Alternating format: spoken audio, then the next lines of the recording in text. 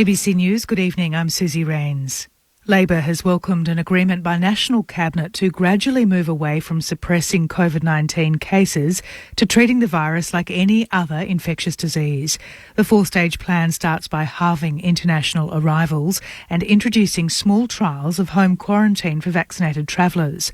Under Phase 2, vaccinated Australians would experience fewer restrictions and state border controls and lockdowns would only be used in extreme circumstances. Opposition leader Anthony Albanese says, as always, the Prime Minister has acted too slowly. I'm somewhat stunned by the statement by the Prime Minister somehow that 18 months into a pandemic we're going to start developing a plan. Seems to be what he announced today. He should have had one in place a long time earlier. A coronavirus outbreak among New South Wales healthcare workers has jumped to 9 as the state records 31 new local cases. Meantime, a 3-day COVID lockdown is now over for the Townsville region and most of southeast Queensland. But a new local case has been detected in that state this afternoon, as Elizabeth Cramsey reports. A public health alert has been issued for the Sunshine Coast after a man in his 50s was diagnosed with the virus. Authorities say anyone in the Caloundra, Mooloolaba, Sippy Downs and Maroochydore areas should monitor for symptoms and get tested. Chief Health Officer Dr Jeanette Young says the region's lockdown is still being lifted, but the situation will be monitored. 3 local cases were recorded in the Brisbane region overnight. One is linked to an existing case, but the source of the other 2, a mother and daughter from Carindale, is unclear.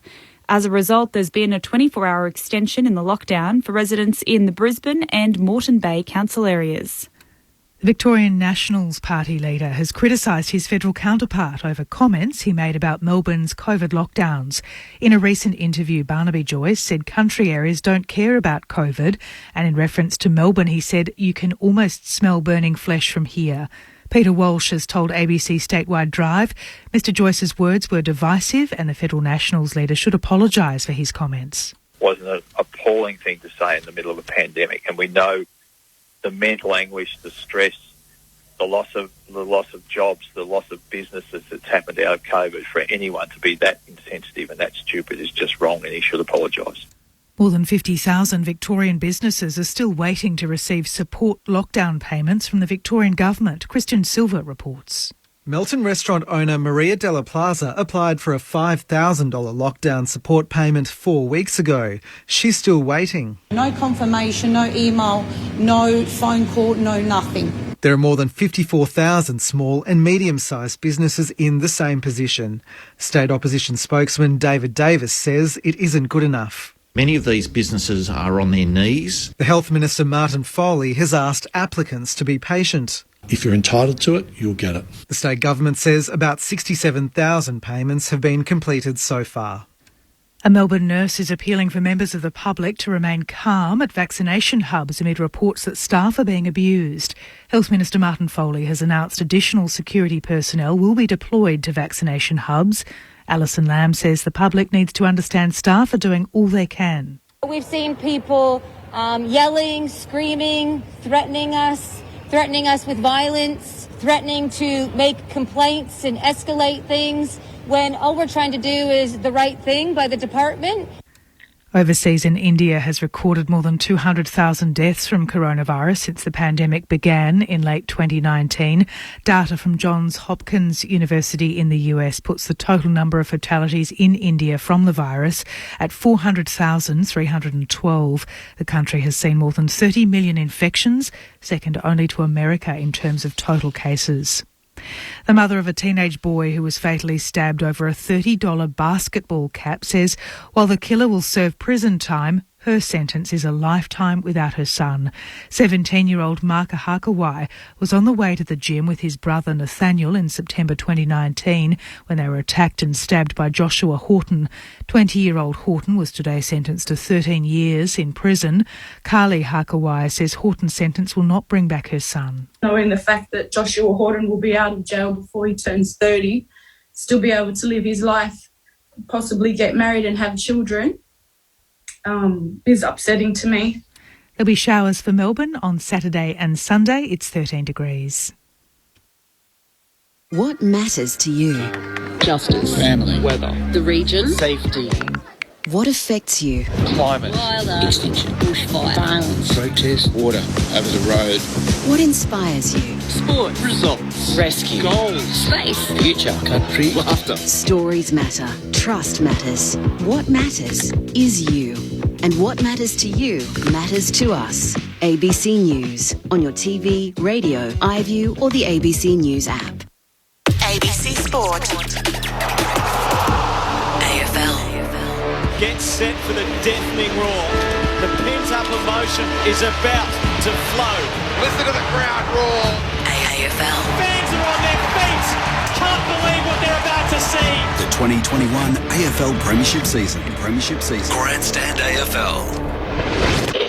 We've got a game on our hands here. This is really good, fierce stuff. This is a fantastic game of football. Someone told me there was something wrong with our game. I can't see it today, actually. It's a spectacular contest. Dreamers, keep on dreaming. Oh, the impossible angle. Sinners, keep on sinning. Don't go anywhere. The theatre of it all. Winners, keep on winning. And he dribbles one through and blows a kiss to the crowd. Just a new day beginning. Breaks the paint. Has a shot. Makes no mistake. Sends it for home. A sublime strike. Hard against the boundary. That's a classy finish. That is sensational. Can he slide it through for the finish? Yes, he can. Wide angle on the paint of 50. May have just snuffed an incredible goal. Tries the fend off. Got him. Takes him to ground. Back to that Nui. Second, don't argue. Go to your best players. Go to your match winners. Plays on Mo down from behind. Holding the ball. Perfect tackle. It might be a game saver. Dreamers, keep on dreaming. Ricochets to Martin. You know the rest. The razzle-dazzle has arrived. That is spectacular. It's a new day, new day, new day beginning. Otterburn kicks the goal. Welcome to the big time. Oh, great mark. Outside of the boot, Eddie. Oh, he has kicked it. Makes no mistake. Goes back. Straightens up towards goal and brings it back superbly. Here's that familiar roar. Double fist salute to the crowd. They might have a new fan favourite. He'll snap. He'll go. A ripper from Gripper. Snaps off a single step and bends it through. Grandstand AFL. The 2021 AFL Premiership Season. Dribbles it through and ends the game. On ABC Radio and on ABC Sport Digital. A bit of a retro round feel as Essendon faces Geelong at Cardinia Park for the first time since 1993, a year Bomber fans will long remember. This year the Cats are firmly in premiership calculations, but faith needs to be restored after last week's mauling from Brisbane. There's a vibrancy to Essendon. The club's fans can see a future. A win tonight would further fuel that hype. I'm Alistair Nicholson. I'm down at ground level. Alongside me is Cameron Ling, who basically owns Cardinia Park. Good to see you, Lingy. How are you? Very good to be here, Al. I don't own the ground, but it is good to be here on another Friday night and a big game. You're right. The Cats weren't good against the Lions last Thursday night, and the Bombers, they just continue to excite and tease and play energetic, high-octane footy. Very dangerous if they get going. So this should be a really good clash. Feels like we're winding back the clock a little bit, doesn't it? Essendon and Geelong at Cardinia Park. We've got multiple games happening on the same day at the MCG for the first time since 1986, and nearly all of the games in Melbourne. It's like the old VFL's back, Lingy. Do you reckon we're a chance of the scoreboard here getting the letters up on the scoreboard and you're having to go to the footy record to see what the score is in the other game? It's fantastic, isn't it? Certainly never in my career. The Cats didn't play the Bombers down here at Cardinia Park, and long before I started, so it is great to have a huge clash here. And I know it's not going to be in front of a sold-out crowd, a capacity crowd, but I know tickets were very difficult to get when they did come on sale. A lot of Bombers fans live in this region, and a lot of Cats fans obviously love coming and watching their team on a Friday night. It's a cool and slippery night at Cardinia Park. We're hoping the rain's not going to be a major problem throughout the evening, but we'll wait and see. So the Cats last week went to the Gabba and were soundly beaten by 44 points by the Brisbane Lions. A down performance from a side that's capable of much more, but was there any more to it that you saw? Anything alarming at all from a Geelong perspective? Well, it was alarming from minute 2 onwards, Al. It was not a good performance at all. The Brisbane Lions were magnificent. They were hungry, and you could tell they wanted the Geelong scalp. They got robbed of a victory down here in round 2. Preliminary final week last year, they got destroyed by the Cats, and they wanted to take them down. So they were magnificent. because of the Bulldogs the game against the Bulldogs and the game against Port Adelaide the week before in Adelaide, I'm giving Geelong a little mulligan or whatever you want to call it, just a week off where you go, okay, that was a hiccup, that was not pretty, but it's a one-off. It'll be interesting to see what the response is, though. If the players feel the same and like, no, that wasn't a good game, we'll just switch it on. Well, it doesn't work like that. It's not automatic that you can find that form. So as much as we, as fans and media commentators on the game think, okay, that was a one-off performance, these Geelong players have got to make sure they were stung in the tail and really come out hard and ruthless to start this game against a dangerous Bombers outfit. Mitch Duncan from the Cats, injured Cat unfortunately. He's going to join us on Grandstand AFL in the pre-game in just a moment, and we'll also speak with Blake Carosella, assistant coach at Essendon, but someone who knows these parts very well indeed. What are you giving Richmond then? If you're giving Geelong a mulligan, what are you prepared to give Richmond for last night? Because that was a shock loss to the Gold Coast Suns, who've been struggling, albeit Richmond has some injuries, but you never would have thought that they would dish that up against the Suns. No, I don't know anymore, Al. It's already cost me one bottle of red to Sellers McClure when I said that Richmond were going to win 4 in a row, starting with the West Coast game. I got that one wrong, and then they had that horror performance last week against St Kilda. Well, in my mind, that was the sting for them. 2 goals they kicked. They were going to come out breathing fire against a Gold Coast Suns team that was struggling for confidence and struggling with the way they're going. I thought Richmond win that one by 10 goals. So that is a massive loss, and obviously got it very, very wrong that this Richmond team perhaps just can't quite find that unity, that passion, that hunger, that desperation, whatever that missing ingredient is. They can't quite find it in order to get their season rolling, and that's 3 big losses in a row. As Mitch Duncan, the wonderful Geelong Cats player, has an umbrella for us, Al. Mitch, great to see you, mate. I couldn't get up those stairs, so I thought I'd bring you down here. You got the knee race on, so we were in the grandstand undercover. Mitch is out in the race and he's got the umbrella, so it's worked out perfectly here. How are you, Mitch? How's the knee? Yeah, it's good. Well, it's not great, but as good as it can be, I suppose. I can't really do a hell of a lot at the minute. It's in a pretty stiff brace, so it's just hopefully repairing really quickly. So you haven't gone down a surgical path or anything? It's just a healing process? Yeah, just a healing process. No surgery required, which is positive. All right, and do you have any sort of time frame? What are you hopeful of? What's a good outcome if all goes to plan from your perspective? Hopefully I can try and get some sort of game in before finals, but whether that will be the case or not is a wait and see, to be honest. Just hopefully it repairs really quickly early, and then we can ramp up the back end. And in your mind, finals are a certainty, though. That's where you think you'll be back? I hope so. Certainty is probably a bit strong, but I'll be doing everything I can to make that happen. Just take us into the night a few weeks ago back here, because you came off, spoke with the doctor extensively. Tim Hodges on the boundary for us was watching your body language, and he knew from the outset you thought you were done, but the doctor wanted to see whether you could go through and get back on the ground. What happened? That's probably more their protocol. They just try everything to see their... I suppose see if it can happen, but yeah, just a contact injury, pretty much exactly how the ruckmen do their PCL. You've been so durable for so long, haven't you, Mitch? Yeah. How do you find sitting on the sidelines, and I suppose for the remainder of this year, as you now start looking at the Melbournes and the Bulldogs and these types of teams, are you one who really analyses what opposition are doing and how you might get an advantage come September? Yeah, I love watching footy, Lingy. So definitely seeing what other teams are doing and just helping our boys as well, and how we can improve, help transfer the message from the coaches to the players, little things like that. So I feel like I could play a part in that. From the outside, last week just seemed like a one-off bad performance by the team that's been in really good form. But internally, how was it reviewed and how's it treated? The group, no doubt, confident to bounce back, but how's the week been? Yeah, I missed the actual review. It's probably not a bad one I missed, but I'm sure they would have touched, covered all bases. We were very poor last week. There's no hiding about that. So, we just allowed them to play their game too easily, and we couldn't get the game on our terms. They carved us up with their attack. We actually weren't too bad around the stoppages, but their pressure made us turn it over. So it's going to be a pretty scrappy game tonight, territory game, so hopefully we can keep it in our forward half, win some contests. As you said, it is very wet right now, so it probably changes the way the game may have been played previously. The Bombers can be dangerous though, can't they? So what's the preparation been around them? Yeah, absolutely they can. They move the ball really quick, obviously through the middle of the ground quite a fair bit. Got some great mids up and going. Their forward line can be dangerous and, well-structured team. Ben Rutten and Blake Carosella and our old friend James Kelly back in the day has had them going very good. It's going to be a tough night.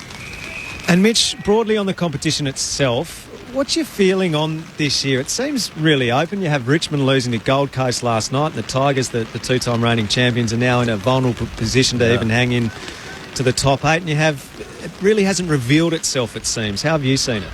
Yeah, I think it's great for footy, that anyone can kind of win on their day. You've got to be able to play your game for long periods of the game. So yeah, it's very open, and that's exciting. I suppose it gives everyone a chance in a way, but yeah, you got to be able to play your best footy at the end of the year, and every team's trying to do that. Give us a couple of your classic wet trackers tonight. Who are Geelong's wet trackers? Oh, well, the skipper's probably an obvious one. Game slows down for him a little bit. The big Tomahawk actually plays well in wet weather footy. Isaac Smith probably won't be liking it too much. He'll cover the ground, but not sure he'll get too close to the contest. But young Brandon Parfitt, look for a lot of tackles there for your fantasies and your super coaches. So yeah, it's going to be a really scrappy, interesting game. And Sean Higgins being managed tonight and maybe hadn't produced to the level that we've seen him in previous years so far at the Cats. Yep. What have you made of his form this season, and I suppose the work he's doing off field to try and get himself back to his best? Yeah, we probably threw him around a lot, pre-season and early in the year, and that's probably thrown him out a little bit coming in, learning a new system. So we've just got to try and simple his role down a bit, and probably I think Higo's got really high expectations, but we don't need him getting 30 touches like he used to and things like that. So he's well aware of what he needs to do, and he's putting he's working really hard. Preparation for the week. You mentioned that you missed the review meeting. You were one of I think you headed up north with the team with Demi and the kids. I did, yeah. I was lucky enough to get a little bit of sun while I was up there. Did you manage? Was there much worry or stress around getting back and how you got everybody back? No, not really. We were always kind of coming back at a certain date, and that was lucky enough to be before all the mayhem started. So we kept a close eye on it. There's no doubt about that. But yeah, we're kind of lucky. We were always coming home before it all went pear-shaped. You didn't try and manufacture that Demi and the kids just got stuck up north for a bit and you got to... Well, I was thinking I wanted to get stuck up north just to do my own recovery and they could come home, but we were lucky we had the mother-in-law up there as well, so it gave the better half a little bit of time off as well. Very important. Mitch, great to see you tonight. Thanks for your time. Thanks, and all the best to the Cats. Cheers, appreciate it. Mitch Duncan with us on Grandstand AFL. Joel Selwood's come over and given Lingy a big dead arm, so he's ready for combat tonight. Nigel Lappin's down here as well. Everyone's braving the elements, Lingy, like us. We're the hardy members of the Grandstand AFL team, prepared to come down to boundary side, albeit without our own umbrella and relying on the Geelong players that we're interviewing to bring one. There's being hardy and then there's just being silly. Why we didn't bring our own umbrella baffles me. We had kindly Mitch Duncan provided for us. We can be hardy, but we've got to be smarter. Yeah, right? that's especially right. in our old age now. And if you're being truly smart, you don't even come down here at all, which is exactly what Matt Clinch has done tonight. Unfortunately, Kelly Underwood just got a little bit of a sore throat, but she's having the night off. Might need a bit of Nanette Malthouse's soup to cure her. That's 2 Geelong games that Cal's going to miss. Is it the trip down the highway? Thinks it's a bit cold, a bit wet tonight, Cal? If you're listening, you got to harden up a bit and come to these Geelong games on a Friday night. Conspiracy theories here, Cameron Ling. Matt Clinch is upstairs in the grandstand commentary box, and alongside him is the master coach, Mick Malthouse. Clinchy.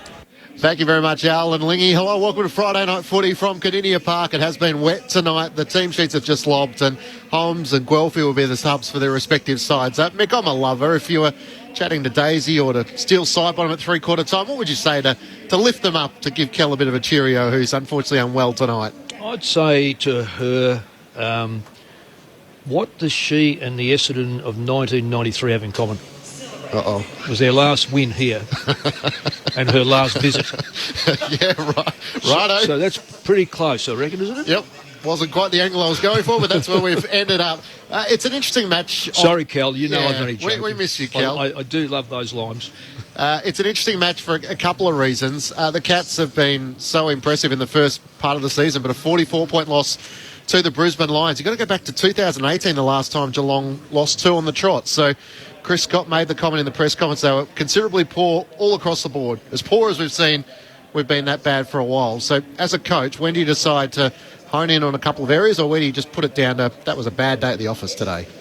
Well, it was clearly a bad day at the office. No, I think at round 16 you've got to be very careful about putting things away and just thinking that they're going to appear well the next week. We've watched that with Richmond. Everyone thought, the 2 Gold Tigers, they'll knock over the Gold Coast. But 2 in a row and 2 horrible losses. So you can't just go on. History's fantastic to have behind you, but it's not necessarily a precursor for the next one. And you've got to be careful that you just don't dismiss. At round 2, round 3, you're still finding your feet. And I remember Chris Scott saying early in the season, we're not a great starting side, as in terms of how many we win games, but we don't win them necessarily well. We're a better side down the end of the. And Damien Harvick said the same. Well, that's got to be proven wrong. Well, it is proven wrong at the moment. It's an interesting side that they play. If I can just come in on the Essendon side for a start off here. Yeah. I went for Essendon tonight, and I'll be probably proven wrong. That the Cats always spark up here, and the reason why I did is not because, and I did it because Essendon haven't pre-season and all that sort of stuff. That's rubbish stuff. They haven't played here. If they had played here and lost, then there's a fear, or there's an apprehension, or there's a hesitancy. But when you haven't played here, it's all new, and Blake Carousella, along with their coaching panel and everyone else, have all said the same thing time and time again. This is a very young side, and if you've got a young football side, they don't have a great deal of fear until they get hit, and if after tonight they get a flogging, and the next time they think, we're going to go down to Geelong, that'll stay in their mind, but not when it's not there. So Chris Scott is looking at a Geelong side, and he's looking across the corridor at an Essendon side that really probably they've got respect, but they don't have fear. And I think the first thing he's got to do is they've got to make a statement pretty early, and the statement is going to be made by, it's not going to be by some young kid, it's got to be made by Selwood, Dangerfield, it's got to be, and it's a complete contrast. They've got a very healthy age side compared to a young, enthusiastic side. Now, as a side that's got a lot of experience, the way you counter that is get on top early and make them have doubt. Senior side, they can go doubt right through the last quarter and still know that they can draw on the history and say, well, we can still win this game. So it'll be an interesting way he approaches it, but I certainly think that they've got to come out pretty hard early to match any enthusiasm. It's an interesting point. The emerging Bombers, they come here with no fear. They did play in a pre-season game here where Geelong prevailed by 7 points at the very start of the season, but it's different for premiership points. The last time they played here was back in 93, as Mick touched on. So it'll be interesting. 9 players over the age of 30 for Geelong. So there's some lessons there for the Bombers to try and learn from the Brisbane Lions and to challenge Geelong around the ball and try and put their back line under pressure and restrict their forward dominance since Jeremy Cameron's come into the side against the West Coast Eagles in round 6. He's kicked 25 goals. Hawkins kicks 21 and Rowan's kicked 17. But last week, they didn't kick any. Yeah. Well, that's right. So when you analyse the goal kickers of both sides, you've got 31 Hawkins, 25 and 23. That's Cameron Rowan. Hooker, 30. You probably thought at the beginning of the season, would he be up there with the likes of Hawkins? The answer would have been probably no. No. We always knew that Cameron was going to help Hawkins, and he did miss a lot of games early, so therefore his ratio is a lot higher. And that says a lot about Hawkins too. He's very comfortable giving the ball off to her teammates. Stringer, 21. Well, he got 4 or 5 last week, so his goals have come patchy. But there's a couple of interesting things. The clearances are interesting. Selwood and Guthrie have had 140 between them. Parrish, McGrath, who's not playing, and Merritt, let's take Parrish out, they've had 150 between them, but predominantly it's done by Parrish. So everyone thinks, Merritt. Merritt he falls third in line there. So I know O'Connor's not playing, but it's interesting to see who do you sit on. And wet nights are, I don't know, we'll bring Ling into this at some other stage, but very hard to tag in the wet. In fact, because the ball moves quickly and it hits the ground and goes, you can't be a reactive player. So therefore, taggers perhaps go out of the window in a wet day, but more blocking the runner. So, but also, Clinchy, if I just say inside 50s is interesting. Like Guthrie, Smith, and Selwood have had 150. Merritt and Parrish have had 150 between them. So interesting for Chris Scott. Do I sit on one of them? Which one's the one I sit on? How do I sit on him? Now, we say that today's football, it's accountability of the whole lot. We know that Selwood doesn't take a great deal of notice of him. Dangerfield doesn't take a lot of notice of him. Guthrie has. So maybe someone has to find their way in there that's going to do a little bit of I've got to be at least accountable for this game. It's an interesting point you make because Patrick Dangerfield has returned to the side from that syndesmosis injury. Had 18 disposals against Port Adelaide, 26 against the Western Bulldogs and 23 and a goal against the Brisbane Lions. And yet you feel, coming along to the footy tonight, wet night, contested contest, if he can find his best, Geelong look a much better side. Oh, clearly. I don't know whether... I know this is another big statement. I think we're going to see very good cameos by Dangerfield, but my theory on him is he's been knocked around so much in the last 4 or 5 years, and not knee reconstructions or this sort of stuff, but he has missed chunks of games out with ankles. He's been knocked around in the thighs. He was always explosive, and if you need that explosiveness to be a great footballer, and that explosiveness goes, then you've got to become a smart footballer. He's reasonably smart, but he's got through so much on power and that sort of stuff. I don't know whether we're going to ever see the best of him again consistently. I'll say, the cameos, yes, might be tonight. Get 2 or 3 or 4. I've said about Franklin. I reckon Franklin he'll kick his 4 or 5s and he'll have none, or 2 or 1. I reckon Dangerfield. I watched Selwood last week get knocked over. Really, as a 33-year-old, he just looked awkward. Now, that's not going to happen all the time either. He's also going to have good cameos and lead from the front because I've come to this ground so often and he's carried them over the line. But someone else has got to now start to step up for these blokes, and last week it didn't happen.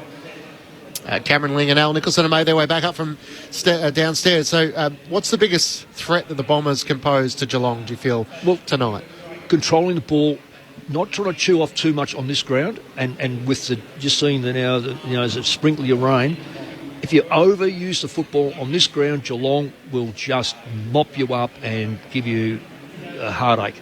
If they can be more direct and carry the football and put the ball on the ground, I've always said about Geelong's backline, put the ball on the ground. Don't let them mark it. And if it's a pack punch, cover the front because no one does it better than Stuart Henry. We had last year.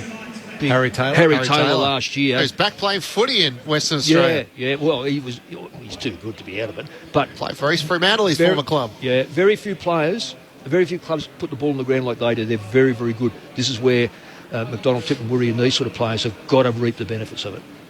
We'll be speaking with Blake Carosella very shortly on Grandstand AFL, so Essendon fans, stay tuned for that. It does feel like an opportunity for the Bombers tonight. They're taking their fans on a bit of a journey.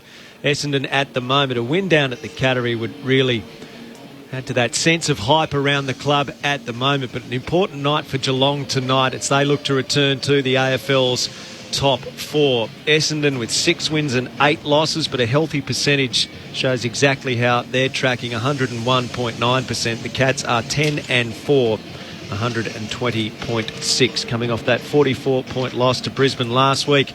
And the Bombers, not disgraced by any stretch by the ladder leading D's. They were beaten by 11 points last week. On 0437 774 774, you can get in touch with us in the Grandstand AFL commentary box tonight. It's Grant in Waterloo in Sydney has done. Looking forward to the usual great call.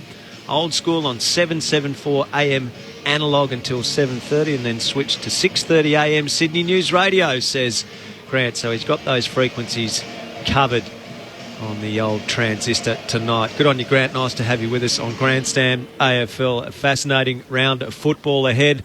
Matches predominantly being played in Victoria. It shows the shifting landscape in Australia at the moment. For those of you who've been in lockdown or are currently in lockdown, we hope the footy brings you a bit of joy this evening as the Cats prepare to take on the Bombers in the rain at Kardinia Park. What do you think makes someone an Australian of the Year? It's people who show courage, sacrifice and kindness. Now's the time to reflect. On your community. And who you admire.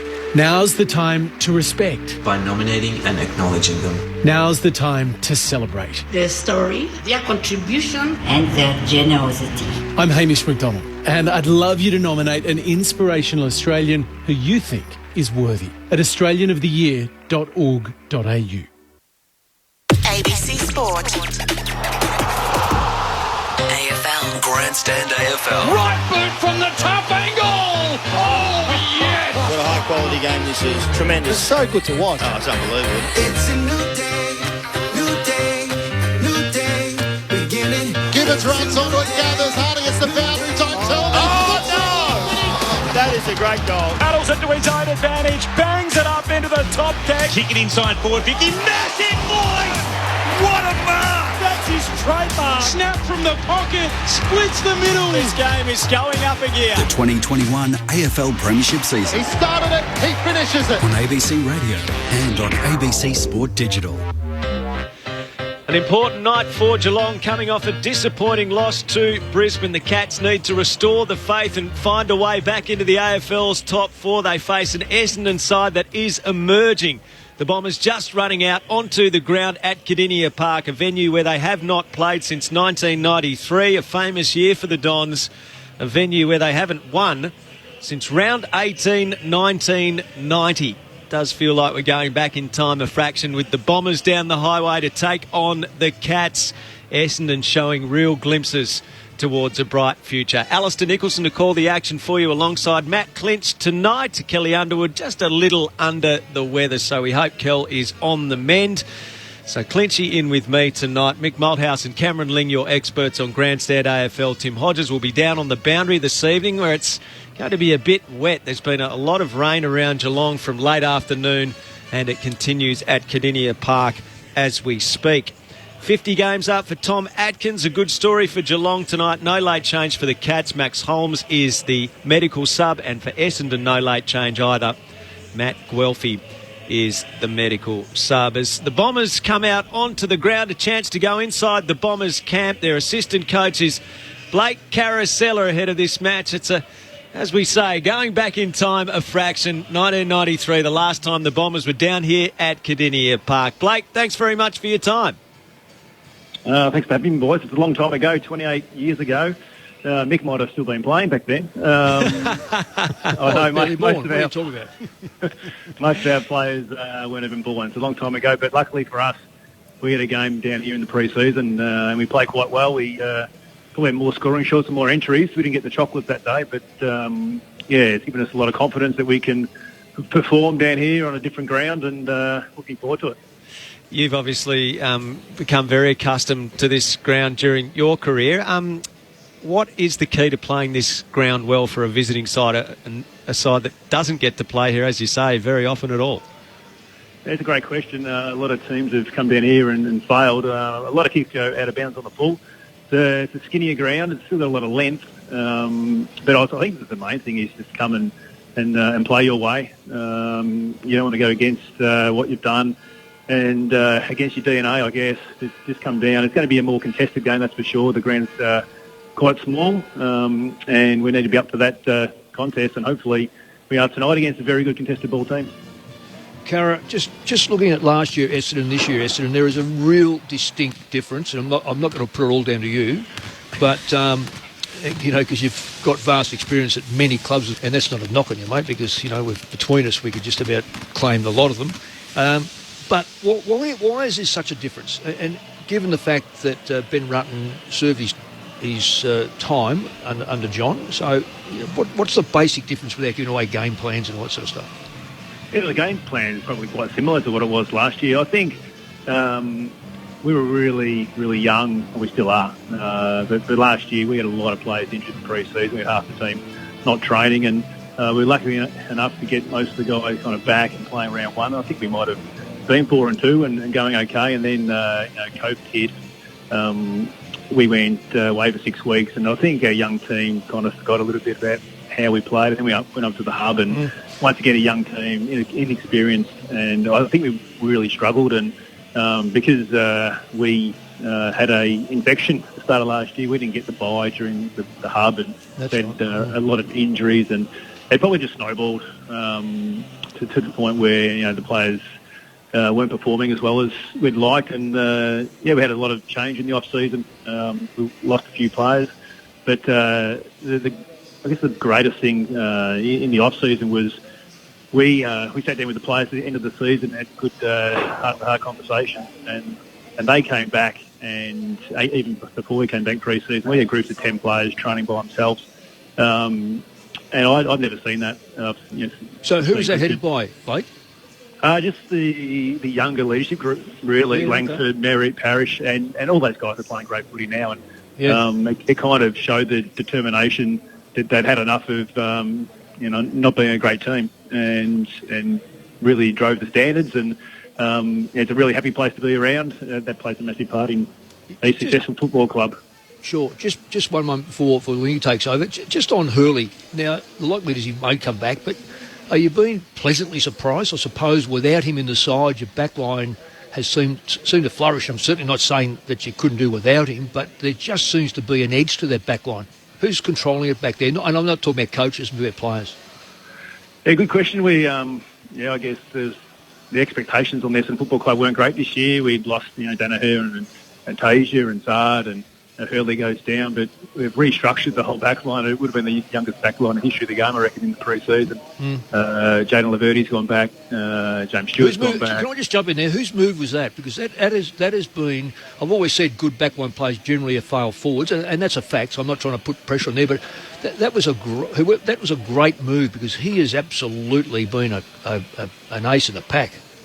Yeah, I think you taught me that lesson, Mick, the fail forward. And not that he was a fail forward, he's still playing okay football there, but he's playing much better football down back.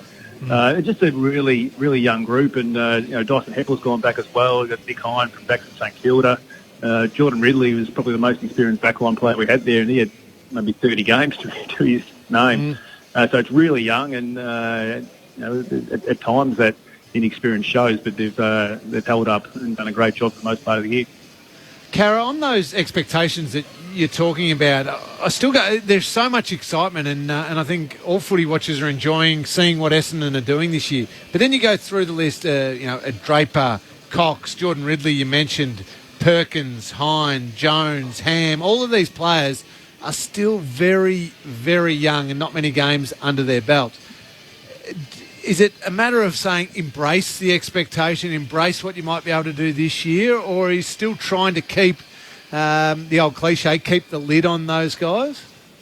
We just want to play our best football. We want to keep growing and succeeding and getting better. We are a very young team. I think we had the second youngest team in the comp playing last week against the top team, and the last 5 minutes of the game we had probably 5 or 7 chances to score, and probably due to inexperience in the moment, the pressure of we probably rushed our entries a little bit, and probably didn't get the rub of the green with the umpires either. But that's life. But they're so young, and sometimes young players aren't scared to make mistakes. But at the same time, those players I spoke about before through the pre-season, they're at Parrish, Langford, are really driving the standards. We've got a great captain in Dyson Heppel as well, and it's just a really happy place. We're connected and we're all playing for each other, and we're trying to get better, and we're not going to stop until we get to the top. Blake, congratulations on what you've done so far. All the best tonight. Thanks for your time. Yeah, thanks guys. Cheers. Blake Carosello with us on Grandstand AFL. The two teams are out on Cardinia Park. We might get an update, if we can, on the conditions at ground level at Cardinia Park. Lingy and I braved them a little earlier when we were speaking to Mitch Duncan downstairs, and not overly pleasant. Tim Hodges, welcome to you this evening. How is it down there now? Oh, well, it's pretty wet, to be perfectly honest with you. There's been a lot of rain, especially in the last hour. Gee, it belted down. It's made it wet, and it's really muddy. I'm not sure if you saw Chris Scott come out after the Cats run out, and he just about went A over T into the mud, which would have been a disaster for the coach. But unfortunately, there is a lot more rain coming in the next half an hour, so it will be a super slippery contest out there in a cold and miserable conditions for the fans. They're allowed 18,500 people here at Cardinia Park tonight. I spoke to the Cats before, and they said they don't think they're going to get anywhere near that sort of capacity. So they're expecting about 12 to 15,000. So that's what we're expecting. It's just going to be a dour contest with high stakes on the line between the Bombers and the Cats. Just repeating, no late changes. The medical sub down here for the Cats, it's Max Holmes. For Essendon, Matt Guelphy. So, it's going to be a difficult night, but hopefully it is super entertaining. Timmy, can I pick you up on something, Timmy? I reckon there's 23,000 cars in the car park because Clinchy and myself had to walk from central Geelong to get here, drenched. Priory Hotel. And Lingy never offered his garage whatsoever. No, he didn't. Nicole, my wife, was nervous about living up to the expectation of the soup that Nanette provided for us last week. She was going to offer and then she nerved up. But I think most of those cars are parked out there because the St Mary's, the sporting club, as part of the Cardinia Park precinct, they open the bar at their club room. So I reckon a lot of people would just turn up there to have a feed and have a quiet drink. I noticed the band playing at the back. They're out there. I know it's a country week, and they're absolutely ripping into it, and there's not one person stopping except St Mary's. It looks like there might be a performance down here as well, Mick, before the game starts tonight. We're just seeing some CFA members down on Cardinia Park with the most enormous Australian flag on display at the venue here. This is, of course, the annual country game, and we're in the Western District, so they've got down Geelong way and headed a bit more country than they usually would. This match, of course, typically played at the MCG. News coming through for Richmond today of a disappointing nature after a disappointing night against Gold Coast. Basher Hooley, the latest to fall victim to the wretched syndesmosis, and concerns are that he might not be able to get back before the end of the season, Basher Hooley. So they've not only got a mounting injury, told Mick Malthouse. I was asking Cameron Ling a little earlier about Richmond's performance last night, but they're also lacking a bit of form, and they have players down on confidence, it seems, and their skill execution has gone missing. Well, remember we interviewed Tom Lynch a week or so ago, and the one thing that I've noticed in the last month or two has been it's a thing that they will not understand until it's too late, and that is hunger. You cannot control that hunger. It's either there or it's not, and the more you get spoken about it, the more you try to grit your teeth, but it's just the 50-50 ball. So I don't reckon it's a 50-50 ball ever. You either get there or you don't get there, and if you get there at the same time as him, someone else gets it, then that 50-50. And I'm watching Richmond not get there for that 50-50 ball. Interesting enough, and I was just saying to Clinchy before, when you looked at the ladder, Fremantle, the Giants and Essendon are 9, 10, 11. Now, I don't know if they'll all win. In fact, it's going to be hard for them to all win. But if they do, Richmond go to 11th. And if the Saints knock over Collingwood, all of a sudden they're level. So that theory of the settlement, and I'm one of the theorists on this, if by around 11, 12, the 8 is normally set. It's far from it the way there's some form going at the moment. But I'll say this. Who is anyone good enough outside the 8 to replace someone inside the 8? That's the big one, isn't it? Nobody is banging down the door. I mean, the Giants wasted an opportunity last week to knock off the Hawks and really put that pressure on the Tigers. That was terrible. And now they're coming up against the Demons, the number one team in the competition. So you don't see that result going the Giants' way. So as bad as Richmond have been over the last 3 weeks, nobody's grabbing their spot and forcing them further down the ladder. No, and I'm watching a lot of Giants players walk around town because it's unfamiliar to them because they're in a hub, or not a hub, they can't go back to their home state. They're wandering around, and I'm thinking to myself, do they do this at home? Is this sort of your preparation for it? No, what else do you do? Stay in your bedroom or your hotel room? It's very difficult. So you lose an edge there as well. But I reckon the best side outside the 8 is playing tonight. Let's wait and see what Essendon can produce. The teams have lined up on the broadcast side. I'm seeing a double bass. I'm seeing a banjo player. I'm seeing cowboy boots and cowboy hats. I think we better get downstairs to Nathan Templeton to the pre-match formalities. Of AFL. Tonight, the players and coaches are joined on GMHBA Stadium by 50 of our CFA volunteers. These volunteers represent the everyday Victorians who sacrifice their own time to protect our communities and keep them moving forward. Now to perform the classic Australian ballad, Waltzing Matilda, please welcome 5-time Golden Guitar winners, the Davidson Brothers.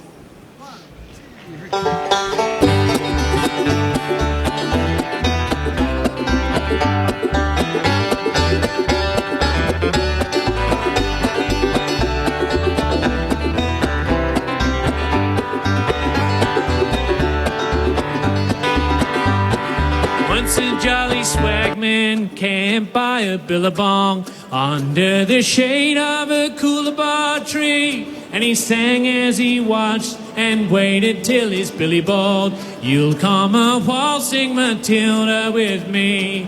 Waltzing Matilda, waltzing Matilda, you come a waltzing Matilda with me." He sang as he watched and waited till his billy bawled, "You'll come a waltzing Matilda with me." Well, down came a jumbuck to drink at the billabong. Up jumped the swagman and grabbed him with glee. He sang as he shoved that jumbuck in his tucker bag, "You come a waltzing Matilda with me.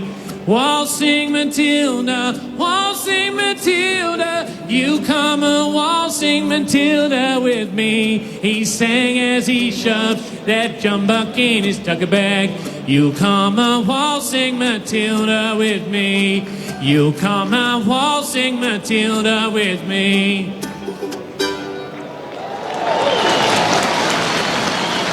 That's a nice way to get things going. Unfortunately, the instrumental component of all of that went kaput after the first little bit. So still the Davidsons doing a sterling job there in trying circumstances. So we're about to go on Grandstand AFL as the two teams break. Now, Isaac Smith, what's he doing? And Michael Reeves from back in the day, he used to wear the 3/4 length pants for Fitzroy. He's been wearing his track pants exclusive. He's finally taking them off now. So he stood there while Waltzing Matilda was playing, and he's finally taken his track pants off and thrown them to one of the trainers, Lingy. Well, Mitch Duncan did give a little bit of a, well, let's call it a clip to his teammate Isaac Smith, saying that these conditions might not be perfect for him. He might try and avoid the contest. Well, he started early with the tracky pants on, but he has taken them off now. He's ready to go, and the start of this one's going to be very, very important. If Essendon... Mick makes a great point. The best team, most exciting team outside the top 8 is the Bombers. And if they're allowed to play and they get the game on their terms, they are such a dangerous team and can do a lot of damage. You could pinch a win. Geelong early need to be so sharp with their contest work. If they can dominate around the contest, pump it forward, force that young Essendon defence to feel on the back foot right from the very start, take away that confidence, well, that goes a long way to the Cats then winning this game. But the Bombers get off to the start with the game on their terms, Mick, well, away they go. They'll feel great about it. Lingy, I've got to ask this question, given that you know so much about the Cats. They still can't decide on who should ruck. And they're going to find out tonight that the Essendon ruck draper is going to be all over them. So what's happened now? I mean, they seem to have gone off Stanley now. All of a sudden he's back again. Is that because of a loss? It seems to be a reaction from a loss. Well, I think... So Radical is listed as managed. I don't know whether that's dropped or managed, but it's called managed. I think they saw him tiring, and he's still early in his career. So 47 games Radicale's played. I think they saw just that athleticism and that leap dropping off. So bring Stanley in. Who can do that. I also wonder, though, Mick, if they're worried about their tall back setup. Right. So Joe Danaher and got a hold of him a little bit. Aaron Norton was good until he got hurt. I suppose Jack Henry did okay. But maybe do they want Mark Blitzarves to eventually have to go back and not have the Radigalea-Blitzarves combination and see if Stanley works? I also think that Chris Scott knows that Reece Stanley plays better on edge. Yeah. And, well, there's no not doubt about that. Comfortable in the team. Yeah. And same with the Sava, probably. His competitiveness is, it's not your spot until you make it your spot. So maybe just keeping them guessing a little bit at the moment, Nick. And also, Lingy, when you look at the clearances overall, and I'm looking at say tonight, there's Merritt and Parrish have had 160. The top two, Guthrie and go again. That's wrong. Selwood and Guthrie have had 140. And we've got Parrish and Merritt have the same number. I don't see I don't see Geelong dominating that. And if they can on a slippery night, that'll get them a long way. Nice matchup, Selwood versus Parrish at this centre bounce. The young bull in the middle against the cagey old lion who had a bad one last week, a rare bad one for him. He'll be fired up to make sure that he has a big one against the youngster. Clearance play. He's the clearance gun here, Parrish. So obviously... he's standing a long way from the centre circles too, so he can run onto the ball A rare trip for the Bombers to Cardinia Park. Here's Matt Clinch. Stanley and Draper to get things underway. Stanley wins down the tap to Dangerfield, who got it to Selwood. First kick forward to half forward. A chance for the Bombers, though, to pick it up through Langford as Dalhouse couldn't gather. He hacks the kick into the middle of the ground. Tough bouncing ball for Waterman, who tries to gather. Retreats back by hand, and Merritt, who chips it out to the wing. And Hine takes the mark under the red Hickey stand. So a chance for the Bombers to go forward first. Works it to Ham. Geelong are perfect here. They just lock everything off here. That's why he has to kick long. Ham's long kick towards the top of the 50. Henderson flies, bounced off the head of Atkins. Hooker knocked it down to Stringer. Off the outside of the boot for the Dream Star. You bet. The Bombers always look best when Jake Stringer is firing. And what a perfect start in the opening minute of the match at Cardinia Park. The Bombers won straight 6 to Geelong, yet to score. Mick Malthouse and Cameron Lee. Outstanding start by the Bombers and Jakey Stringer, who started in the centre bounce and then charged forward. Watch for it all night. If in doubt, the Bombers, they will go to the corridor. They will go central, and they know that they'll overload in that area. Yeah. So even if it's not pretty and it comes to ground, the massive numbers will mean that they'll back themselves to win through the corridor. Even when they win it down back, they'll still sometimes just blindly get it through the corridor where players know it's going to go and they're predictable. And on that occasion, exactly what they did. Every Bombers player knew where that ball was going, and Jakey Stringer read it perfectly. Tim Hodges, boundary side. It's like a shoe shop down here. Boot bags are out for both teams. 5 of the 8 interchange players who started on the bench have all changed their boots into the long stops, just to show you how wet and slippery it is out there. Tap down went to Parrish, who was tackled by Guthrie, a secondary ball up. Still inside the centre circles. Tap down by Stanley. Taken by Snelling. He's ragdolled. Strong tackle, Selwood. Another ball up. Yeah, you can tell Selwood's very angry from last week, I'd suspect. Tossed in the air. Draper wins it down. Snelling comes away. Uses his left boot to kick to centre half forward for the Bombers. Punched down to the side of the pack by Kolajasny. Stringer lurking again. Overrunning it, Tui. Waterman gets it, fins away, gives to Stringer. Caught by Tui, dragged down 45 from goal. The umpire calls for another ball up. We'll see many of those tonight. Essendon in attack with the lead of a goal. Dangerfield lucky there for the Cats. So he was with Stringer for that front and square. Split one way, backed himself, and Stringer nearly ended up with another goal. 8 disposals are too early. All the way of the Bombers. A free kick in the ruck. It's against Hooker, and Stanley will take it in the right back pocket for the Cats. So what you said, Lingy, about using the corridors, the boundaries won't be the issue for the Bombers. Switches play to the left back pocket where Stewart takes the mark. Drives a kick up to the wing. Kolajasny backpedaling. Ham did well to spoil it and brought it to ground. Kolajasny under pressure. Keeps it in play with Hempel right there. Taps it to the path of Dalhouse, surely in front. Making front on contact was Ham. And the Cats will take it between wing and half forward by Dalhouse. Dalhouse in the long sleeves, kicks inside the 50 in front. Ridley takes a juggling mark for Essendon. The best and fairest. What a prospect he is for the Bombers. Looks a 15-year defender. He comes out and kicks to the wing. Right's the target here opposed to Stewart. Stewart the spoil through the hands of Dalhouse. Right dives upon it. Can't win it. Selwood goes in. He can't either. Right gets it. A hand pass to Smith. Hand pass off. So Devon Smith to Parrish, who kicks towards the wing. Blitzarves belts it away from Hooker over the boundary line. Essendon 1 straight. Geelong yet to score. 4-minute mark, Grandstand AFL. And what we touched on just before the first bounce with Stanley now the ruckman, they haven't started Blitzarves on the wing and playing as that second ruckman. He's down in his more familiar position, deep in defence. Thrown in, Draper in front, Stanley behind. Dangerfield tries to charge onto the loop footy. Can't pick it up, and Heppel, that came off his boot, but it rolled along the turf and out of play in front of the 2 benches. Hooker's an interesting player. He's slow, not good on the ground, but doesn't he give him presence down there? And you know that contest in the air is exactly what they want for McDonald, Tip and Woody, etc. Toss back in, right below our commentary position at Cardinia Park. Stanley down to Langford for the Bombers. Kicks in the middle of the ground, and Atkins takes the mark for the Cats in the centre of Cardinia Park. Atkins, the 50th gamer, kicks inside the 50. Cameron, the target here. Stewart edged him out subtly and marked on his chest at fullback for Essendon. Really important win that. Body on body with Jeremy Cameron. Well done by Stewart. Kick to the back flank was going down the throat of Parrish, but Guthrie running back with a flight got a right-hand swat to it and saw it out of play. Left half forward for Geelong. The Cats going to the city end in the first quarter. Al Nicholson, Matt Clinch, Cameron Ling, Mick Malthouse and Tim Hodges, your team. Thrown in. Stanley the tap down. Parrish the rove. Hand pass through congestion. Stringer gets on the end of it. Floats a kick around the broadcast swing. Beyond the broadcast swing. Out on the full. Free kick to Stewart. Defensive side of the Brownlow stand wing. Looking at options in the corridor, has to drive a long kick with his right boot towards Stanley and Rowan. Rowan with a bit of a shove on Ridley, who spoiled it down to Stringer. Couldn't tap it on, did gather the footy, got a hand pass forward. Snelly cleverly across the tech, got it to Langford and then to right. A high ball towards Hooker. It's a 2-on-2. Pack crashes and the ball comes to the front. Stewart ducked when he didn't have it by Waterman.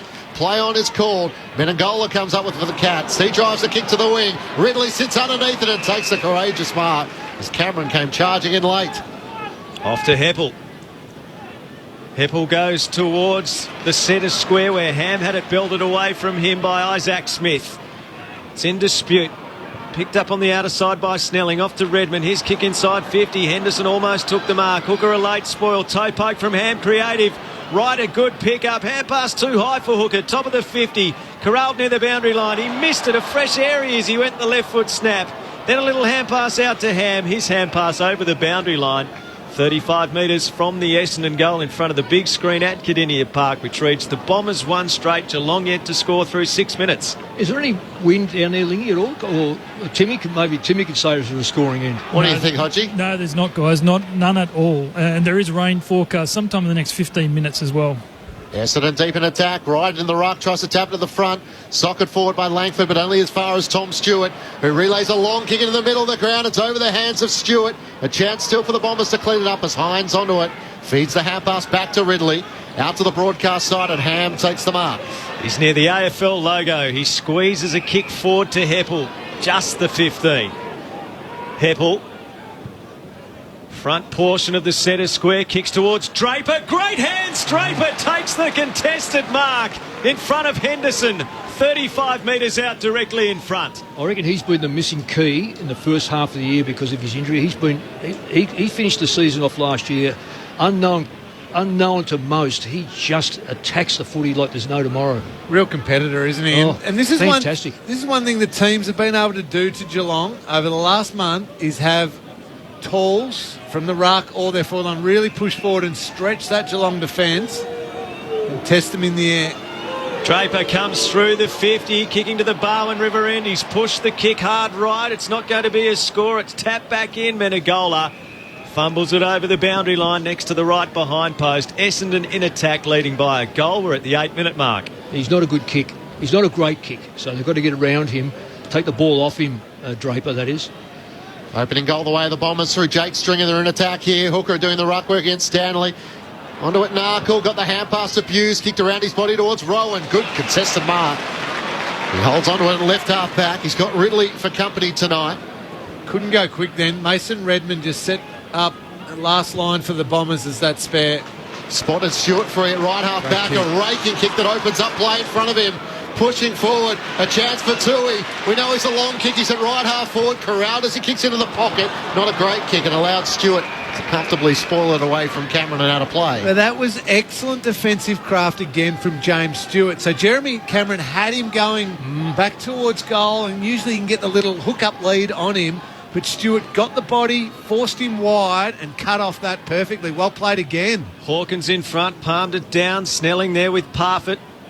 Parfitt harassed Snelling off at his kick, though, after he picked up, smothered by Merritt over the boundary line. 55 metres from the Geelong goal at right half forward. I reckon the Cats have pulled that back a little bit, that real enthusiasm and that run early. The Cats have now dragged it back. Now it's an arm wrestle now.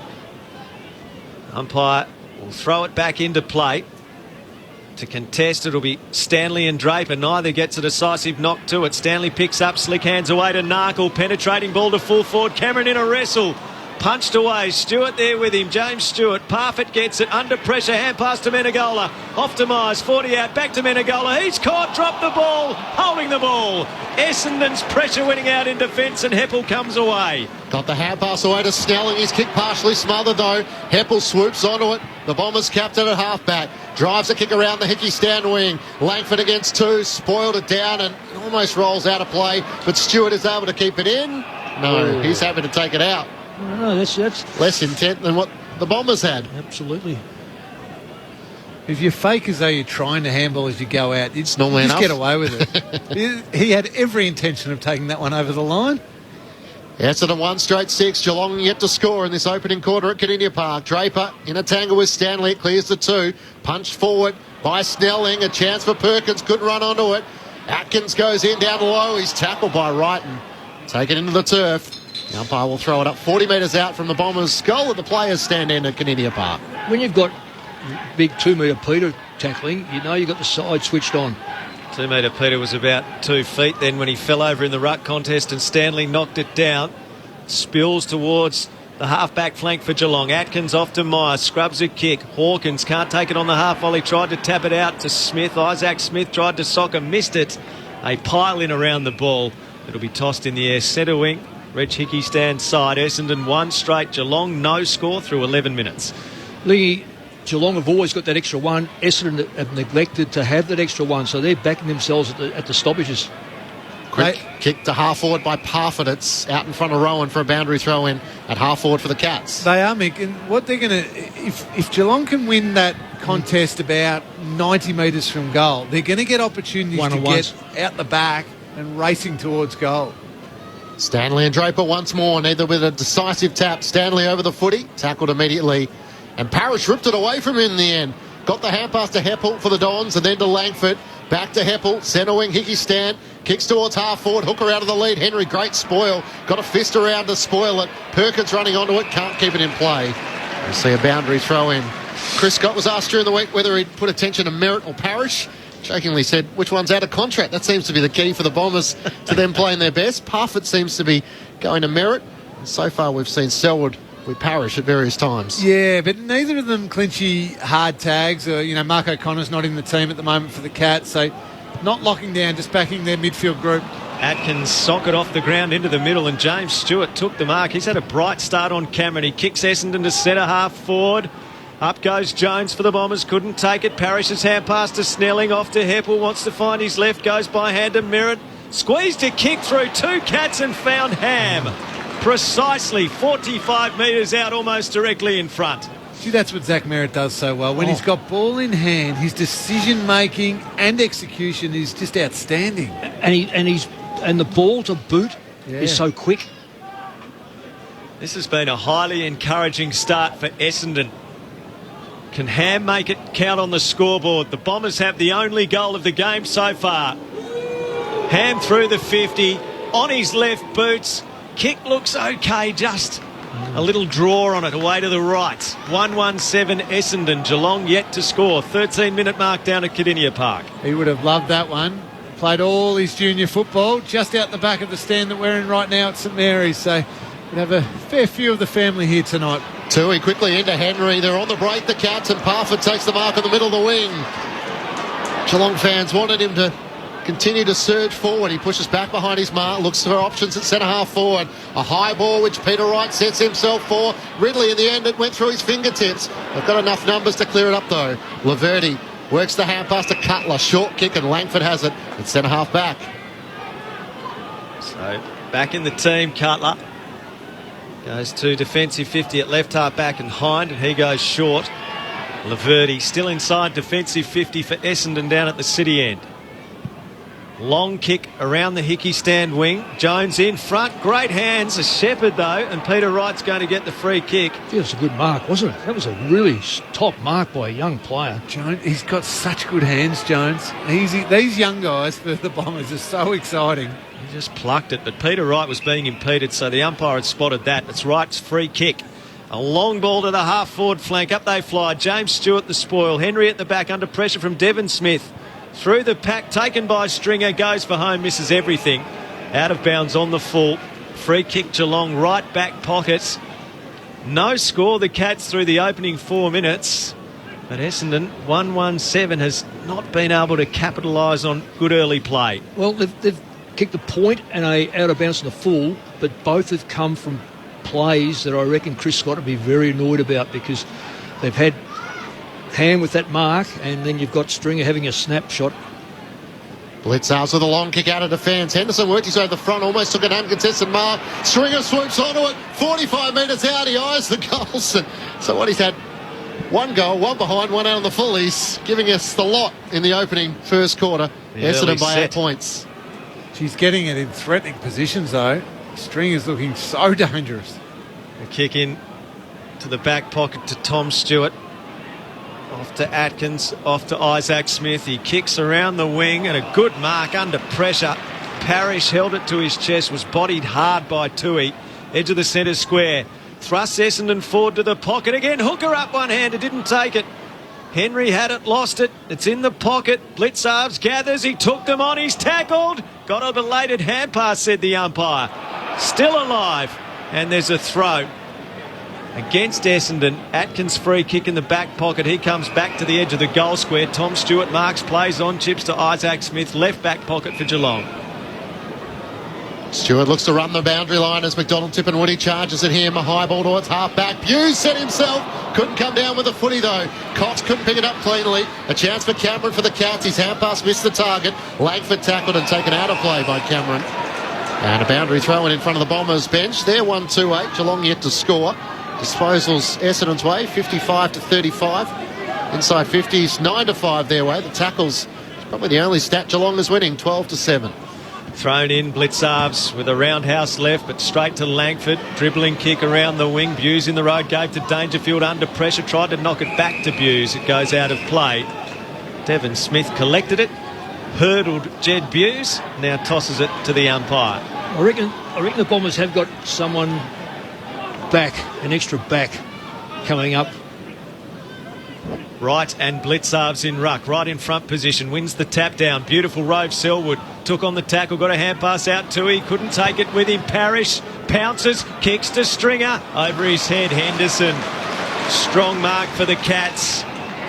He'll play his 200th next week, all going to plan, against Carlton at the MCG. He went short into the back pocket and Dangerfield. Right now the balance is so much in Essendon's favour around that contest, though, Mick. They are obliterating Geelong in contested possession, plus 15 already, 28-13. So Parrish and the like for the Bombers, they have started brilliantly. Danger wide to Buse, who runs his full measure along to the wing. Wright provided a good block and Laverty took the mark for the Bombers. Just a lot of run and creativity from the Cats at the moment. It's a driver ball towards half forward. Harry Jones can't really get a flight at Danger in front. He'll get a free kick for over the shoulder. That run, though, Clinch, when you just don't have the ball and you're not winning the contest, you're not winning the 50-50, everything's so stagnant at the moment, it's going to force Geelong to take a silly risk. That's where Essendon have to capitalise. Dangerfield told to play on, kick to the wing through the hands of Rowan. Wright gets a hold of it, gives to Laverty. He's barreled by Rowan. Got a defensive hand pass to Heppel, who's caught. Hand pass out, swooping on it, close. Feeds it to Hawkins, 25 out, dribbling ball towards goal. Touched on the line by Hind with absolute desperation. Geelong's first score comes at the 18-minute mark of the first quarter. Essendon 1-2-8, Geelong 1 behind. Terrible play by Heppel. He just got, he was like a rabbit in the lights. He just stopped. He's so left-sided that he just couldn't get back onto his preferred side. The dribbling kick from Hawkins was interesting, but probably only Hind is quick enough maybe with Smith to get there. Long out of defence for the Bombers through Cutler. Comes to Blitzarves. He's tackled by Cox and seen out of play for a boundary throw-in. Well, he plays pretty well in the wet weather conditions, though, Tom Hawkins. No doubt missing Mitch Duncan, who plays such a pivotal role in providing to him. Boundary throw-in out of side of the ground. Blitzarves and Draper. Blitzarves the tap down, Narkle a flick on. And now Blitzarves picks up. Hand pass to Dangerfield. Kicks around the body, turned it over. Hind just paid the mark. I thought either chopped the arms or paid the mark, and the ump did belatedly pay the mark. Defensive side of the outer wing. Sorry, mate. Lingo, just watching that stoppage, interesting to where Menengola has played. He played 20 metres off the back of that pack and drew the Essendon player away from it. Hind to half forward, no mark in the pack. Hand pass from Smith. Stringer brushes the tackle. He's dangerous here. Snapping from 30 out. Jake looks on, and so does Essendon. He's got both of the Bombers 2 goals. 2-2-14 Essendon. Geelong 1 behind through 19 minutes of the first quarter. Cameron Lee. Oh, outstanding by Jake Stringer. His power from that stoppage was excellent in the finish. But the runner should be coming straight out to him. It is Patrick Dangerfield who is the midfield matchup, and a couple of stoppages in a row. Yeah. Dangerfield completely ignored Jake Stringer. But he's done it most of his career, though, Lingy. He has, but now he's got to adjust and realise Stringer has got him on toast to start this game. Stringer's kicked the 2 goals. And as had Clinchy 2 said, shots. 2 other shots at goal, and every one of his possessions has been in a dangerous part of the ground. Dangerfield's starting points and attention to his opponent at these stoppages are way off at the moment. But I reckon they've set that up, Essendon, because, you pick a target. Mick Malthouse and Cameron Ring as Parrish out of the middle, sends Essendon into attack once more. Hooker tried to tap it down, but Kolajasny read it best. Hand passes to Stewart for the Cats. They're out of defence with a kick up to the Hickey wing. Myers in front. Redmond all over him. He couldn't gather it. Menegola's kick is smothered. Parrish races after it. He's outnumbered, though, as Selwood slides in. Perkins' tackle was over the shoulder. The Geelong captain will take it on the wing.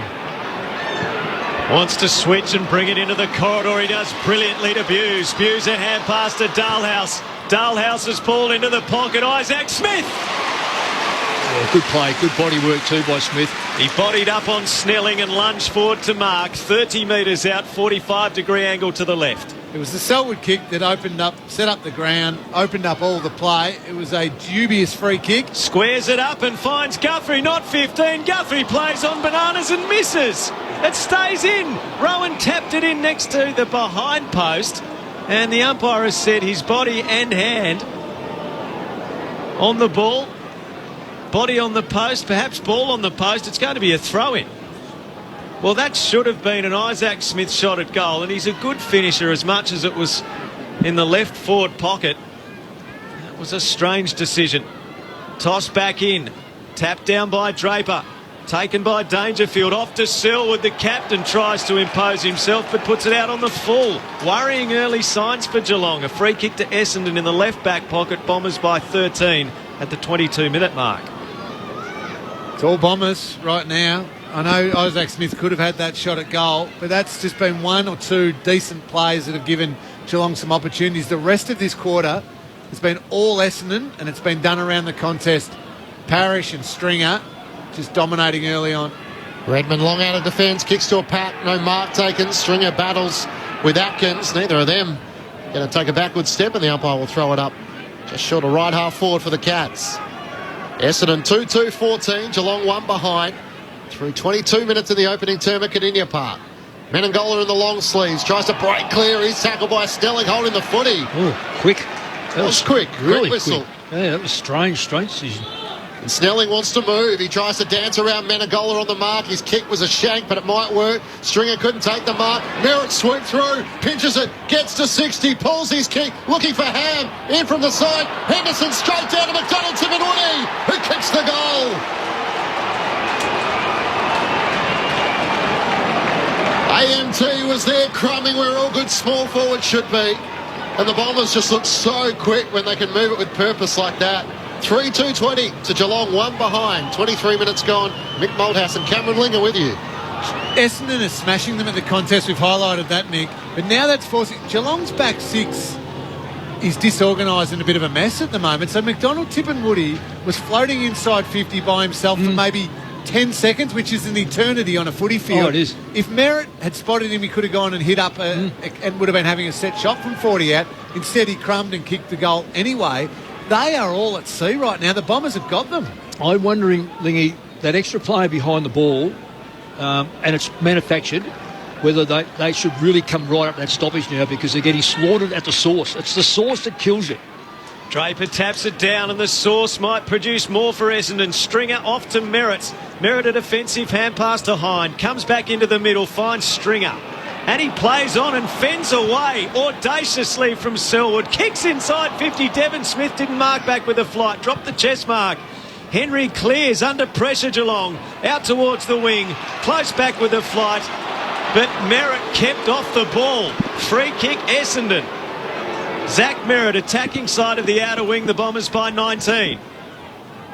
14 inside 50s to 7. Long kick inside the 50. Dangerfield takes the mark on the second bite. Well, there's that corridor, as you said, Lingy. They just loaded up through the corridor, but didn't have the height there, and that's where Dangerfield's smart enough to get in the right spot. Short to Stewart in the back pocket. Looking for options, comes back inboard to the corridor, and Jed Hughes takes the mark. Chip it over the top to Atkins. Geelong trying to control the tempo, hang on to the footy for the moment with precise passing out of defence. Now Dangerfield has space. He can run forward at right half back. Drives a long kick towards Stanley. In front, Ridley. Good mark. The Bombers will repel from half back. Kick into the middle. Parrish now on the counter. Hand pass to Waterman. Waterman inside 50. Too much on the kick for Devon Smith. Harry Jones was the better option in the pocket on his own. Kick comes out of defence. Menegola marks defensive side of the outer wing. He kicks to Dangerfield on his own. He goes for a trot. Devon Smith mowed him down. Dangerfield didn't see him coming. Was in slow motion and got picked off by Essendon's tackling machine. That right there sums up this evening so far. The hunger of the Dons. That was impressive from Dev Smith. He made up 50 metres. Kick goes to half forward off the pack. McDonald, Tippenwoody brush the tackle. Kicks to full forward. Stringer's the target in front. Exceptional work. Henry marked. Buse marked. Dragged down. Could have been 50. Kick to the back pocket finds Tom Stewart. Probably should have been 50 as Stewart has it. On half back, once more looking for options. Selwood's the target. He hugs the boundary line and marks on his chest at left half back. Kicks inboard, back to Stewart, missed him. He has to race back after it. Buse gathers. Hand pass. Oh, Atkins almost run down by McDonald, Tippenwoody. The Bombers are ferocious. And it is going to be an Essendon free kick holding the ball. And his boot, I think he's stuck in McDonald Tippenwoody's, one of the dreadlocks, the hair, or is it the footy jumper? It is. They've untangled themselves. I've never seen Dangerfield. He was in slow motion. Yeah, and he went on the ground, could see Smith running at him. His Dangerfield's first quarter, forget the stats, forget how many kicks he's had. He has been a million miles off. He's horribly out of form at the moment, and that was just... I've never seen it before. A highlight of how badly out of form he is. Dev Smith ran 40 or 50 metres to get to that tackle, nailed it beautifully, and Dangerfield had no awareness. And McDonald Tippenwoody has set up his shot at goal through tremendous forward pressure. Dangerfield run down, Atkins run down, McDonald Tippenwoody for his second. He puts it through. The Bombers are up for the fight, and they're starting with real intent. 27 minutes gone, they're 4-2-26. They've done all the attacking. Geelong one behind. Well, it's simply amazing.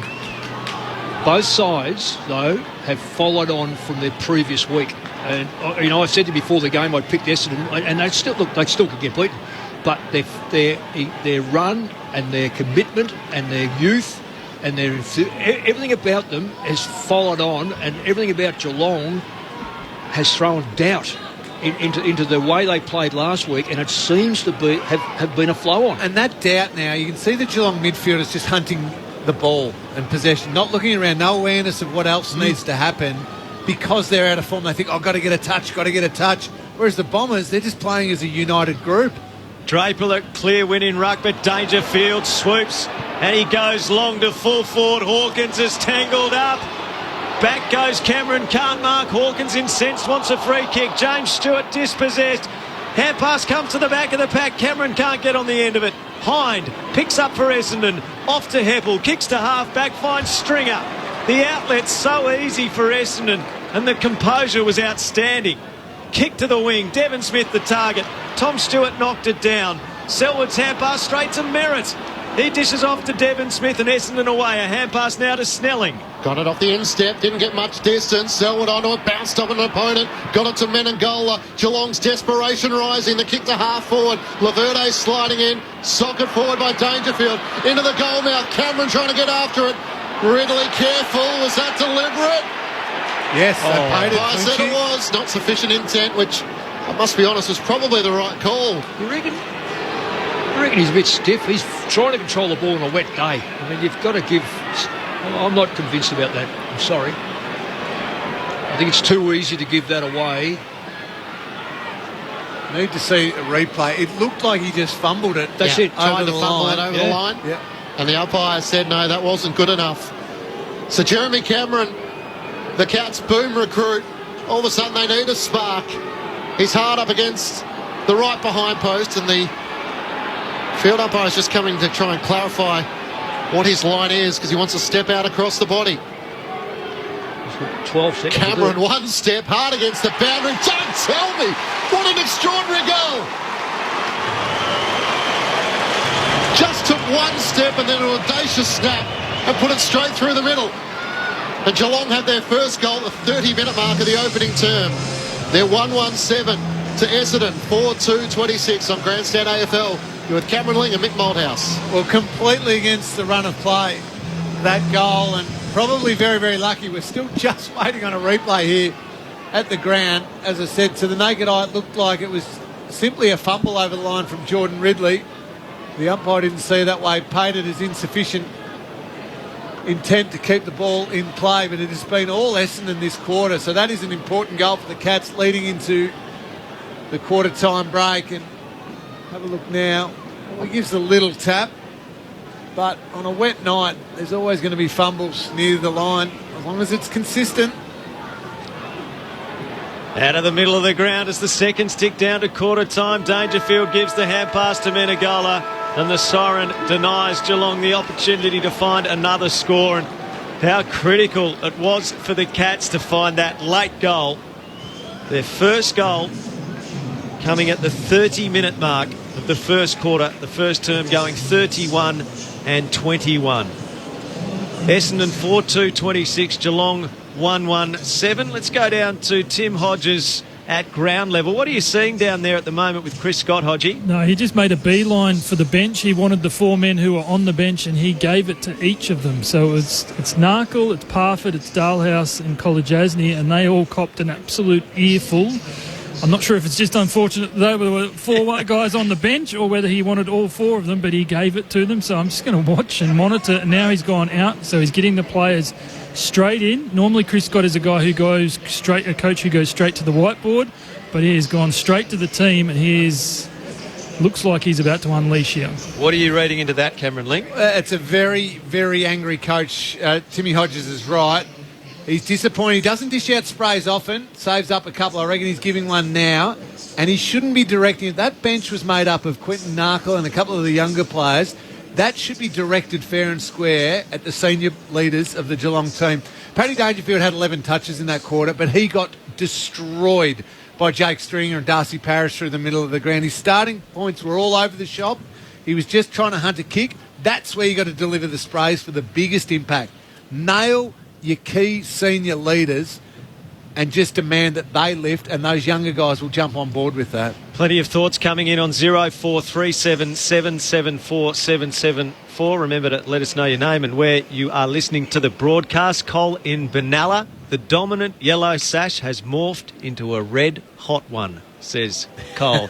They are looking like well done, Cole. Richmond with their ferocity, and that's Richmond at its best, Cole. Thanks for your text. Cats plays 30 metres in the clear, stops and doesn't play on. Terrible, says Bill.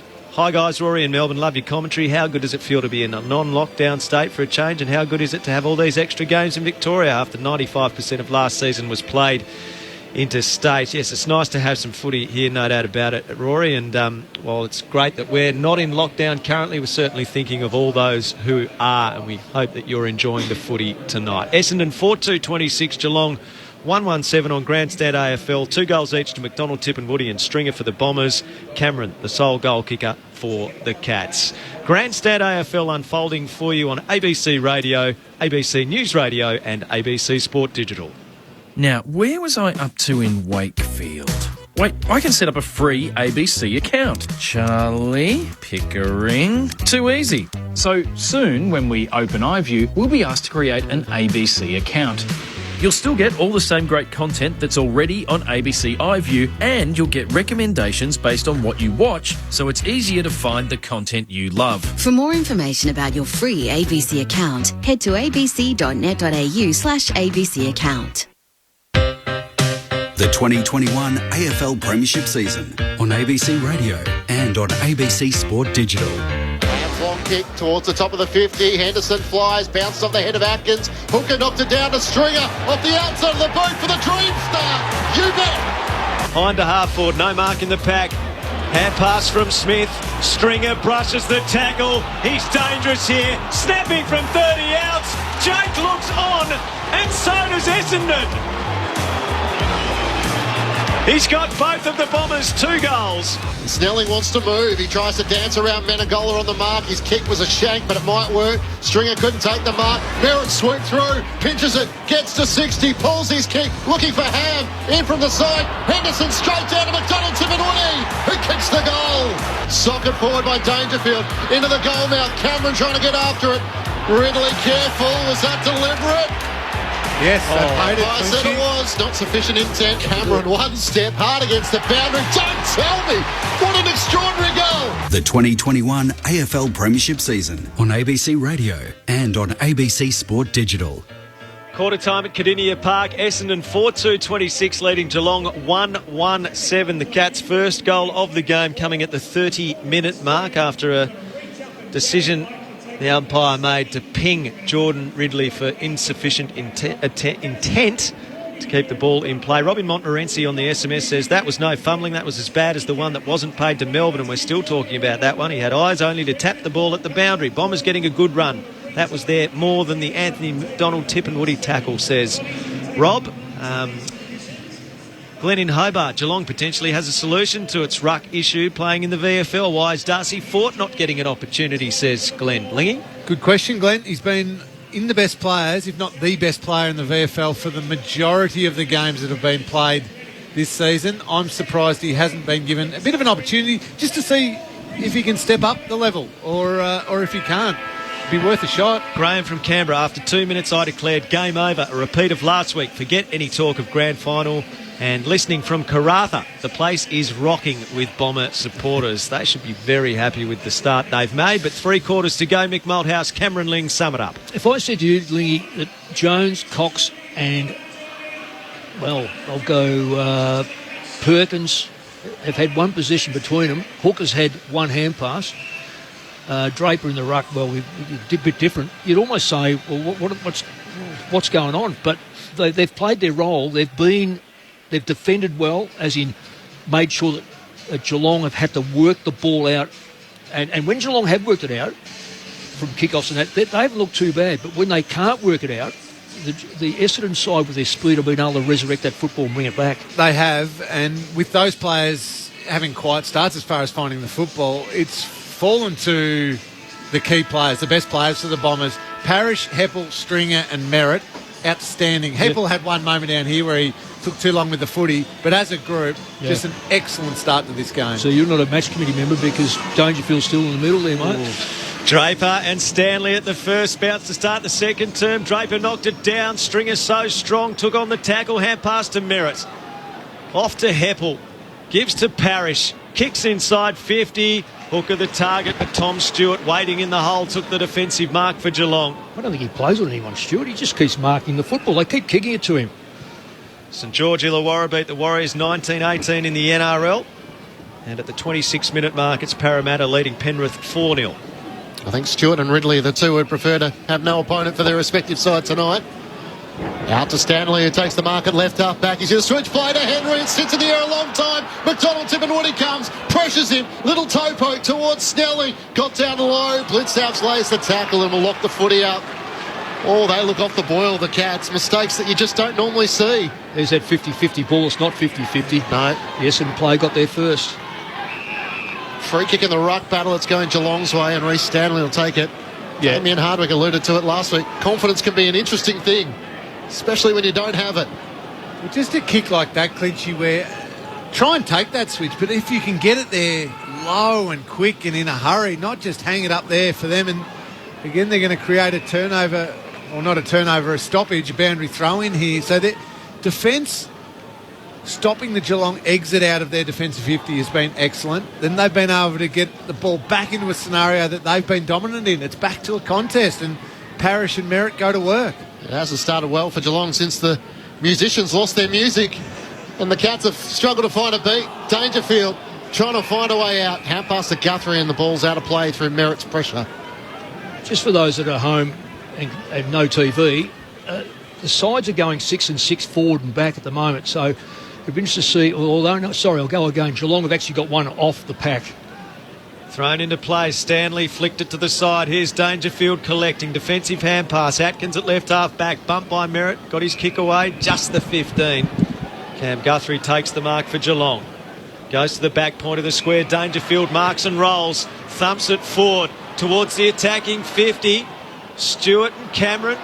Stewart the spoil. Hawkins couldn't get on the end of it. Hind taps towards the boundary. That's deliberate as well. Precedent established.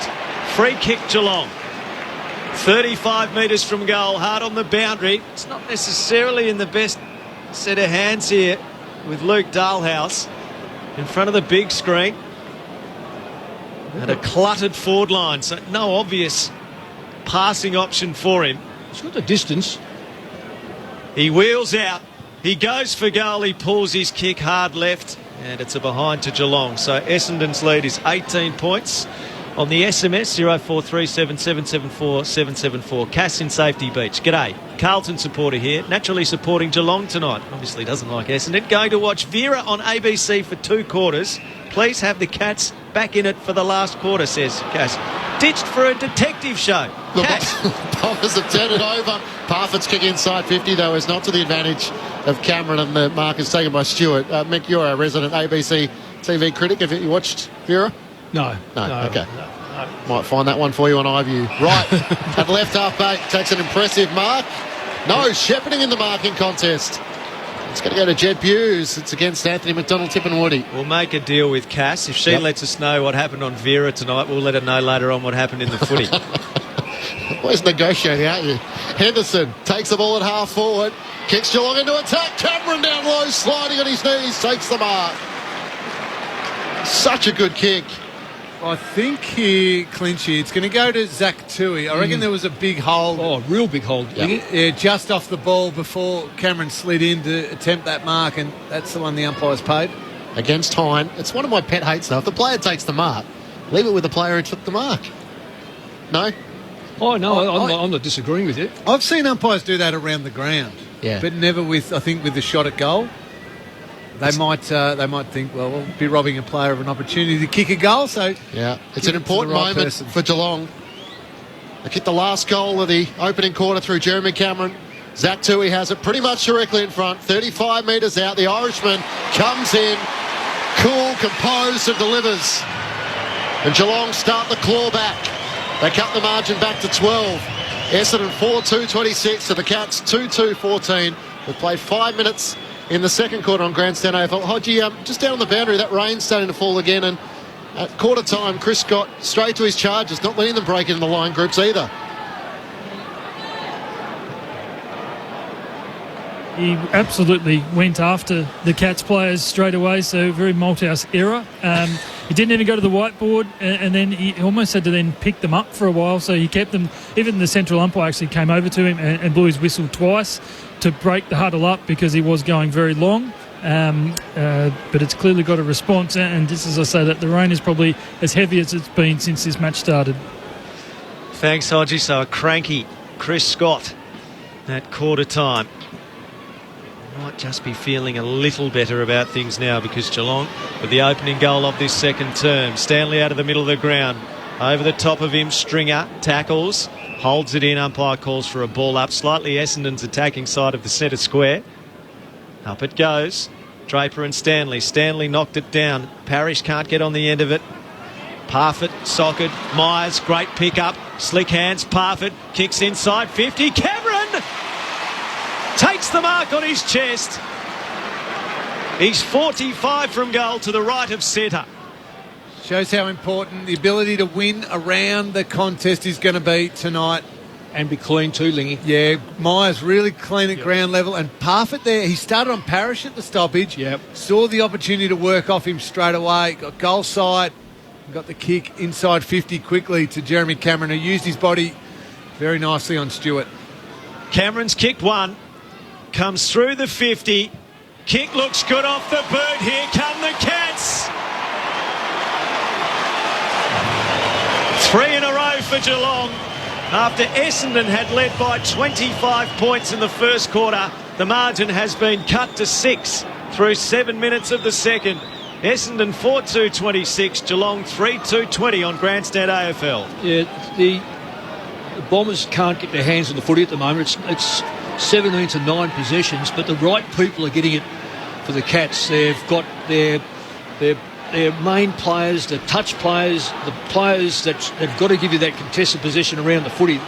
They've just taken over. Now, it's only been 5 minutes, but it's a critical 5 minutes because you need to set up and give yourself a chance. Now, all of a sudden, it's a goal down. So, anyone's game, 5 minutes ago, you'd say Essendon well on top, but not now. Sometimes it's a simple game, isn't it? Plus 14 contested possessions for the Bombers first quarter, minus 9 this quarter. Back in the middle, Stanley one down the tap against Draper, but Parrish swooped onto it, kicks to half forward, Stewart couldn't gather, Buse tackled, lost it, regathers, Hooker tackles him, ball spills clear. Blitzavs now has it, Snelling has him, and the umpire will eventually blow his whistle. 45 metres out from the Bombers' goal, the Gary Ablett Terrace End at Caninia Park. Right in the ruck against Stanley, right with a hold. Stanley will take the free kick. That's interesting. Draper's dropping off. He's their key ruckman, and I reckon this is the second time that Wright's given away a pretty easy free kick. Stanley plays on, kicks as far as he can towards the broadcast swing. Langford belts it away from Henderson towards the interchange, and over the boundary line it goes. Well done by Langford there. Henderson had the position on him, had the body, and also had the support of Menegola. Just did the discipline thing, got the spoil, and now lets his team regroup, reset up around this boundary throw-in. Light rain falling at Cadinia Park, Essendon by a goal. 8.5 played second quarter. Stanley again tapped it down. Parford took possession. He's immediately tackled. A ball up. Settling broadcast side. 4-2-26 the Dons. The Cats 3-2-20. Tossed up in the air. A lot of players around the contest. Stanley won it down. Langford sharked it. Selwood. Contact high, and Langford will take the free kick. Slow to get to his feet as he awkwardly had his ankle crushed. He played on as Selwood ran to him. Kicks a awkward spiralling ball to half forward. Draper underneath it, went with the soccer. Volleyed it down to Parrish. It worked. He kicks inside the 50. Jones in front. Spoiled away by Henry. Well done. Onto it Myers. Couldn't take it cleanly. Wright put the pressure. Snelling gathers, got it to Parrish, couldn't get full purchase on the kick, but it does find Heppel, who feeds it to Merritt, back to Heppel. He has it at left half forward. Heppel inside 50, out they come, no mark Ham. At ground level, he taps it towards the boundary line, runs onto the ball, defensive hand pass, just stayed in. Cutler floats it forward to Perkins, caught by Menegola, hand pass out. Ham in the pocket, squaring ball, Hooker hands to it, no mark. Narkle roves, hand pass back to the last line. Tui Bork, a kick to half back. Cutler there for Essendon. Menegola punches it over the boundary line. Left half forward for Essendon. 50 from goal. The Bombers buy a goal through 10 minutes of the second. Yeah, the difference is now Geelong are getting the numbers around the ball, and that's the major difference. When you've got quality around the football, then you're going to either even it up or win. Toss back into play. Draper sets himself in front at half forward for the Dons. Couldn't get it to Parrish. Selwood in. Got Langford high. Free kick for the Bombers. And his attempt to try and dive on the footy fell in the middle of his back, right on top of his head. Langford at left half forward. Drives Essendon into attack once more. Hooker the target over his head. Spoiled down by Stanley. Stewart careful not to rush it through. Let the footy bounce its natural course and through for a minor score. So the Bombers leading by 7 points, 10 minutes gone, second quarter. Isaac Smith to kick in for Geelong.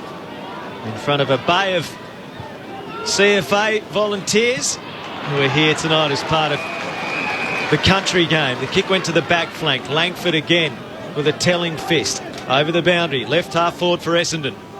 Important player, Langford. He's improved out of sight. He read that play beautifully. See what the kicker was going to do. Draper and Stanley. Draper takes front position. No decisive knock-in ruck. Dangerfield under it, couldn't get it. Narkle was taken high. Free kick against Langford. Geelong ball right half back. Draper set up down the line for the Bombers for this long kick, helping out with Hawkins. Narkle in the direction of Hawkins, who's trying to move. Draper, it cleared the 2. Ridley taps it to the advantage of Redmond. Had to get around a couple. Got it to Merritt, knocked it on. Laverde now. Dalhouse got him with front on contact. And a free kick for the Bombers. Laverde, one of those players that Ben Rutten has found new life for in season 2021. A forward, now a defender. Kicks towards Hooker. Henry there behind, spoils it down. Selwood onto it. Couldn't get a clean hand pass away. Ball spills out to Guthrie, tried to get a little toe poke to it. Hind clean pick up to Langford. Hand pass to Cutler under pressure, couldn't take it. Stringer in there trying to fend off a couple. Atkins got him, and there's not too many that break clear, but no whistle for holding the footy. No prior opportunity to dispose of it in the eyes of the umpire. He'll throw it up in the middle of Kardinia Park. Essendon leading by 7. Dead centre of the ground. Wright got it down to Snelling. Selwood knocked him off it. Tui gets the ball going Geelong's way. A kick that bounces to half forward. Redmond there. Bounce evades him. Myers picks up another clean possession. Kick inside 50. Cameron! Outstanding mark. One-on-one with James Stewart. Used his body. Heads down his opponent. Pulled in a left-handed mark. 30 out directly in front. There's a change there, Lingy. I reckon that's probably come... I was surprised how they lined up there for a start-off. Ridley's got to go back there. Stewart had a couple of really good moments early on. Because they control the ball, though. Yeah, they were dominating around the contest, but Jeremy Cameron, I mean, that was a brilliant mark. That one there, but... You do the work early on Cameron, though, because he's quick enough to get those quick steps in. Jeremy Cameron, a man of simple tastes, loves fishing and loves kicking goals. He draws Geelong back within a point. Cameron's got 3. Geelong was flatlining, but now firing. The Cats have kicked the last 4 in the game. 4-3-27 Essendon. Geelong 4-2-26 on Grandstand AFL. We're at the 13-minute mark of the second. Yeah, contested possessions too, 8-15. That's a complete reversal of the first quarter. And on a night like this, I know it looks like the rain may have stopped, but nonetheless the ball will be, well, all the footballs I guess will be a little bit damp, and the ground's a bit tacky. You have to win that ball at the source, and every game is won and lost there. There's no question about that, because even if you're a good receiving side, someone's got to get the ball for you. And at the moment, the Cats have taken over that last 5 minutes of the first quarter, and they've dominated it since. The thoughts of Mick Moldhouse with you on Grandstand AFL. Jesse Cameron up to 28 goals for the season. Back in the middle of the ground. Narkle knocked it clear, got it to Tui. All of a sudden, Geelong have found their rhythm. Kick inside 50. Laverde got rid of his opponent. Hawkins couldn't take the mark. Cameron onto it, he's tackled. Hand pass comes clear to Hind, who chips it to Wright. He takes the mark, play on's the call. No one was awake to it, gives it back to Hind. The Roadrunner on half back, looking for options in the middle of the ground. Slipping over was Cox, Tui gathers for the Cats. Got it to Selwood, hand pass forward to Isaac Smith. He gets to left half forward, kicks inside 50, Cameron the target. Ridley spoils it out of play. And a boundary throw in up against the left behind post. Essendon leading by a point. And that's the difference there. Ridley got caught on Cameron there. Instead of being reactive and trying to look for the body straight away, he read the ball in the flight, knew when he had to time his jump, didn't get into that wrestle with Jeremy Cameron. Toss back in, Cats in attack. Hawkins gets a hold of it. Wright tackles him. Hand pass to Brian Myers. Scrubs his kick. Guthrie, hand pass, unable to collect it. Hawkins picked up by Isaac Smith. He kicks for goal from the side of the goal square. And he puts it through for a minor score, and things are locked up at Kardinia Park now. There's a little concern for Geelong. There's a player down there just grabbing at the right hamstring. Jeremy Cameron grabbing at the right hamstring. We'll keep an eye on that. Oh, Redmond's kick in, missed Cutler. They've got enough time to clean it up. The hand pass to Ridley, who kicks to Perkins, who marks at left half back. And he's on the mark for Perkins here, Jeremy Cameron. I reckon he's going to just make his way to the bench from the mark there and get checked out by the Geelong Medicos. Timmy Hodges will be all over it. Perkins wants to switch it, finds Hind at centre half back. Looks out further still to the Hickey stand wing where the mark is taken by Langford. Funny old game. The Bombers kicked the first 4 goals of the match. Geelong have kicked the last 4. Inboard to Perkins. Over his head. Bad turnover. Isaac Smith onto it, but he's falling over. Can't get a hand pass away, and Essendon get out of jail there. Cutler with a hand pass to Waterman. It's a Hind off the outside of the boot, and he finds Parrish. Paddy Dangerfield got a bump there, and he's a bit ginger. Parrish near the AFL logo. Plays on. Kicks decisively inside the 50. Wright and Hooker are there. Hooker a hand to it. Atkins a rove. Tackle dispossessed. There's a front on tackle. Ham clattered into Close. Close's free kick at full back for Geelong. Comes to the back flank. Things just looking a lot easier now for the Cats. They're able to get their uncontested mark and kick game going. Cameron looks okay. Yeah, he's staying out there. But he seems to be more towards his hip.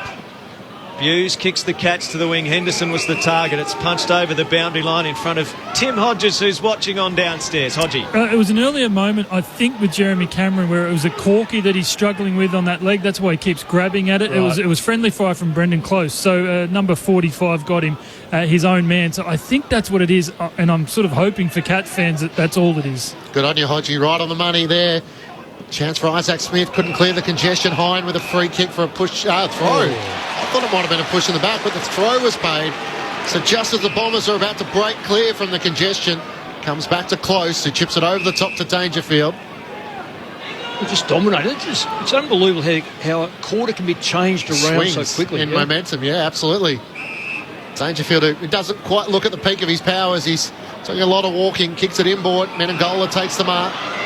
Now where to inside the attacking 50. He drives a long kick into the right forward pocket. Blitzav's the target. Up in front. Well, Laverde should have got hands to it. He didn't. And Blitzav's took it on the second grab. Wants to give it off. Kicks it long to Hawkins because he's got the mismatch against Snelling. Into the open goal and puts it through. The last 5 goals of the match. As Hawkins was pushed into the post in the process. And I think Jeremy Cameron's going to come from the field as well, so there's all sorts of concerns for the Cats, but they are in front by a goal. 5-3-33 to Essendon, 4-3-27. Tim Hodges on the boundary. I think I told the story about a corky, and I hope I'm right, but just the grimace on his face, you take your cues from their face, and his face looks like he's got something wrong, and it might be a hamstring now. So the doctor is with him. History. He's got history too. Yeah, I reckon the doctor wants to get him maybe into the rooms to have a look at him here, because the Geelong rooms are so close to the bench that I'm just keeping an eye on him. I'll report back, and yeah, here we go. He's going to walk up past me, and I think he'll be going to the Geelong rooms for a proper review here. Well, he's kicked 3 goals, Jeremy Cameron. Obviously had the delayed start because of a hamstring injury. Essendon clearance from the middle of the ground. Hooker's up in front, punched away from him. Snelling pursues, can't win it for Essendon. Atkins, hand pass to Tui, back to Atkins. He'll be caught by Devon Smith, and McDonald Tippenwoody there as well. That'll make anyone nervous. Somehow worked it to Tui. Tui kicks to the wing. Heppel back with the flight, killed the pack, punched it out of play on the Hickey stand wing. Yeah, Jeremy Cameron had the 2 hamstrings over pre-season, one earlier, and then obviously the delayed start was a reoccurrence of that one. So they won't take any risk, but hopefully, as Timmy Hodges said, it might have been a knock. But the medicos will check that one out and keep a close eye on that one. Geelong just continue that impressive turnaround around the contest. Even the way they were able to win the ball, you called it, Al, that Dev Smith, McDonald, Tippenwoody chasing, putting pressure on, but they'd won it and were able to flick it around with a couple of handballs. Just takes away that pressure when you're dominating around the contest so much. 8-8 inside the front 50s, yet the Cats have gone 75% score rate. 75%, which is just amazing, really. It'll keep coming back if they keep using the footy like that. From the throw-in, Cox got it to Parrish. Back to Heppel on half-back. Couldn't take it cleanly. Opens the door for Geelong. Sliding in Dalhouse. Close knocks it forward. Got it to Guthrie. Held when not in possession. And he'll take it at left half forward for the Cats. He'll kick 4 goals, 2-1 behind in this second quarter. Squares the ball up and Dangerfield marks 45 metres out, directly in front. So it's interesting to say about Dangerfield in the first half. He's dropped possession rate, but he's getting in better positions. And his man now has been exposed, which is not unusual for Stringer to be exposed. Mind you, I think Dangerfield's wandering between opponents. Much better balance in his game this quarter compared to an 11-possession first quarter, which I thought he was badly outplayed by his opponents. 4th game back from his syndesmosis injury. Paddy Dangerfield from 50 into the crowd. In fact, it hit the fence in the end, just in front of the Geelong fans with the pom-poms and the flag. A long-range goal from Danger. And all of a sudden, the Cats have kicked the last 6 goals of the match, and they're in front by 12 points. The tides have changed. 6-3-39 to the Bombers, 4-3-27. 21 minutes gone. Tim Hodges. This is sad news for Geelong, sad news for their superstar recruit, Jeremy Cameron. It is a hamstring, guys. It's a right hamstring. They're putting ice to it now. And Max Holmes, the medical sub, is now into the game.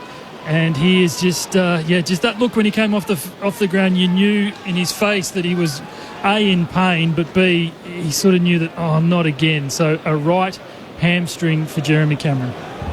Well, Cameron Ling, that is a significant blow to Geelong.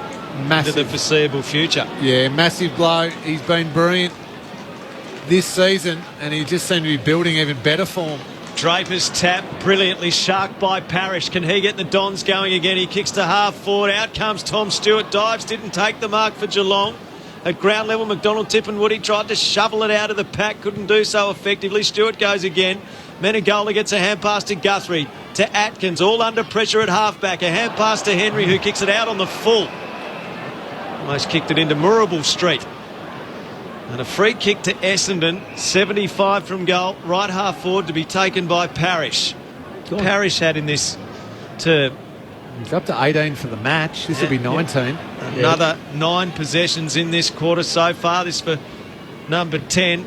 Long ball inside the attacking 50. Draper up in front, couldn't take the mark. A chance for Perkins. Perkins hand pass. Devon Smith near the boundary line. Squaring ball. Jones goes up with the fly, can't mark. Rove by Snelling. Hand pass into the corridor. Can Stewart get on the end of it for Essendon? He's knocked off it. Clever tap to Selwood. Parfitt, brilliant. Off to Dalhouse. He's caught his hand pass. Hits the ground. And Stewart for Essendon goes through again. He's caught. Big trouble. Umpire, very lenient. The ball up in the centre square. 4-3-27. Essendon now trailing Geelong 6-3-39. Geelong by 12 points. Draper and Stanley. Stanley got it down to Guthrie. He's kicking straight to Parrish. Got it to Perkins. I think he just threw it to him. Cutler gathers the hand pass. Kicks a high ball to half forward. Waterman wrestling with Henderson. Henderson corrals it off his body towards the boundary line where Dangerfield can't keep it in play and a boundary throw in. And we're not talking about midfield and the balance and the importance. So Dangerfield, 11 possessions in the first quarter, and I thought it was a poor quarter. Only 6 possessions in this quarter, and it has been 10 times the quarter because he's had a much better starting point, better parts of the ground that he's winning the footy and can still do this. On cue, Stanley tapped it down to Dangerfield, using his explosive pace to get it to half forward. Hawkins on to Rowan. What a great hand pass. Rowan on the right, finishes with class. The Cats are flying. They were slow out of the blocks. The Bombers kicked the opening 4 goals, but they're red hot at the moment. Out to an 18-point lead. 7-3-45 to Essendon, 4-3-27, and Gary Rowan the man to finish the work.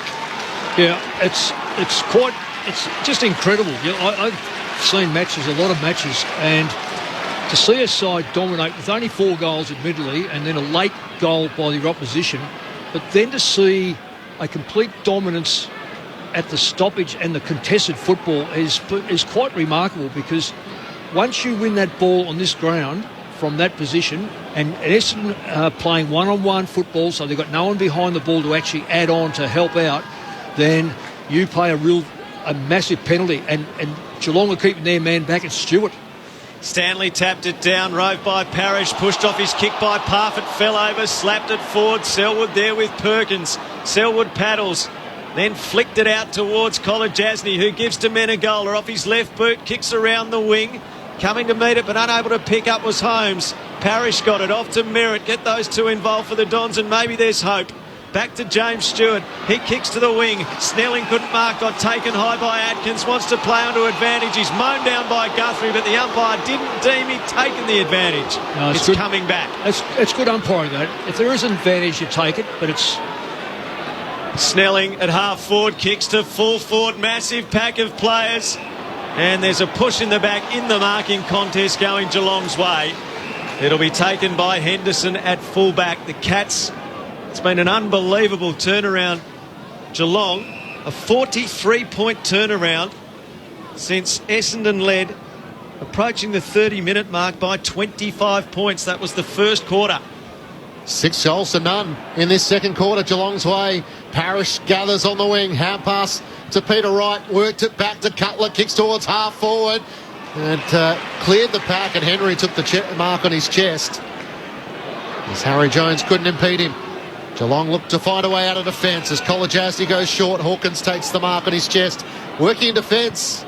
Big Tom, as he flares the kick out to the left back pocket, and Henry takes the mark, bounding out of defence. Looks for options on the Hickey wing, not a good one. As Parrish got it before it got to Parford. Kicks in towards Dan Smith. He takes the mark in the middle of Kardinia Park.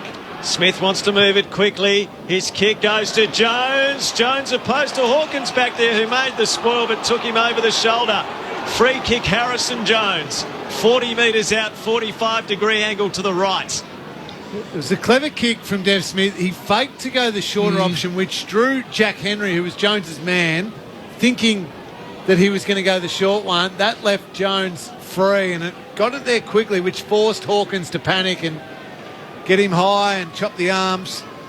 And this will be an important shot at goal for the Bombers, just to settle them down.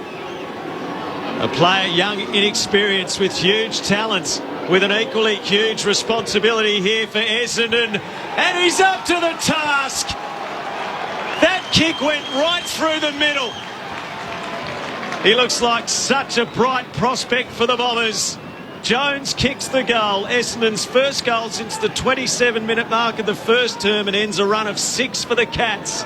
Geelong 7-3-45. Essendon 5-3-33 through 28 minutes of the second. Interesting, Lingy, the player that's dominated, and I mean dominated the last 5 minutes, has been Parrish. Yes. And that's significant because prior to that he was patchy. And Merritt, we really haven't, I don't know what Merritt's had. 12. Well, he's had 4 hand passes. Hasn't had a kick this quarter. And that's where that's dominance of Geelong have taken place. But Parrish has just got him back in the game in this last, and his use of the football's been excellent. And 2 centre bounces in a row. He's really got on the move. Yeah. Took it at pace off the ruckman's hands. Well, Merritt's the one that's got to pick up. Stringer's done little this quarter. Stanley one down the tap, got it to Selwood at Dangerfield. Now the kick towards half forward. Myers wrestles for it late, a good tackle. Umpire waves play on. Ham had it a long time. Stanley works it forward to Selwood. Narkle couldn't take it cleanly. Stringer slides in with aggression. Can't win it though. Selwood for the Cats to Isaac Smith. Back to Narkle. Right half forward. Long ball inside the 50. Rowan against 2. Draper Swanson straight to Hawkins into the goals. A shocking moment for the Bombers ruckman. And Tom Hawkins couldn't believe it as it fell in his lap and he waltzed into the open goal for his second. That's a gift. Well, I don't think I've ever seen anything like that before. I don't reckon Draper did a lot wrong. I just reckon Hawkins read the ball beautifully. He read it like a player that's played that many games on this ground. Geelong by 18 points, 8-3-51 to Essendon, 5-3-33. So as quickly as the Bombers got one at one end, the Cats find a way to answer straight back. I'm with Mick. I don't think Draper did much wrong. And I love the fact, Mick, you're giving Hawkins the credit there. I'm just going pure luck. Oh, well, they may well have been done. But nonetheless, you do make your own luck. You're right. He at least ran to a position where he thought, well, maybe I'm a chance to get it. And he... Oh, no, I reckon he read it. I reckon he's read it well, but he was in the right position, and his man just left him. Yeah. Draper would have been, 10 metres, 15 metres out from goal. It was a big tap. Draper taps it down. Selwood knocks it Geelong's way. Dangerfield pulled Parrish off the ball. Free kick, Essendon. This will Certainly be enough time for the Bombers. Disposal number 24 for Darcy Parrish in a half of football. Extraordinarily good year, Parrish, averaging 31.29, which is 10 more than any other season. Kick goes out to the half-forward flank. Peppel's kick back infield. Dangerfield spoiled it away from Merritt. Isaac Smith, a hand pass to Atkins, off to Dangerfield, clears back to the outer wing, and Selwood used his body beautifully on Heppel to mark. The 2 captains. The kick from Selwood. Hine dived at it, missed it. Holmes wins it. Hand pass to Isaac Smith, attacking side of the outer wing. On his right boot, he goes backwards. And it's marked centre wing by Menegola.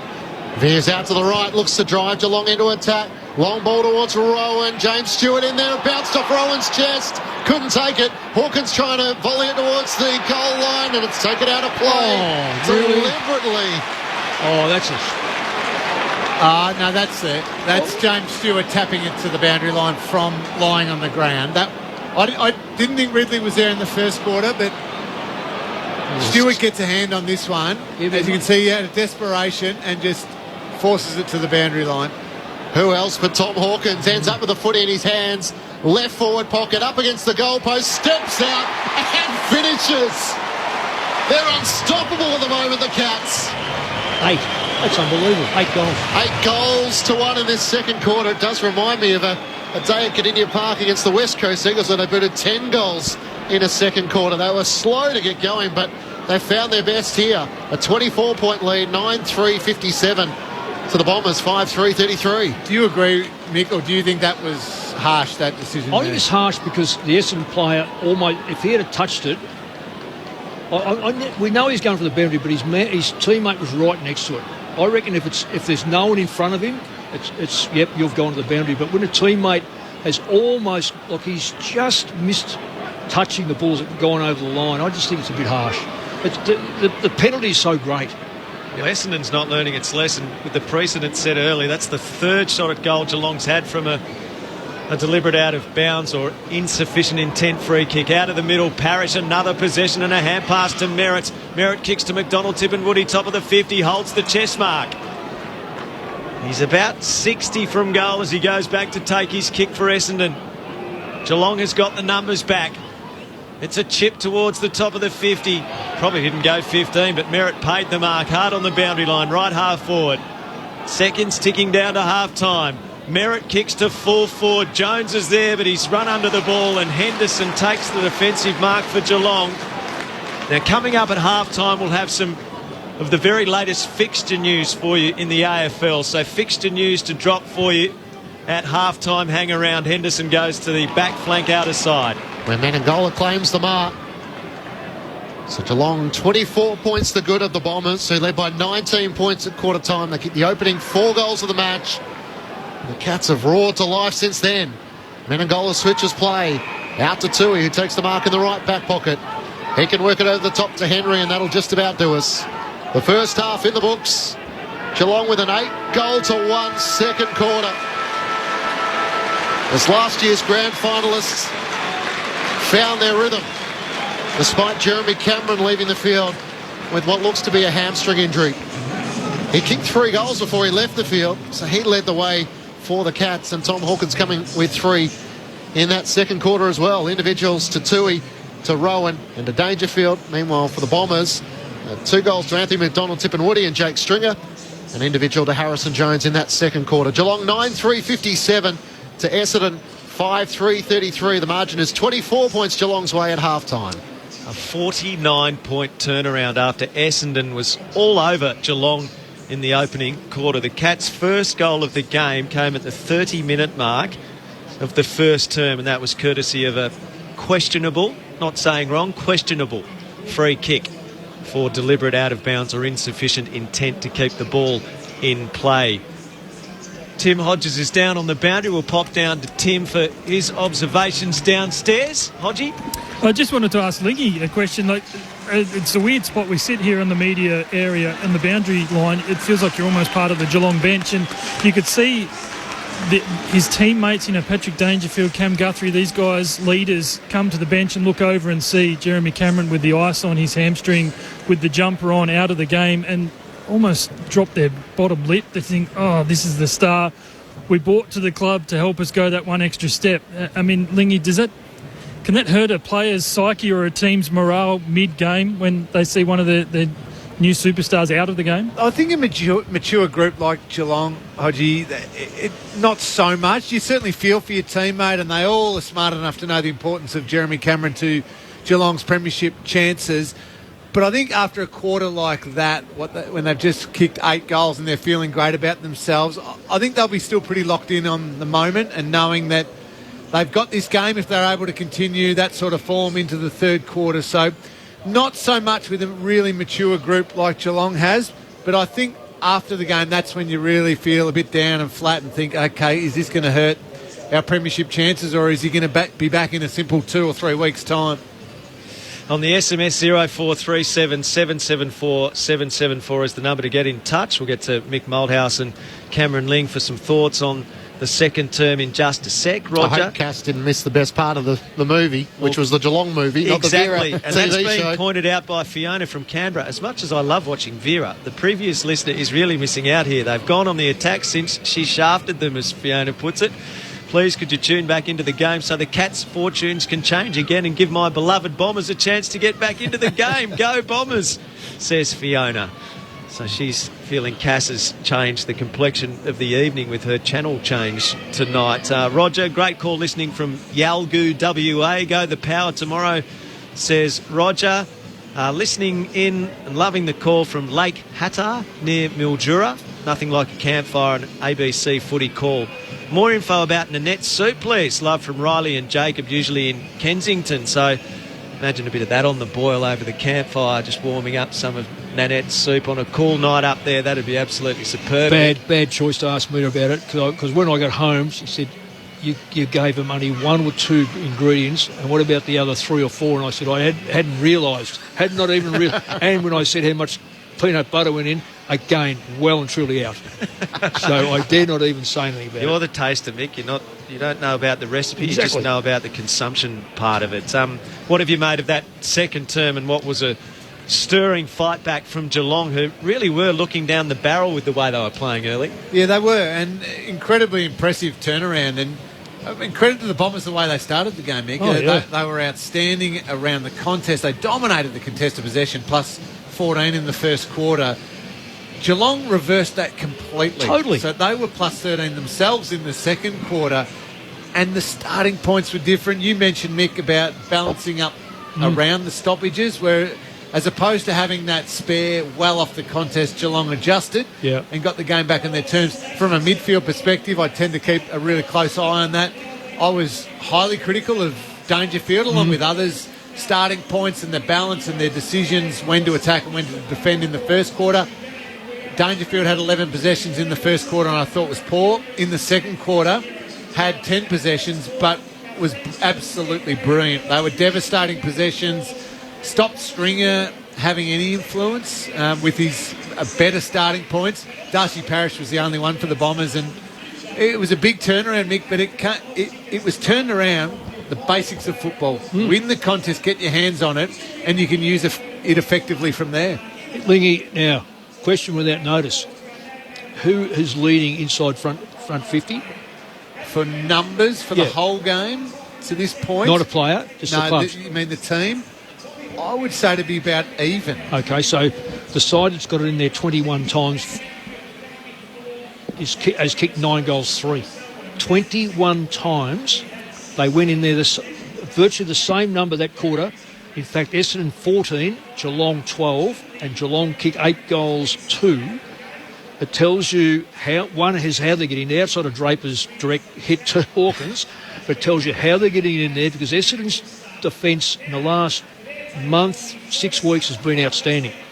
They are getting chopped up because of, one is they're getting no support down there, but it's the quickness of Geelong. We don't relate Geelong being quick, but it's the ball movement that's quick. And they're getting the football in there very much on the terms of Geelong and their teammates.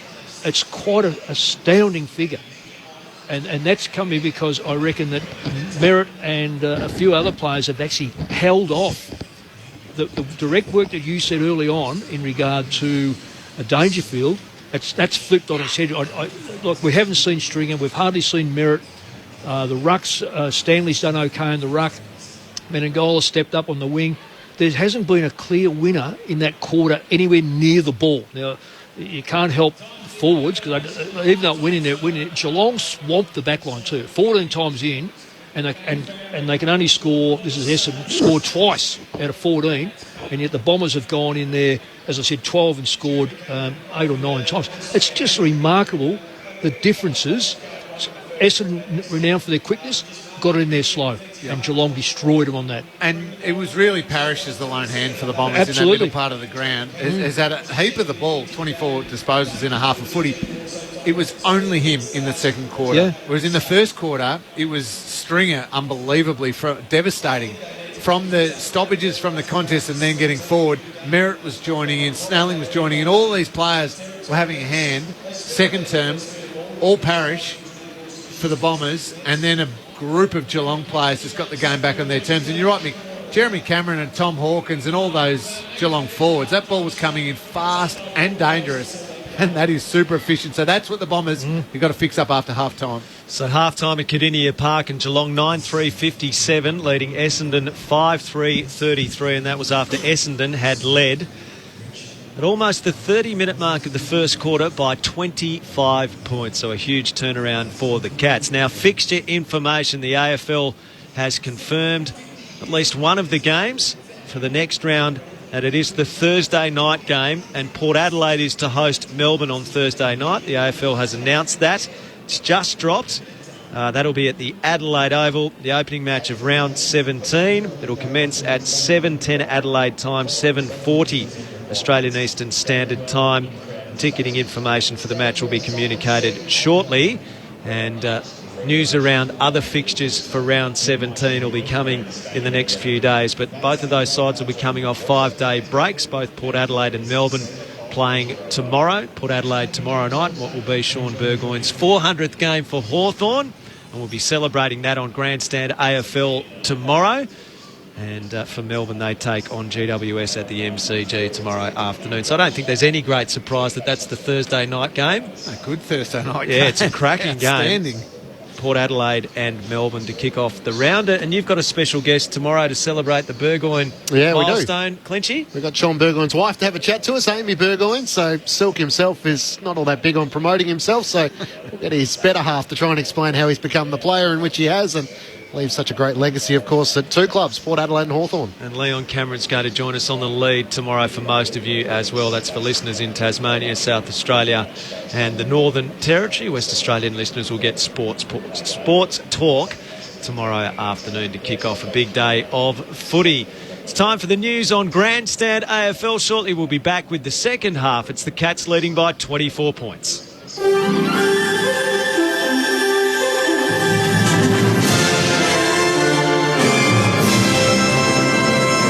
Good evening, Rachel Hayter with ABC News.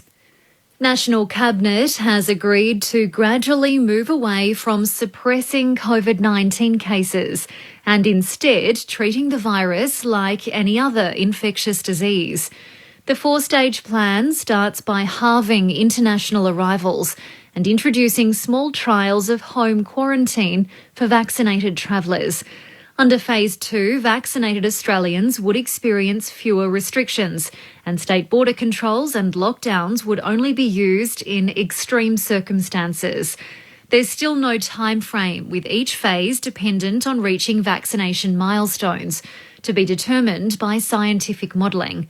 Prime Minister Scott Morrison says coronavirus will eventually be treated like the flu. The hospitalisation and fatality rates that you'd see from COVID-19 would be like the flu, or arguably better. And we're already seeing evidence of that in other jurisdictions that have higher levels of vaccination.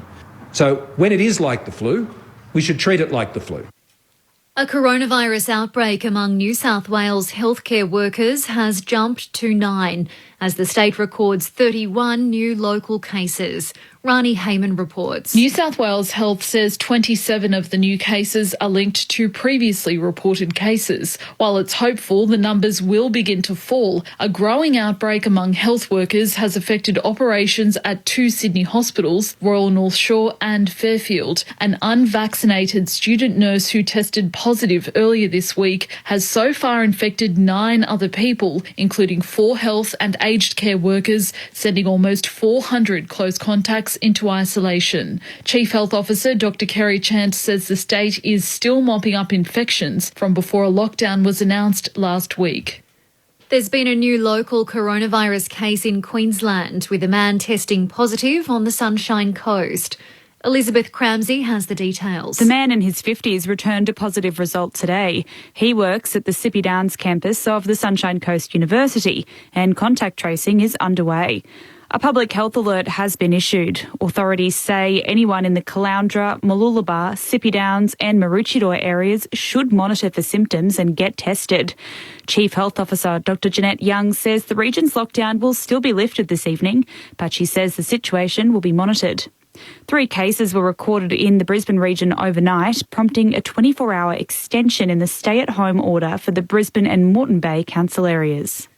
Perth and the Peel region are set to emerge from lockdown just after midnight, but many restrictions will still be in place. The next stage of restrictions will be in play until Tuesday, including mandatory masks. Visitors are limited to 10 people at home.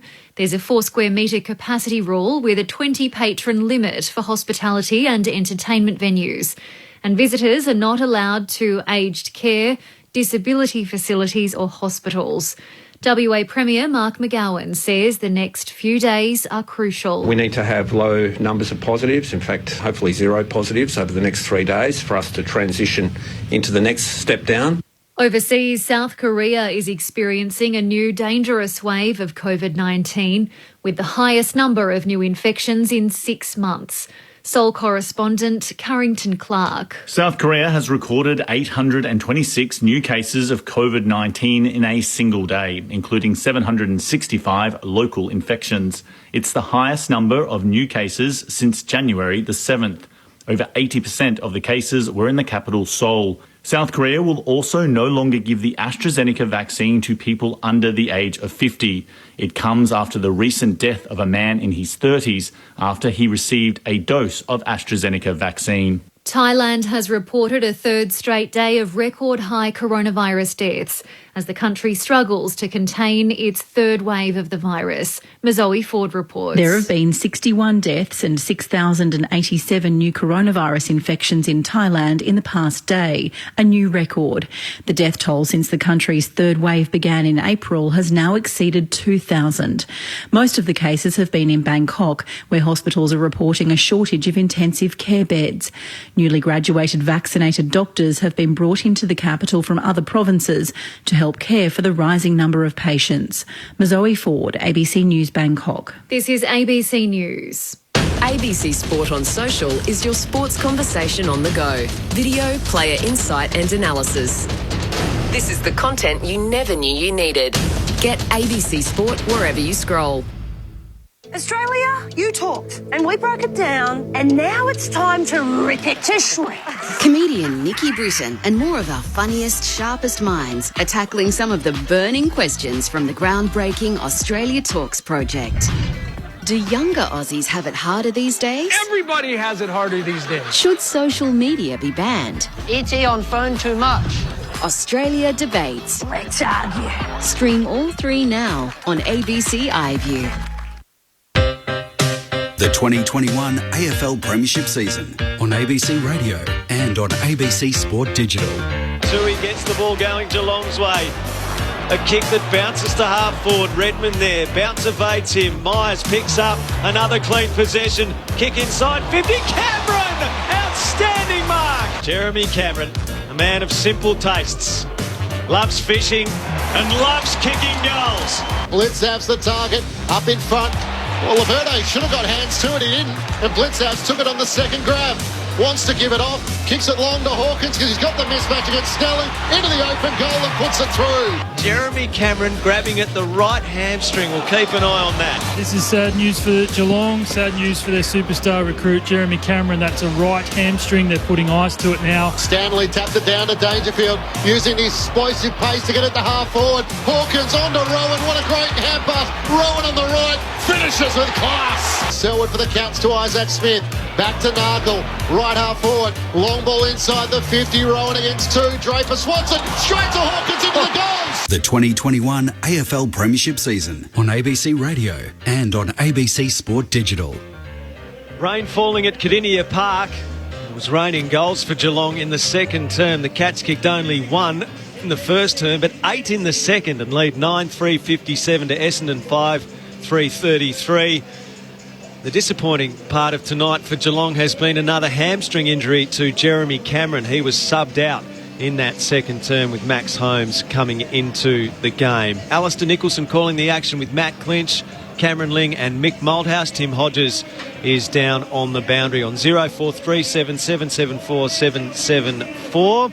Charlie in Gippsland says, great call again. Please ask Dave the Truckie if border issues are hampering his work. Dave the Truckie is a regular texter. Dave, if you're out there tuning in, let us know how you're going. Great call, guys. Have there been 2 games on the same day at the MCG before? Says Clarkson of Clarkson. Well, Clarkson, there have been multiple games at the MCG before, but not since 1986. That was the last time that occurred. So tomorrow we're going to have the D's and the Giants. They're going to clean out the stadium, get rid of the fans, clean the change rooms, and then that evening Carlton will be playing Fremantle. The last time it happened, 86, when Melbourne played Geelong and North Melbourne played Footscray at the MCG in round 19.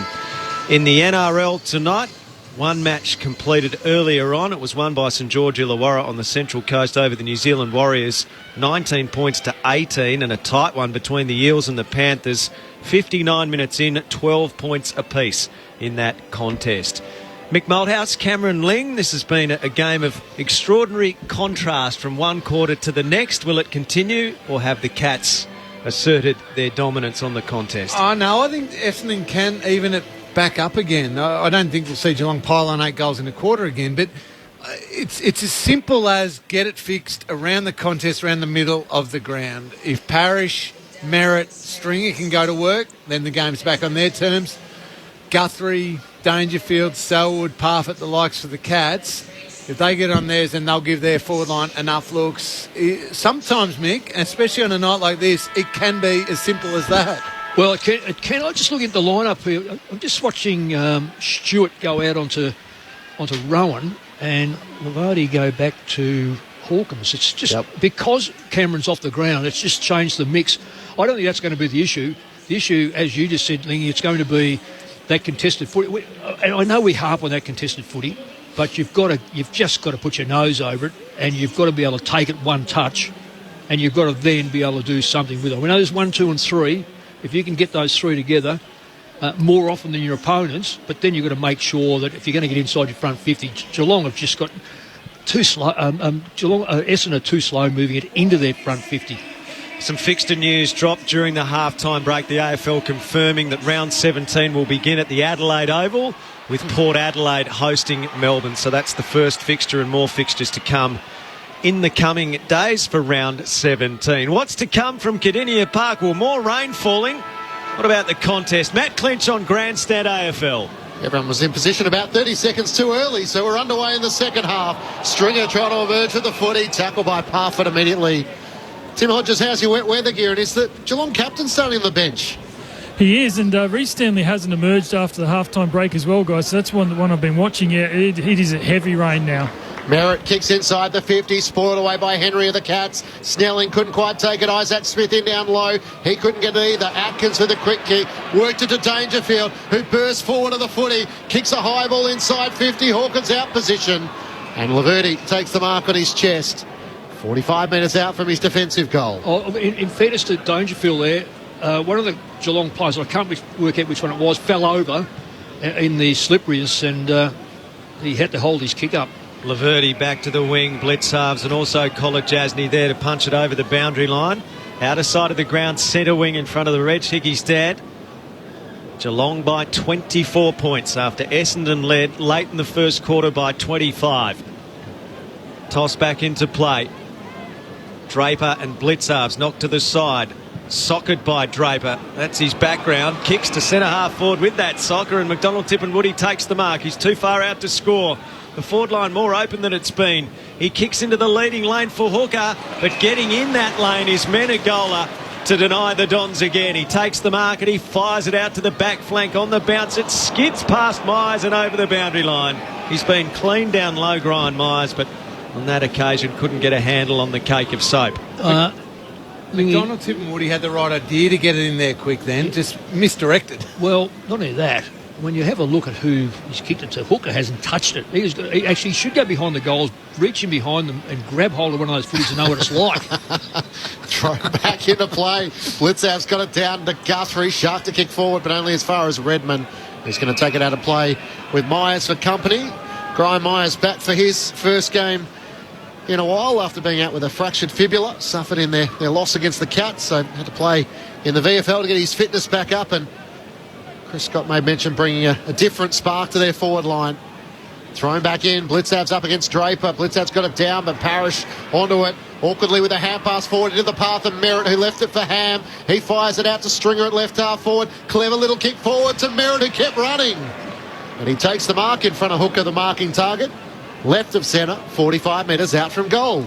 Well, that's the key to it. So Parrish got goal side, terrific use of the body, got the ball, and then it was Stringer on the move, able to work off Parrish, dynamic ball movement, and Zach Merritt just clever, just drifted inside 50, 40 out from goal. This hasn't been his go though. 1-6 so far this season from just inside 50. Everything changes after you sign a big contract.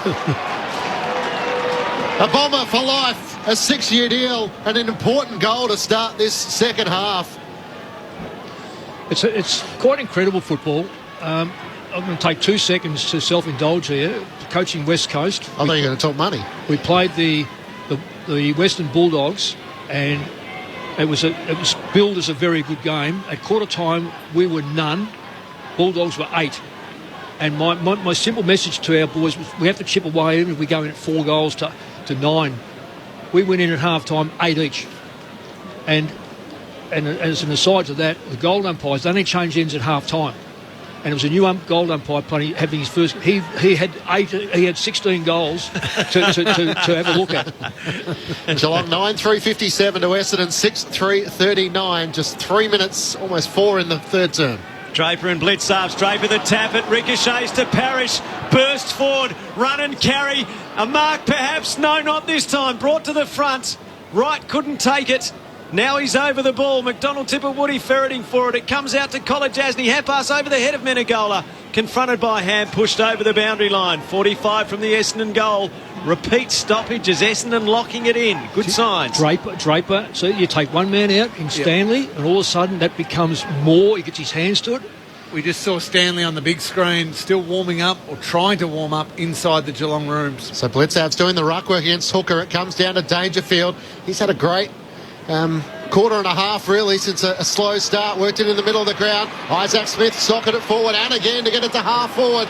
No one forward of the ball for Geelong though. James Stewart under pressure. Rowan pressured him to knock it forward. Sliding in Ridley and then Rowan over the top. He's got problems. Umpire waves play on as the ball eventually comes clear. Heppel came charging back. Myers can't pick it up. It's like a soap now with the rain belting down. Menengola for the Cats. Hand pass to Parfitt on half forward. Squares it around his body and found Atkins at left half forward. He can chip it wider still to Tui. And he has it in that golden range that might ask for a barrel. That's what the crowd's asking for, Clinchy. Just load it up. He's kicked one already. With the rain falling down, you wouldn't think it's torpedo conditions. No, I don't think he has the green light for a talk. You don't think so? From the coach. Come on, Chris. He's got 55 metres, even on a day like this. Oh. The crowd want the torp. Tui goes the drop punt, and it misses to the left. See, the torp was what was required. Geelong by 19. I don't see why he couldn't have it. I don't see if you're good at one and you can nail it. Would it be too big a risk to slide off when it's this wet? Yeah, but Mick, what's the difference? He's just kicked a point. Ridley into Heppel. Heppel kicks towards the outer wing off hands. It goes out of play. Slightly Geelong's attacking side of the wing. Tim Hodges on our side of the ground. Guys, just repeating the news. So Jeremy Cameron's out of the game with a right hamstring. Reece Stanley hasn't emerged from the room since half time. And I'm just watching Joel Selwood. He's sitting on what looks like a hot I don't know. Water bottle. A hot water bottle. It's like, I don't know, what would it be like? Maybe to warm up his hamstrings or something, but he's uncomfortable, whatever it is that's bothering him. So he hasn't moved from the bench and his hot water bottle that he's sitting on before he comes back onto the ground. I don't mind the sound of that, sitting on a hot water bottle tonight, but yeah, it would be just to keep something they're concerned about warm. Turnover on the wing. Essendon wins it. Stringer off to Merritt, clever with his vision as he hacks the kick out wide and finds Parrish top of the 50. Parrish told to play on. He'll be mown down if he's not. Queggy kicked it over the head of McDonald Tippenwoody and straight to Buse. Buse of Geelong at fullback. Goes very short to Tom Stewart. He plays on. He's taken by Ham. Ham pass missed the target. Parrish gathers. He chips to the forward pocket. On the bounce, it goes to Ham, but he's beyond the boundary line. Darcy Parish has had 28 disposals already. He's slaying them.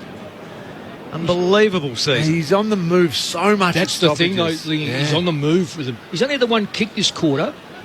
Has he? One kick? Oh, he's had 3 kicks, sorry.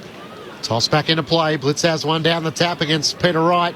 Comes the way of Dangerfield. Hard against the boundary. Tried to get a hand pass to Parfitt. He couldn't gather. Stringer's hand pass. Out of the congestion. Isaac Smith onto it. Got it to Atkins. Good sidestep around Dev Smith. Kick smothered though. Chance for the Bombers through Ridley. Regathers. High kick to half forward. Underneath it, Blitzars with one arm, couldn't take them.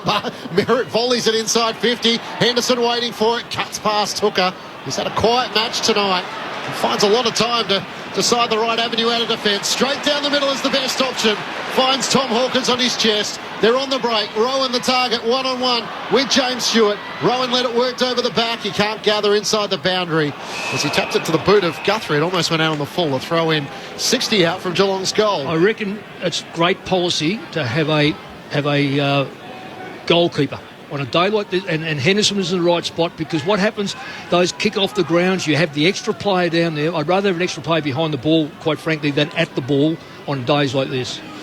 Geelong leading by 19 points. Blitzarv's tapped it down to Parfitt. Parfitt's hand pass out the back. Menegola assesses, kicks towards Holmes. In front, Redmond dropped the mark.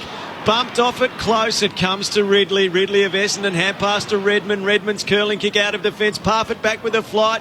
Took Stringer without the ball in the end. Had to. And the ball will be thrown back in, says the umpire. It's gone over the boundary line at right half forward. So Parfitt going back with the flight, didn't mark, then took Stringer without the ball, but there was no free kick. Toss back into play. Draper wrestling with Blitzhouse. Blitzhouse wins down the tap. Guthrie and Parish both charging and neither could get it.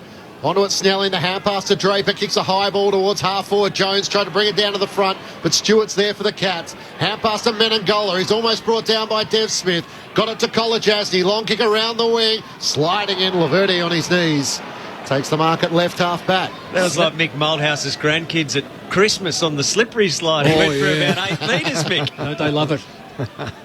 Bit of extra detergent on it. Oh, my word. Bit of Nanette soup. If there's any left, Laverde kicks to the wing. There won't be if we're around. Out the back it comes to Devon Smith. He rolls the dice and goes long from 65. Will it skid through? It's across the face. A minor score, but worth the attempt from long range in these conditions. Geelong 9-4-58. Essendon 6-4-40. 10-minute mark. Third term on Grandstand AFL. It does remind me, and this is a very Tassie reference, but Peter German, a very good footballer with North Melbourne, playing at Burnie, used to kick torpedoes from North Hobart in the wet that went 60 through and skidded through the goals on wet days. He used to love that move. Great coach at VFL level as well, Fantastic. Peter German. He was my coach when I played reserves at Hawthorn. Germo, good fella. Zach Merritt for the Bombers, long inside 50. Stringer the target. Wright was there as well, neither could take the mark, and Isaac Smith with a clearing kick into the middle of the ground. One direction was Holmes, the other was Ridley, and Ridley comes up with a mark. Kicks it out towards the wing. In front of the benches where James Stewart takes the mark. Drives a kick inside 50, Hooker the target. Got hands to it, couldn't complete the mark. Sliding in on the deck, he does gather, fends off Henderson. Great work, got it forward to Wright. Hand pass to Parish, he fumbles it in the pocket. Trying to tap it to the advantage of Cox. Parish just goes himself. Standing start, snaps over the shoulder, and that'll do it. Tried to do the team thing, realised he had to do it all himself. That's an amazing goal. Darcy Parish, and all of a sudden the Bombers have kicked the only 2 goals of the third quarter, which is now 11 minutes old. Geelong 9-4-58 to the Bombers 7-4-46. Hooker, I'm not too sure that he's touched the football, or it might have been the last hand pass, but his work down there created the goal. This is the sort of days that in close, there's a lot of stats. You said it, Lingy, in the first quarter. Dangerfield's 11 were fluff. His next quarter, they were great. All you need to do is create something that's going to set a player free. Now Parish wasn't necessarily free. I mean, he kicked a free goal, but right now, it's gone back to that first quarter. It's a domination by the midfield. What we've got, Parish is on 6, Merritt's on 5, our Stringer's on 3. Now, there's 3 of your top 4 players that you need with the football in their hand. Essendon's come out brightly in the second half. Blitzarv's the tap in the middle of the ground, and then he turns tackler on Stringer. That goal from Parrish is as good as you'd see. Yes. In these conditions, that was unbelievable. Tossed in the air, knocked Essendon's side of the contest, but Menegola gets it and he tumble punts inside the 50 for Geelong. Rowan bursts onto the ball, through the traffic, hand pass to Myers, 35 out, left foot curler, touched on the way through, picked up in the goal mouth by Heppel. He loses Dalhouse, but Dalhouse pursues him. Kick goes to the back flank. Running under the ball, Cox, rarely sighted, didn't mark but did gather, and he uses it neatly. A chip pass to the back flank to Devon Smith, who kicks Essendon to the wing where Stringer takes the mark out aside. Under the red Hickey stand, Stringer looks to run the boundary line, feeds the hand pass to Merritt. Short ball to Cox, not 15. Snaps around his body towards Hooker. Back to the footy as Henry spoils it out of play. And a boundary throw in. Tim Hodges on the boundary. We saw Joel Selwood come in to the action in the third quarter after 11 minutes. Any sign of Reece Stanley? No, still no sign of Reece Stanley, which would make me think they're just... I mean, you guys have got the champion data. Have they put a red line through him? It just seems really odd that if it was a knock to the head, he would have served his concussion timeout and he would have been able to come back on the field after the long half-time break. So it makes me think maybe he's not returning. Blitzarves tapped it down. Waterman roved it, tackled by Dangerfield. A ball up left half forward for Essendon. Blitzarves the tap down. Langford through the pack. Off hands, Perkins couldn't get it. Menegola did. Kicks out of defence beyond the boundary line. A free kick to Essendon at left half forward. The margin is 12 points Geelong's way at the 14-minute mark of the third. You know what I do with Hooker, Lingy? I bring him out to centre half forward and leave him there, get a man and let there be space at the back of him. Waterman's a thumping kick, goes to full forward. Hooker crashes the pack, can't mark. Perkins roves, he's tackled, can't get the arms free to dispose of the ball. He's dragged down, the umpires watched and waited, and eventually rumbles free. Peter Wright tumbles towards goal and misses on the right. Behind to Essendon, the margin is 11 points. 14-minute mark of the third term on Grandstand AFL. The umpire let that go a very long time. Stewart runs his full measure, then kicks towards Dangerfield at half-back. Can't take the mark. Feeds out the hand pass, and Henderson's taken over the boundary line. So, Mick, what do you feel like it's the big adjustment from the Bombers in this third quarter? Well, they're winning the ball around the stoppages, but it's for some reason or another, Geelong haven't been able to get numbers to the stoppage. That's how they were able to stop Parrish and Merritt and Stringer, for that matter, getting the ball in the second quarter. Toss back into play. Wright tries to win down the tap. Dangerfield onto it at half-back. Couldn't get a clean kick away. Narkle onto it. Perkins onto him, laying the tackle. Jed Buse against the boundary line. He's taken out by Dev Smith. For listeners that work with us, Jeremy Cameron, a hamstring injury in the second quarter after kicking 3. If we look at this stoppage, well, there's a fair few numbers, but it'll be interesting behind the ball. Now, Geelong have got nothing behind the ball now, except they're just one-on-one. Right, and Blitzarves in front, knocked it down and took possession on defensive 50. He gets past a couple, superb play. Kicks towards Hawkins on the wing, nudged under the ball by Laverty. Ridley gets it, breaks a tackle, hand pass off to Langford. Kicks inside the attacking 50. Hooker's there. Henderson the spoil towards the boundary line. Devon Smith keeps it in. His hand pass knocked down by Buse. It goes out of play. 40 from the Essendon goal. And the other thing Essendon are doing really well is when Geelong do win the odd one, like they did then with Blitzarves, Ridley's been able to intercept mark or just sweep the ball away immediately. The Geelong forwards haven't been able to hold the ball up at all. 2, 3, 4 seconds is all they need sometimes. Thinking 14 to 4 inside 50s. 14. So they're still not making use of that 14. They're well, we work on the theory of 50-50 and you've got a good chance of winning the game, but that's well short of it because the Cats are still holding up. Throw up on 50 for the Bombers. Atkins can't get a clearance. Langford onto it, tackled by Holmes. Didn't get a hand pass away, no whistle. Narkle, he's kicked through the congestion, smothered. Myers onto it, trying to fend off Langford. Gets the hand pass to Dangerfield in the middle of Kardinia Park. Good vision to try and kick out in front of Isaac Smith. He marks it left half forward. Rowan's the only cat inside 50 with 3 Bombers waiting for the long kick. He tries to place the kick in front of Stewart. He taps it to his own advantage. McDonald, Timonwoody offering chase. Stewart kept it in. Hand pass away though now. And under pressure, the Cats can't keep it alive. Holmes trying to buckle at the knees and get out of the tackle. In the end, it goes out of play in the left forward pocket for Geelong. They lead by 11 points. We're at the 17-minute mark of the third quarter on Grandstand AFL. It's been an absorbing contest. Friday night football from Kardinia Park. Hawkins went uncontested in ruck. Knocked it forward to Selwood from the boundary. Dumped as he kicked. No, the ball goes across the face of goal. and it bounces and goes out of play. And Darcy Parish just coming off the bench for the Bombers, going straight to this stoppage.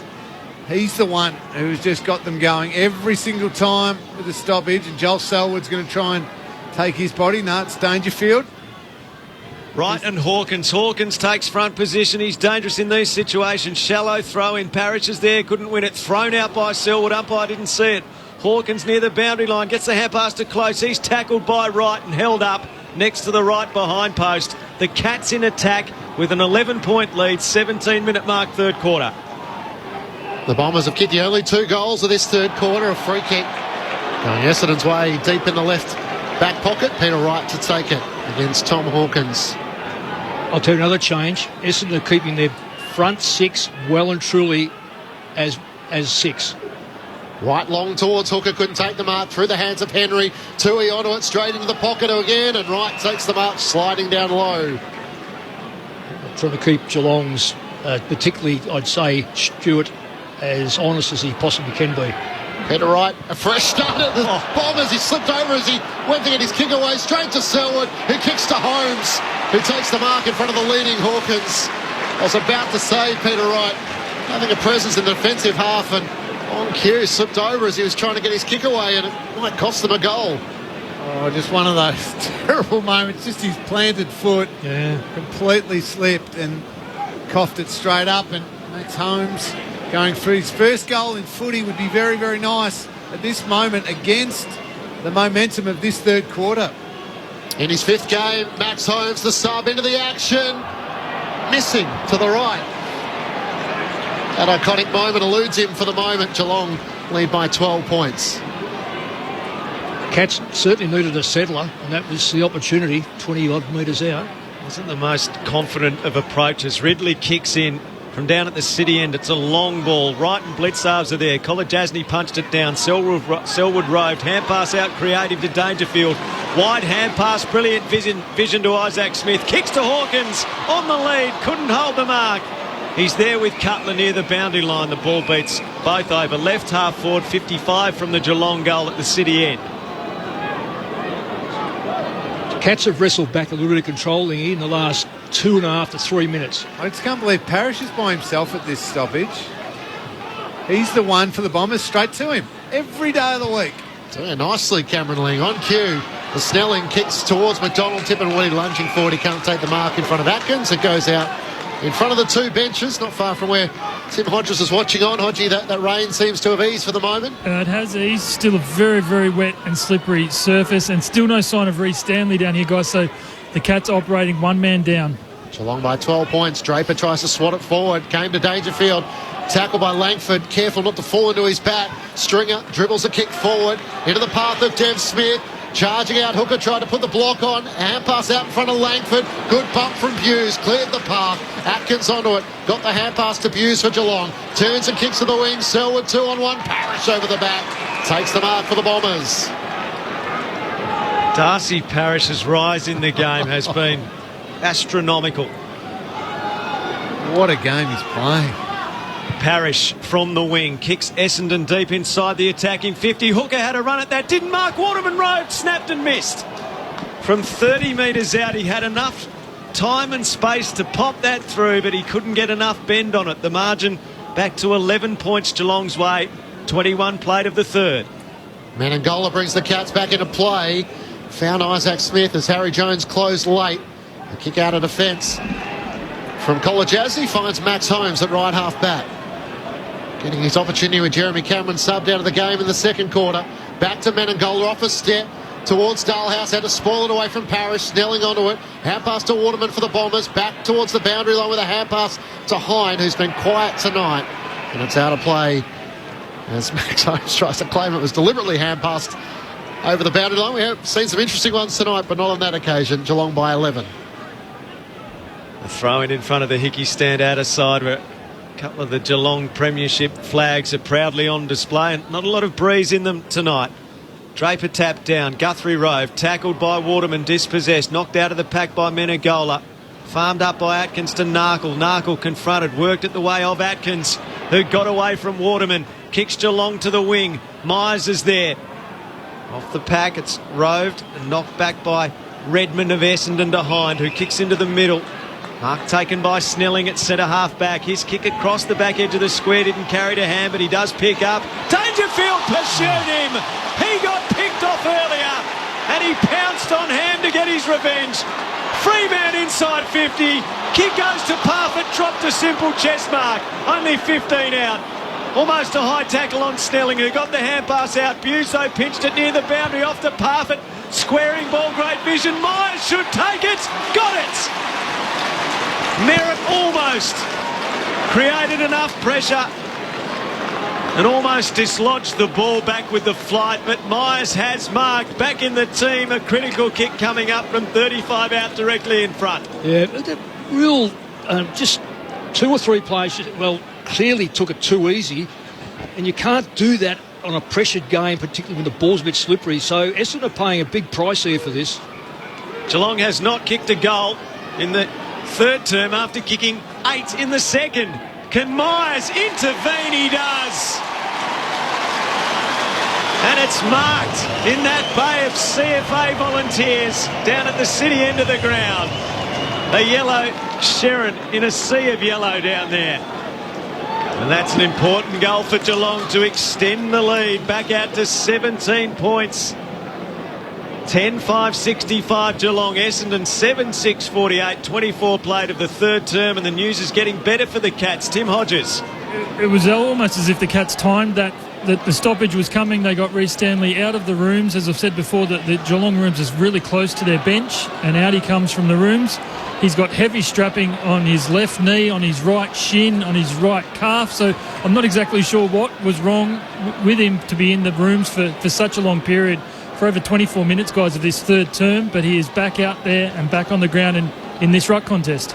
We'll see how he goes against Draper, who won it down to Stringer. He bursts out of the middle, gets to centre half forward, goes for home. McDonald, Tim and Woody going back with a flight. It's rushed through by Hughes. In fact, it was Henry who got the crucial tap over the goal line for a minor score. Jake Stringer on the run, but couldn't quite strike. Geelong by 16.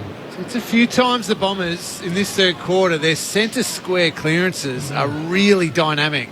Henderson kicks into the outer side through the hands of Menegola, taken by Cutler of Essendon, off to Merritt, pushed as he kicked back inside the 50 and doubling back. Marking on his chest is Tom Stewart, who, as always, has read it well in the air tonight. Kicks to the left back pocket. Atkins to the back flank to Henderson. So due to play his 200th AFL game next week against one of his former clubs in Carlton. Henderson kicks to the wing, broadcast side. Laverty there, Selwood up, punched away. Dalhouse roves off to close. A clever spin, delayed the hand pass, gave it off. Dalhouse on the ground, he tumbles it forward. James Stewart in the road, took on Parfitt, brushed the tackle, gave to Merritt, floats a kick to the wing, and it's marked by a diving Perkins near the AFL logo for Essendon. Gee, Brian Myers needed to do better with that contest. Needed to bodyline the ball and just get that ball going his team's way. Instead, Essendon were able to reverse it. Geelong by 16 points. Perkins to half forward. Atkins dropped the mark. McDonald, Tim and Woody onto it. Hand pass missed. Heppel into the middle of the ground. A chance for Parrish. He can't pick it up cleanly. Now he does. Turns onto his right and kicks inside 50. Ham, who was on his own, all of a sudden it dried up. Menegola got it to Tui. The Cats around the Hickey wing. Stanley gathers it on the bounce. Draper corrals him. Kicks to the run of Holmes, although coming out, Paddy Dangerfield into the danger zone. Get out of my way. He pokes it over the top, and Parfitt this time will mark on his chest. I think Max Holmes did the right thing there. Yeah, I think so. Get out of Dangerfield's way. Well, with Jeremy Cameron out, we haven't seen Paddy at full forward too much, given what's been dubbed the three-headed monster with Hawkins, Cameron and Rowan. Did look quick out in the lead. Parfitt doesn't want the shot, wants to square it to Hawkins, and he had half a metre on James Stewart, and that was enough. He marks in the right forward pocket, increases the angle a little bit more into the corridor by about 15 metres. And Stewart just quite rightly asking a question of his teammate there, Will Snelling. He needed that little hole filled. Yep. And Snelling had to jump in the way of the big tomahawk. I know it's a big ask as a smaller player to get in the way, but sometimes you just have to do that. The kicker and the receiver, you always got to stand in front. And quite often, Lingy, they go around you anyway. Tom Hawkins has 3 next to his name. He starts on a 45-degree angle, 40 metres out, beautiful kick. Hawkins kicks his fourth. And after Geelong led by 24 points at halftime, the Bombers kicked the first two of the third quarter to get within 11. The Cats have steady with the last two, and it's back to 22 points, 11-5-71 to the Bombers, 7-7-49. It's only small things, but a Parrish fumble in the middle of the ground was the reason for that, because he picks it up cleanly. Essendon had two players totally cleared. We know what his sight's like. Take away the fumble, or when the fumble happened, he kicks it to where the player was, and Geelong had already intercepted, and now it's all the way down for a goal. It's just little things in games that can swing around from your goal to their goal, and it's a 12-point turnaround. Hawkins had kicked multiple goals against Essendon in 7 of his past 8 games against the Bombers. 4 tonight, a season tally of 35. Up it goes. Draper wins the tap down for Essendon. Stringer tries to burst onto it, can't pick up. Selwood does. Hand pass to Stanley, forward of the circle. Scrubs his kick forward off the instep. Myers tunnel balled it out the back to Isaac Smith, gave to Guthrie, too slick for him. Hine got it, gave to Parrish. Hand pass away was quick to Merritt, a 1-2 with Draper. Now the hand pass to Devon Smith, runs to centre half forward, kicks out towards Hooker, slides, drops the mark. He's had an ordinary night. He slides again and picks it up. Defensive hand pass straight to Menegola. He couldn't take it, knocked away. Blitzarves gets it, hand pass to Narkle. Narkle clears into the middle of the ground. Great mark. James Stewart held his ground opposed to Holmes and took it for the Bombers. And he wants to turn defence into attack. Wide to Stringer, who has it in the middle of Kardinia Park. Thought about the hand pass over the top to Parrish. Instead got round close. He'd spotted Ham in the right forward pocket. Couldn't gather on the bounce. Stewart lays the tackle. Knocked it back to Stringer. The fend off on Blitzers. Hard against the boundary. It's an up and under kick. Goes about 30 metres up in the air. Ham can't gather. And Atkins gathers quickly to Narkle. Looking to kick out of defence, but straight to Hine. He marks on his chest. Right on 50. That's 2 times Quinton Narkle just got the ball and just threw it on the boot really quickly and rushed it when he could have just taken that half a second and found a target. And such a dangerous part of the ground to try and hack the ball back to. He'd back him on the run. He tries to veer out to the right and get that momentum. Drives it right to the goal line. It won't get there. And Stewart punches it through for a minor score. So Geelong's lead, most likely at three-quarter time, will be 21 points. As the seconds tick down, kick-in duties with Tom Stewart. Runs out through the right back pocket, goes as far as he can to the wing. Heppel there for Essendon in front. Almost marked. It goes out of play, ricocheting off the upper portion of his chest. Attacking side of the outer wing for Essendon. The siren is right upon us to mark three-quarter time at Kardinia Park. Essendon with the first 2 goals of the term, but Geelong hit back. Goals to Merritt and Parrish. The 3 and 11 minute marks respectively before Myers and Hawkins goaled at the 23 and 27 minute marks respectively. And Geelong turns for home with a 21-point lead. 11-5-71 the Cats. Essendon 7-8-50 on Grandstand AFL at Kardinia Park. Tom Hawkins has been superb. 4 goals for the Tomahawk. 3 goals to Jeremy Cameron, but was subbed out in the second quarter with a hamstring injury. Goals to Tui, Rowan, Myers and Dangerfield. While for Essendon, 2 goals to McDonald, Tip and Woody and 2 goals to Stringer. Goals to Parrish, Merritt and Jones. On Grandstand AFL, we've hit the three-quarter time mark with Geelong leading by 21 points. Hope you're enjoying the coverage wherever you're taking it in around the world or around this country on Grandstand AFL on ABC Radio, ABC News Radio and ABC Sport Digital. Open your ears to the world with the ABC Listen app. Join Yumi Steins as she delves into taboo topics in Ladies We Need to Talk. If I straightened my hair, I was fitting in, and if I didn't, then I was suddenly sort of a Black Panther or something. Or immerse yourself in the life of someone else in conversations with Richard Feidler and Sarah Konoski. I remember hearing this tremendous roar, and then the boat was literally picked up and thrown upside down. Open your ears to the world with the ABC Listen app. the 2021 AFL Premiership season on ABC Radio and on ABC Sport Digital. That's got it down, but Parrish onto it awkwardly with a hand pass forward into the path of Merritt, who left it for Ham. He fires it out to Stringer at left half forward. Clever little kick forward to Merritt, who kept running. And he takes the mark in front of Hooker, the marking target, from just inside 50. Everything changes after you sign a big contract. Hooker, the target, got hands to it, couldn't complete the mark. Sliding in on the deck, he does gather, fends off Henderson. Great work, got it forward to right. Hand pass to Parrish, he fumbles it in the pocket. Trying to tap it to the advantage of Cox. Parrish just goes himself, standing start, snaps over the shoulder, and that'll do it. Kick goes to Parfitt, dropped a simple chest mark. Only 15 out. Almost a high tackle on Snelling, who got the hand pass out. Buso pinched it near the boundary off to Parfitt. Squaring ball, great vision. Myers should take it. Got it. Geelong has not kicked a goal in the third term after kicking 8 in the second. Can Myers intervene? He does. The 2021 AFL Premiership season on ABC Radio and on ABC Sport Digital.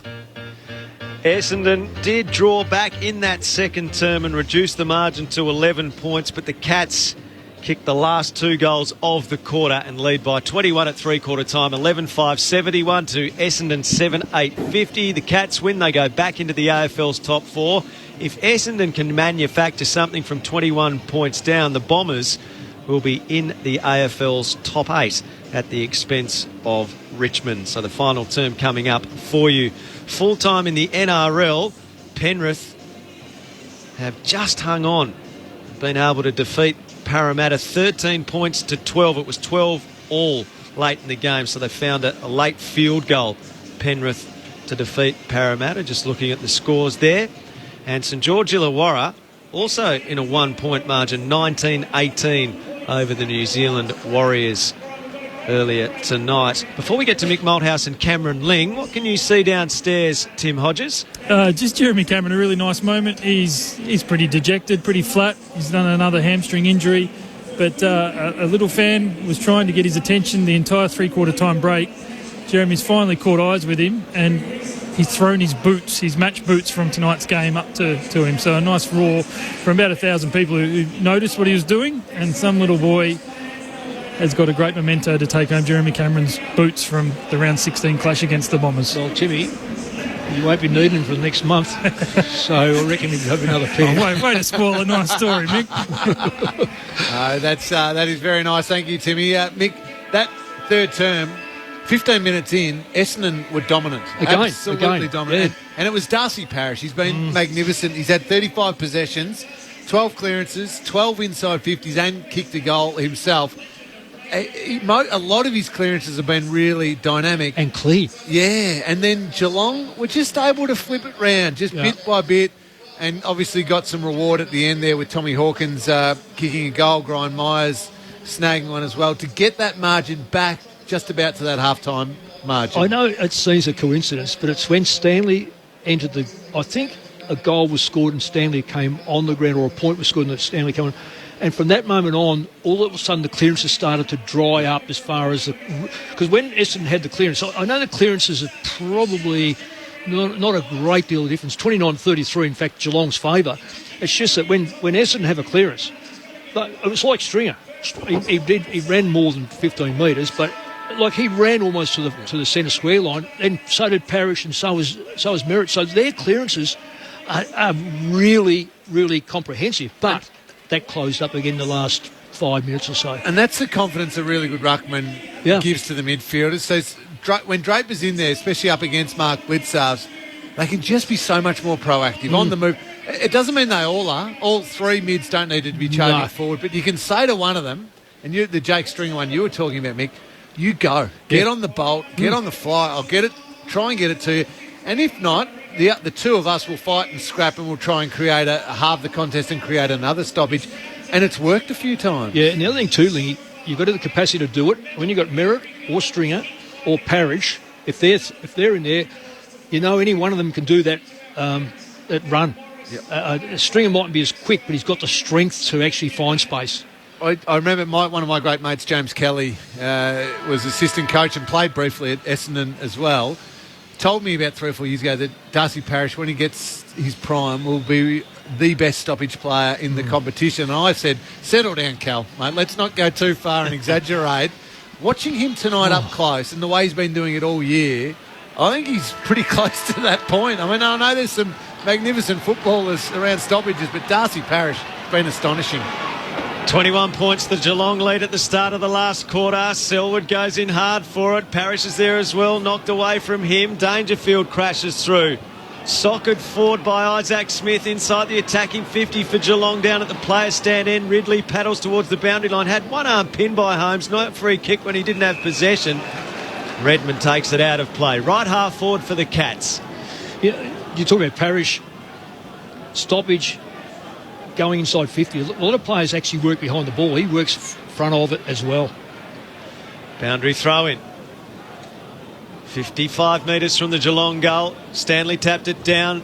Tui's kick, smothered, ricochets the way of Dalhouse inside the 50. Long hand pass. Selwood tackled by Stringer as he kicks to full forward, back with a flight. Redmond didn't take it. He does now gather it at ground level and hurriedly take it through for a minor score. That was a nervous moment. A 22-point lead to Geelong at the minute mark of the last quarter. Tom Hawkins tried to do, you remember the Daniel Wells karate kick in the air? Hawk tried to do that, did not get off the ground. Barely got his leg above knee high. Yeah, I can relate to do a bit of that, where the mind wants one thing and the body wants the other. Tim Hodges on the boundary. No, I've got nothing to add there. It was just a Jackie Chan I was saying. You're all over the Jackie Chan. We were a bit slow on the uptake. As at half-back, Nick Cox takes the mark. He hasn't had his most influential game. Part of the Bombers' young brigade, and that's the poor kick. Turns it straight over to Holmes. The Geelong are on the attack. Inside 50, that's not a great kick. As Selwood was racing back towards the goal mouth, he kicked it almost straight back to Cox, but out over the boundary line for a boundary throw in. And you know, if you did it off the back line there, that is absolutely deliberate. Yeah, and because it's a missed kick. The worry, Mick, is a couple of times it's been done kicking into the forward line. Just ask Cam Zerha and Marcus Bontempelli. We've had some Friday night thrillers so far. Can the Bombers strike first here in this final term? Here's Laverde. Ran into Hawkins. Couldn't get his kick away. Hawkins clears the path. Dangerfield can't take it. He tried to buckle back to show the umpire he wasn't in possession when he was being tackled. So went through for a minor score. 23 points Geelong's lead. There's one of our greatest mistakes we'll ever make by having ruckman have to declare themselves, because when you get a shallow throw in, you should be able to contest it. Redmond kicks to the back flank. Cox up in front, can't take it. Blitzarves paddles it over the boundary line. 65 from the Geelong goal at right half forward. Dangerfield just being assessed by the trainer after he was playing for the free kick and went down heavily just to the left of the goal mouth.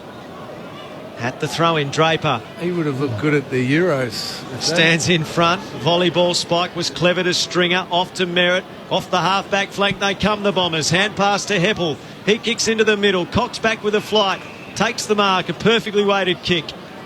Where's he go next? Back into the middle. Merritt's just 15. Taken down by Parfitts.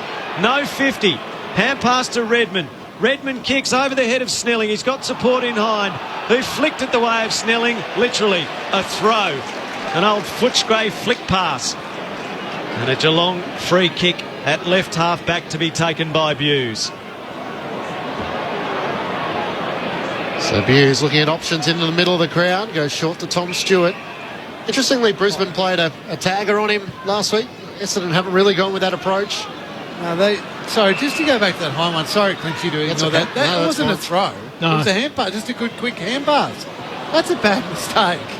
I'm more than happy for you to ignore me at your peril. No, sorry, Clinchy. Here's Langford, who tries to knock it forward for the Bombers. Got it to Parrish and now to Stringer. Hand pass into the middle of the ground for Dev Smith. He wants to kick it forward to McDonald. Tipperwoody. Stewart trying to close ground late. Did enough to spoil it down. And Buse gathers the footy for Geelong. Such a great one-on-one player, Tom Stewart, as he kicks, and the mark is taken at left half forward, and a chance for Close to move it from half forward into attack. Instead he squares it up to Narkle. Narkle takes the mark. We saw what you were talking about at the start of the game, Mick Moldhausen. Not able to kick the ball low, kicking it in high to McDonald, Tipperwoody. It's bread and butter for Stewart. Cats have worked it to Selwood. Selwood goes to the pocket. Close didn't even know he was the target, wasn't watching the ball, wanted to get at the feet of Hawkins. Hawkins now takes possession, works towards Myers near the boundary line. Myers is tackled, dragged down, ball dislodged over the boundary. It goes 47 from the Geelong goal at right half forward. Tim Hodges.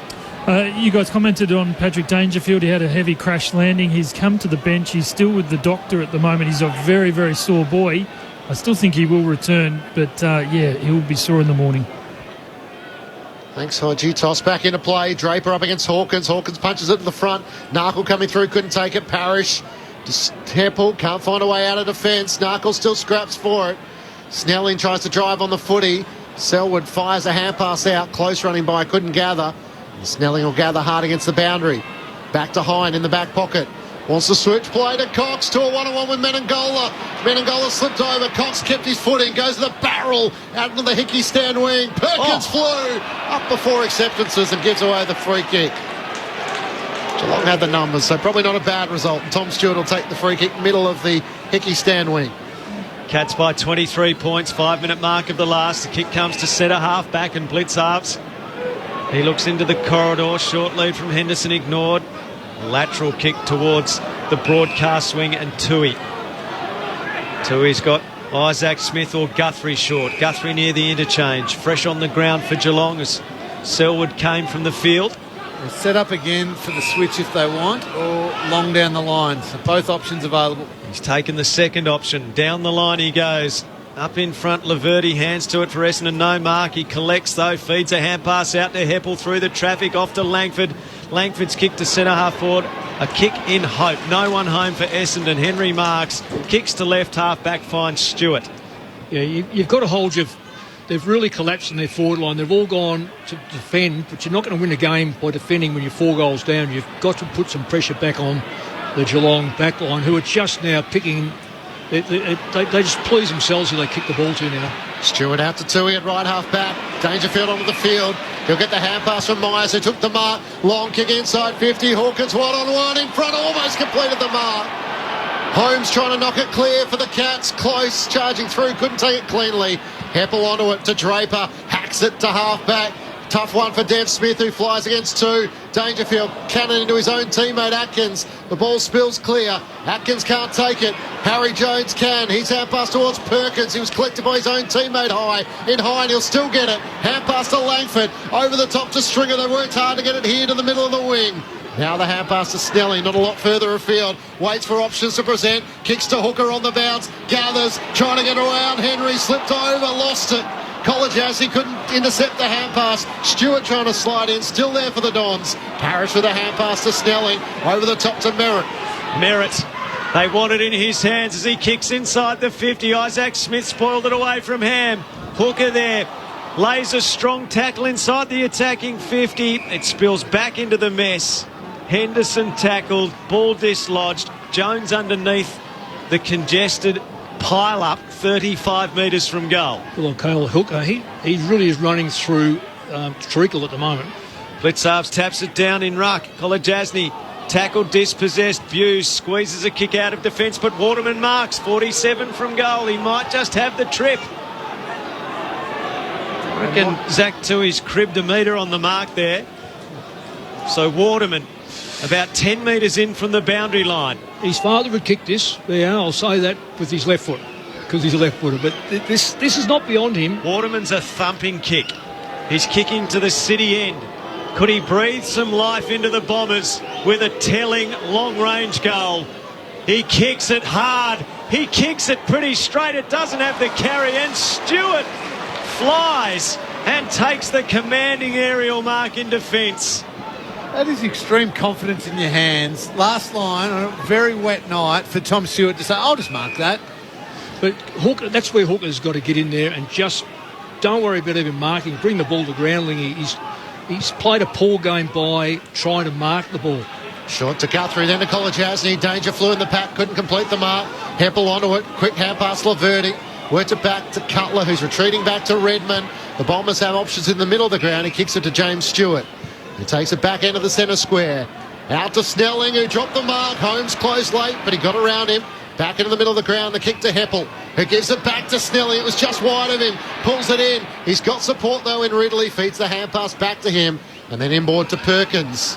So they just can't quite get their link-up game going, the Bombers, to really trouble Geelong with their pace. Perkins tries to play on the mark around Atkins. That's audacious. Long kick towards Draper. Got a hand to it, couldn't gather. Langford at the back gathers. Hand pass to Dev Smith. Snaps on the left and hits the post. 10 minutes gone, final term. We still haven't had a goal in this final term. And Geelong's lead is 22 points. Tui's going to kick in for the Cats. He plays on and brings it to the broadcast side. Dangerfield got bumped by Laverty and made the umpire see absolutely every skerrick of the contact. He flung himself to the ground. Yeah, it was a very, very poor decision by Laverty, though. Dangerfield kicks defensively. Tui will switch the play towards Henry, back flank hooker through the treacle, trying to get over there, couldn't get there, no surprises. Kick out of defence from Henry was poor though, and it skids out of play in front of Menegola on the outer side of the ground, slightly Essendon's attacking side of the wing. Geelong 11-7-73, Essendon 7-9-51 through 11 minutes of the final quarter. Devon Smith's the one at this stoppage who, he's just a bit far away, get on the end of it, forward of the plate. Draper tapped it down, Isaac Smith couldn't take it, Langford onto it, he's tackled by Blitzabs. He's going to go back forward. They were just leaving Smith forward of the play by himself. Who's going to blink first or come up with something of an individual act of brilliance? Guthrie, little toe poke, important. Got it to Holmes, knocked it into the path of Isaac Smith, who volleys it forward inside the 50, then sockers it off the ground towards the goal mouth, and it's going to bounce through. How often does he do that?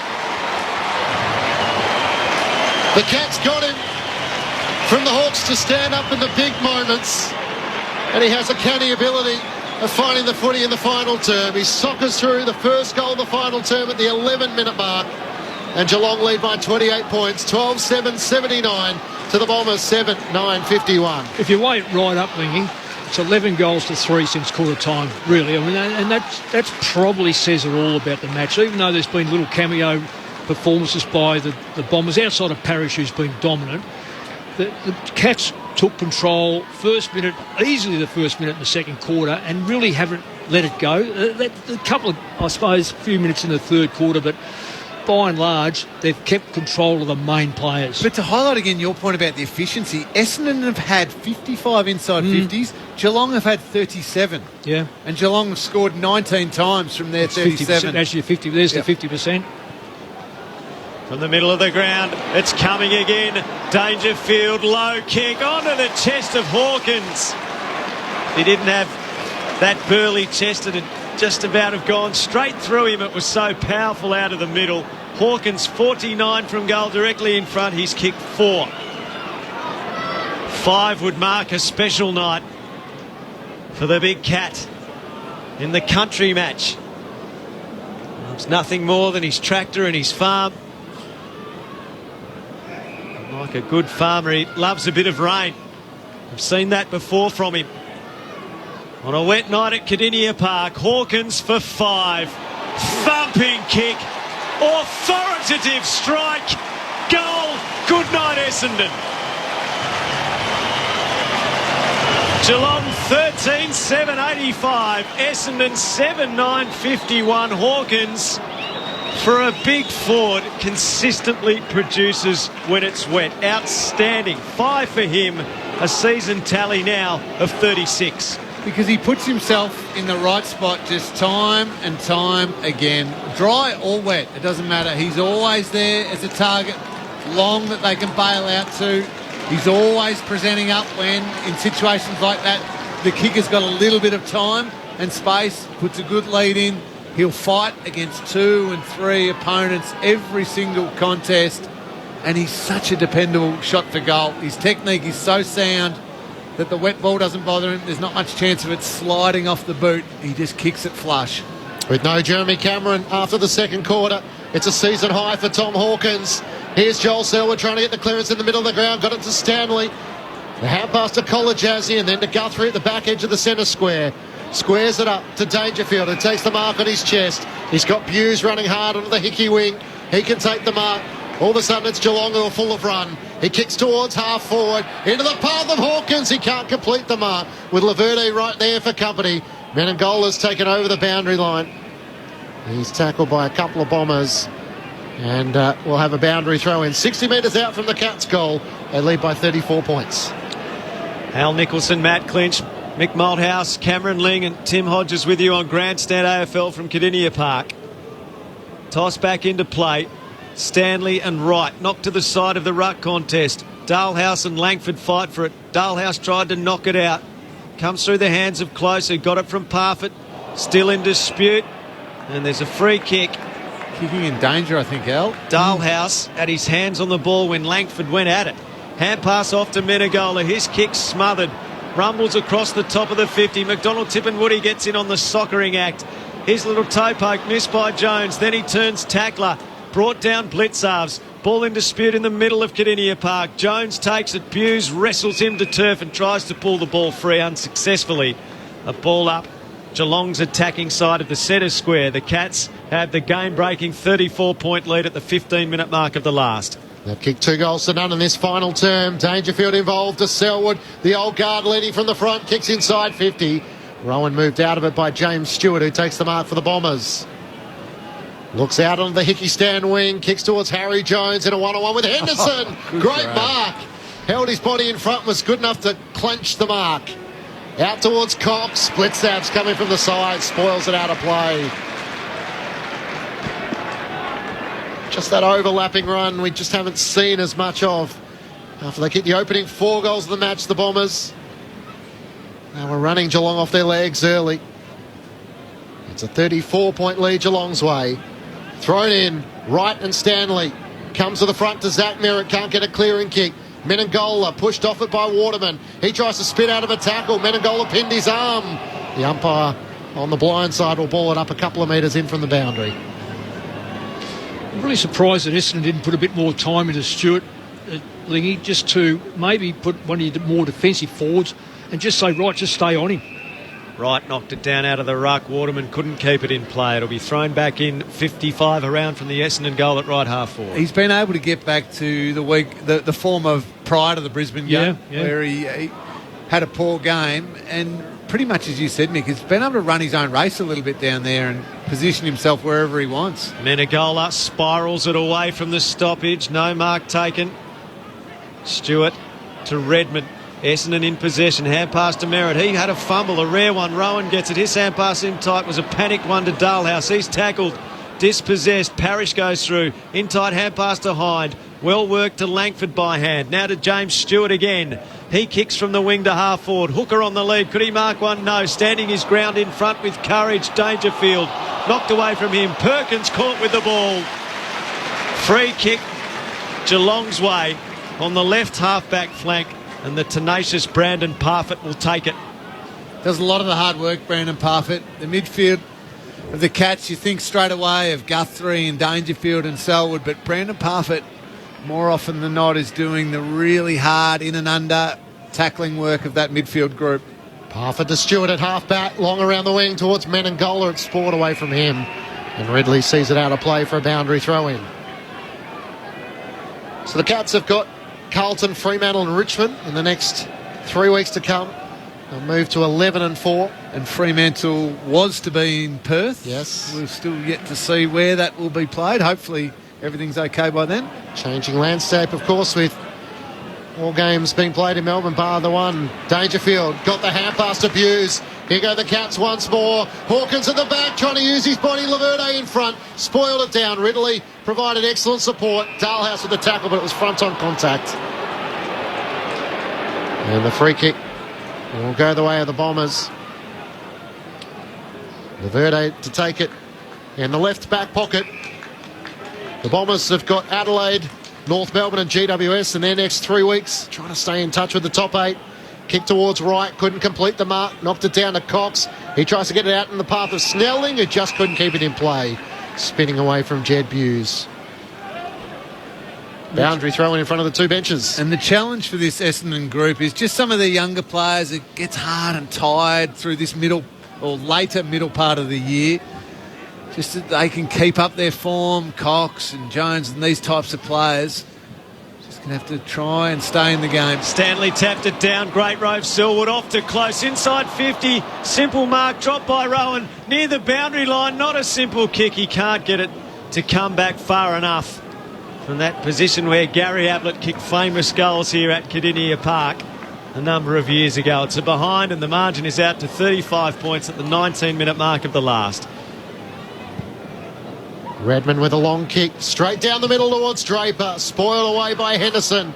It ricochets out towards Parfitt, between wing and half forward. He's hand pass missed Guthrie. He's got enough time to regather. Back to Tui, to Isaac Smith, retreating back, under pressure from Dev Smith, got it to Stewart. How good is he? Averts a couple of tacklers, got it back to Tui and chips it back on a blitzhouse who was spoiled by his own teammate Atkins.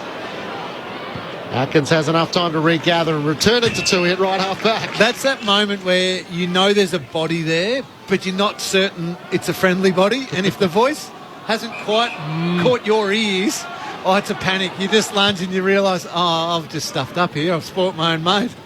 Tui with a long kick towards Dangerfield, who's caught behind against Waterman and can't complete the mark. As it goes over the boundary line for a throw-in. Geelong 13-8-86 lead. Essendon 7-9-51. 20 minutes gone. Final term. So the Cats will be back in the AFL's top four tonight.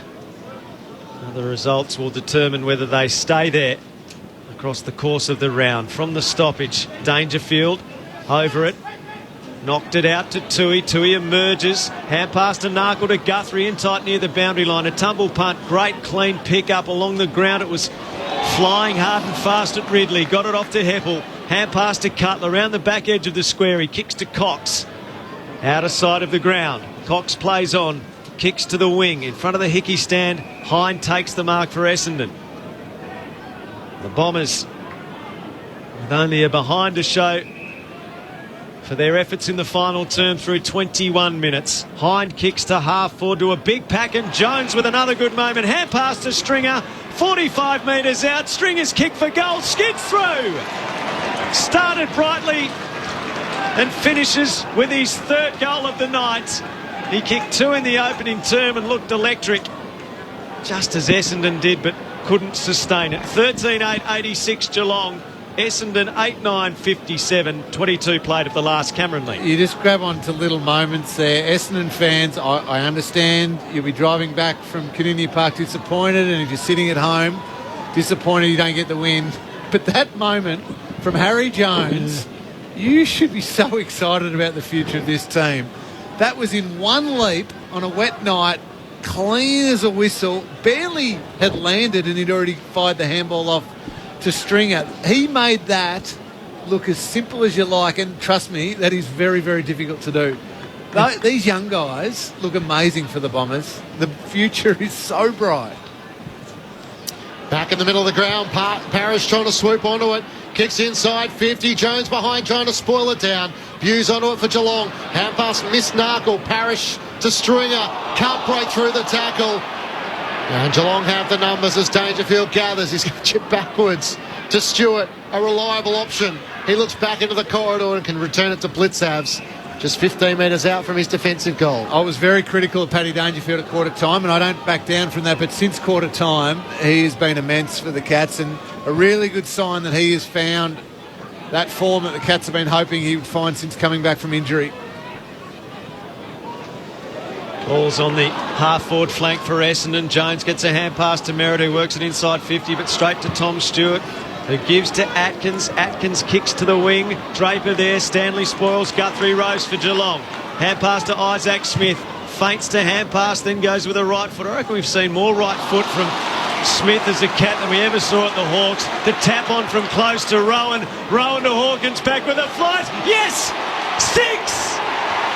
He marked on the edge of the square, didn't break stride, put it through, and for the first time in Hawkins' career, he's kicked 6 against the Dons. A telling performance. Geelong 14-8-92, Essendon 8-9-57. 24 played, final term on Grandstand AFL. What about the tap on the wing? Brilliant work. Great team goal. Fantastic little tap on, as you said, Al. Just the awareness to knock it on from Brad Close. I thought Gary Rowan had done the wrong thing and should have handballed to Max Holmes, who was running alongside him, maybe could have run it. But the kick was so perfect from Gary Rowan that it hit Hawkins, and a little concern as he kicked the goal that he might have been a bit tight, stretching out the calves and the hammies and all of that. But 6 goals, what a performance by Tom Hawkins after Jeremy Cameron had started beautifully kicking 3 goals. Tomahawk's taken over. Round 12 against Port Adelaide. The last time he kicked 6 in the absence of Jezza Cameron. Parrish out of the middle, kicks to the lead of Cox, can't complete the mark. He loses it in a 2-on-1 and Henderson comes up with it for Geelong. Hand pass to Narkle, who shovels a hand pass in the middle of the ground. Essendon have the numbers. Hine onto it. Feeds the hand pass to Parrish. He looks to kick inside the 50, but the kick is well wide of Peter Wright. He's got enough time to gather, though. Hand pass back to Merritt around his body and puts it out on the full. Yeah, it's really disappointing for the Bombers in the end. Kicked only the 3 goals or 4 goals since quarter time. Cats have kicked 13 and been the masters, just been stronger, more consistent, and had a goal kicker. Henderson to the outer wing. James Stewart, who's had some good moments tonight, has taken the mark for Essendon. He kicks back to half forward. Jones there, right there. Blitzarves whacks it away from the pack and over the boundary line, 52 from goal. Finding that forward, Mick, is going to be their challenge, isn't it? I mean, Jones is going to be an absolute beauty, but that's years in the making. And Hooker's going to probably retire, and probably should. You're right. There's going to be a couple of kids down there, and they're going to need support. They're going to need a lot of... Is it going to be Peter Wright stand up? Who knows? Like, all these questions are going to be the questions over the next couple of years for the Bombers. Draper the tap down. Atkins got it. Kick smothered. Comes back to Draper. He's caught. Just got a hand pass out. Crashing through. Dalhouse couldn't take possession. Goes again. He's tackled by Snelling. Ball underneath. Umpire watching. Calling for a ball up 40 metres out from the Essendon goal at the City end. It's the Cats by 35 points at the 26-minute mark of the last. Draper and Stanley in a tangle. Hughes couldn't get a clearing kick. Narkle can. Sends it towards Close. He competes against Cutler. It comes the way of Tui. He's off with a dash at half-back. Feeds the hand pass forward to Hawkins. To the run of Close. He works it back to Tui. Beautiful work through the middle. Hand pass just wide of Isaac Smith. Can't repeat his heroics and sock it off the turf. It's locked underneath him. The Bombers come up with it through Heppel. Gets the hand pass to Snelling. He pulls his kick wide of Cutler. He's got enough time to gather at right half-back. Hand passes around the boundary line to Ham. Under the Hickey stand, he stepped over the line. The boundary umpire racing on the boundary line was right in position to call it. A boundary throw in with Geelong leading by 35. Some monster games by some midfielders. Darcy Parish, 43 disposals and 13 clearances. Paddy Dangerfield, 38 disposals and 11 clearances. Huge Thrown games. in on the outer side. Draper tapped it down. Snelling collects. Wobbly kick to half forward. It bounces near right. Blitzarves bumps him out of the road, but the ball beats Stewart over the boundary line. That's Tom Stewart for the Cats. And plenty of it again, Tom Stewart. 25 disposals, 13 marks for Geelong. Boundary throw-in. Right half forward for Essendon. Tom Atkins has been very good tonight next to Tommy Stewart too as a support. 50th game. Atkins coming out of the VFL to consolidate his position in the side. Ball rumbled towards the edge of the centre square. Hine tackled, Close got him, holding the ball, kick into the middle, finds Isaac Smith. Gives the hand pass to Narkle at centre half forward, kicks low to Myers, who takes the mark. Pretty much directly in front, he'll kick from just inside 50. The other player who's had a really good night, strong night all night, has been Zach Tui. Yeah? Yes, good call. Just those couple of times when the ball was even wetter, when the rain was coming, he was so clean. Well, they do that in Dublin. It's true. And for a side that isn't blessed with speed, he does add that released off half-back. Yeah. And can get forward and kick a goal. Speaking of goals, Myers from just inside 50, back in the Cats lineup, back kicking goals. He steers through his second, but it's been a commanding final term from the Cats. They're out by 41 points off the back of 4 goals to 1 in the final term. 15-8-98 to Essendon 8-9-57. Well, again, just almost repeating ourselves, Mick, all night, but it's because it's been the theme.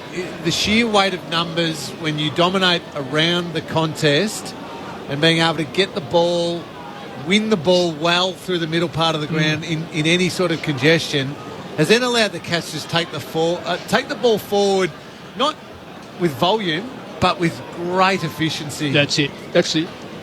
When you look at the inside 50s, it's quite extraordinary, the numbers. 61 to 45. Yeah. Cats 45. Yeah, Clearances. that's where Stewart and these players and Atkins have been so good. Draper down, but Narkle got it, gave to Parfitt. Parfitt floats a kick through the centre square. Menegola back with a flight, couldn't take the mark. In the traffic, though, Holmes did well. Hand pass out towards Narkle. Off to Parfitt and off a step. He kicks towards half forward. Close and Hinder there. It ricochets off close towards the boundary line. Picked up by Buse. And that's it. The coach bared his teeth and his claws at quarter time, and the Cats responded, kicking 14 goals to 4 thereafter. They thumped the Bombers, a margin of 41 points. Geelong back in the 4. We're always on the ball. We play the game as it should be played, at home or far away. The greatest team of all, we are Geelong. We're always on the ball. We play the game as it should be played, at home or far away. Our banners fly high from dawn to dawn, down at Gardenia Park.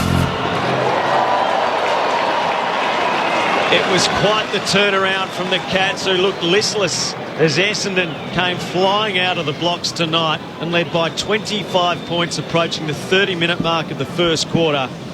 But the Cats with 8 goals to 1 in the second term, a lead of 24 in what was a 49-point turnaround in the game. At three-quarter time, the Cats led by 21, and in the end, they kicked 4 goals to 1 in the last to win by 41. 15-8-98 to 8-9-57. Tom Hawkins kicked 6 for the first time against the Bombers.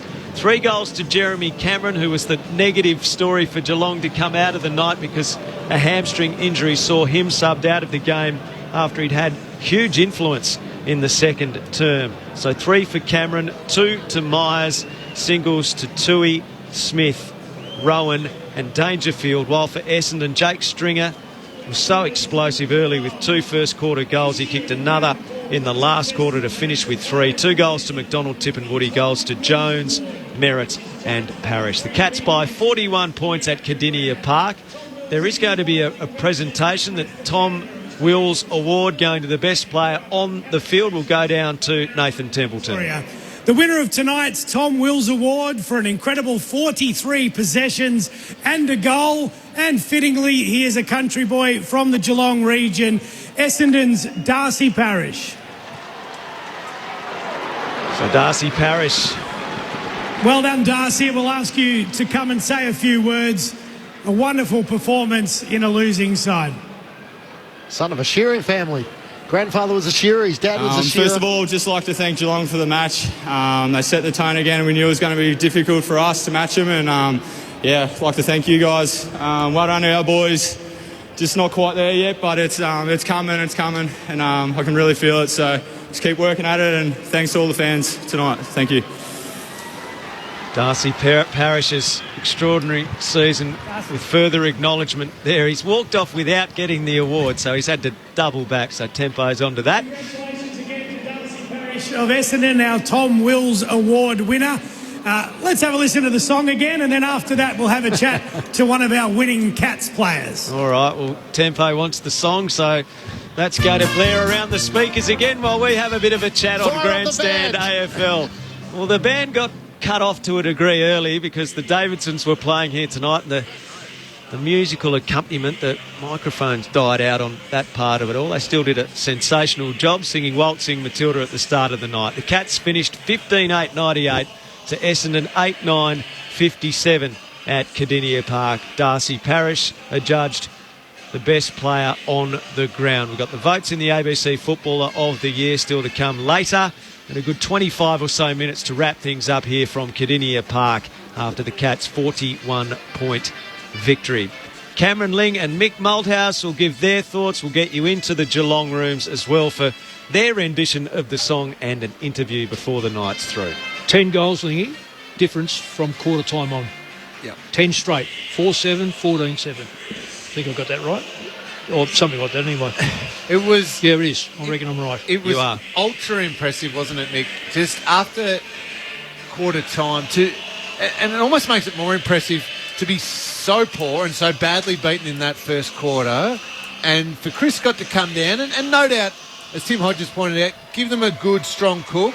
A thing he doesn't do very often, to be really firm with his delivery, but then to also fix it up, structurally fix it up, and able to get a few players playing with different starting points, work around the contest, what they were doing behind the ball, what they were doing in front of the ball, to change the momentum of the game so sharply and to play such an impressive 3 quarters.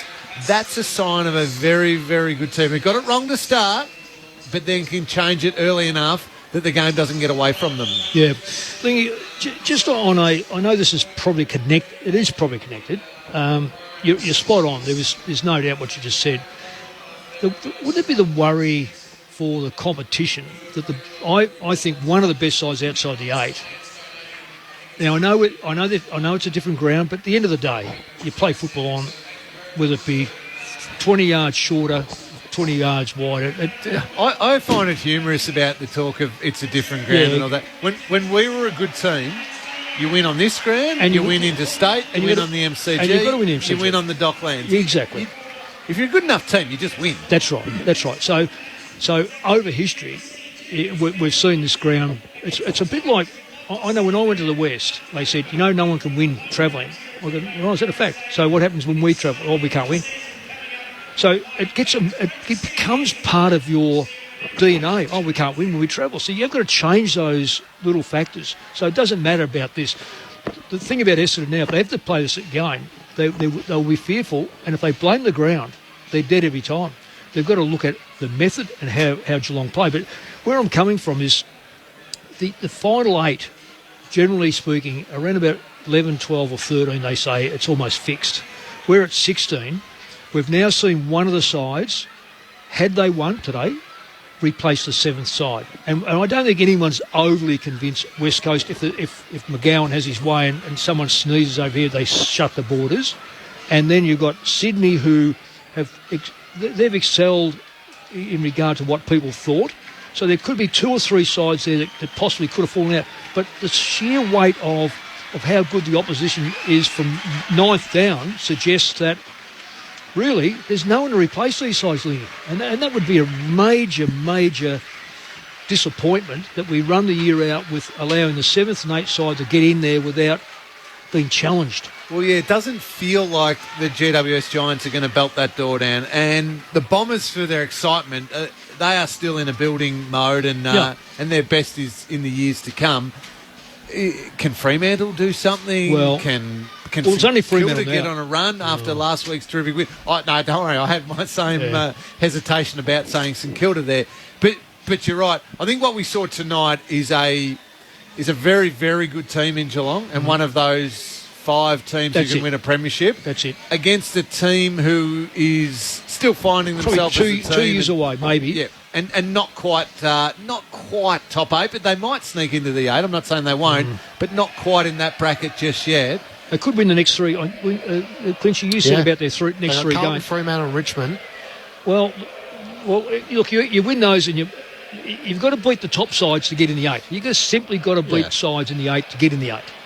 Well, you beat those sides and you're just about guaranteed top 4. But I think the other part you sort of allude to, Ling, is that you've got to go back to 2018, the last time Geelong lost 2 on the trot. And so we saw last night with Richmond, was there going to be a response? We saw the response tonight against Essendon, who showed patches of what they potentially could be, but not for long enough against the good sides. No, exactly right. And you, at quarter time though, Clinchy, if you'd said to me, do I now still think that last week against Brisbane was just a one-off, I would have hesitated and thought, hang on, I'm watching the same game that I watched last week, where they were just a step behind and poor around the contest, and here we go again. To go bang at quarter time, as I said, to deliver you can deliver all the sprays you like, but you don't necessarily get a response because you need to fix other things up as well. Structural, personnel, who's around the ball, who's going to change the way they're playing, what are we doing to allow it to all work. To flip it on its head after quarter time was mightily impressive, and that's the sign for me of a team that, okay, last week was a one-off, and this is still a very, very good football team. Cats by 41 points. Let's go into the winners' rooms.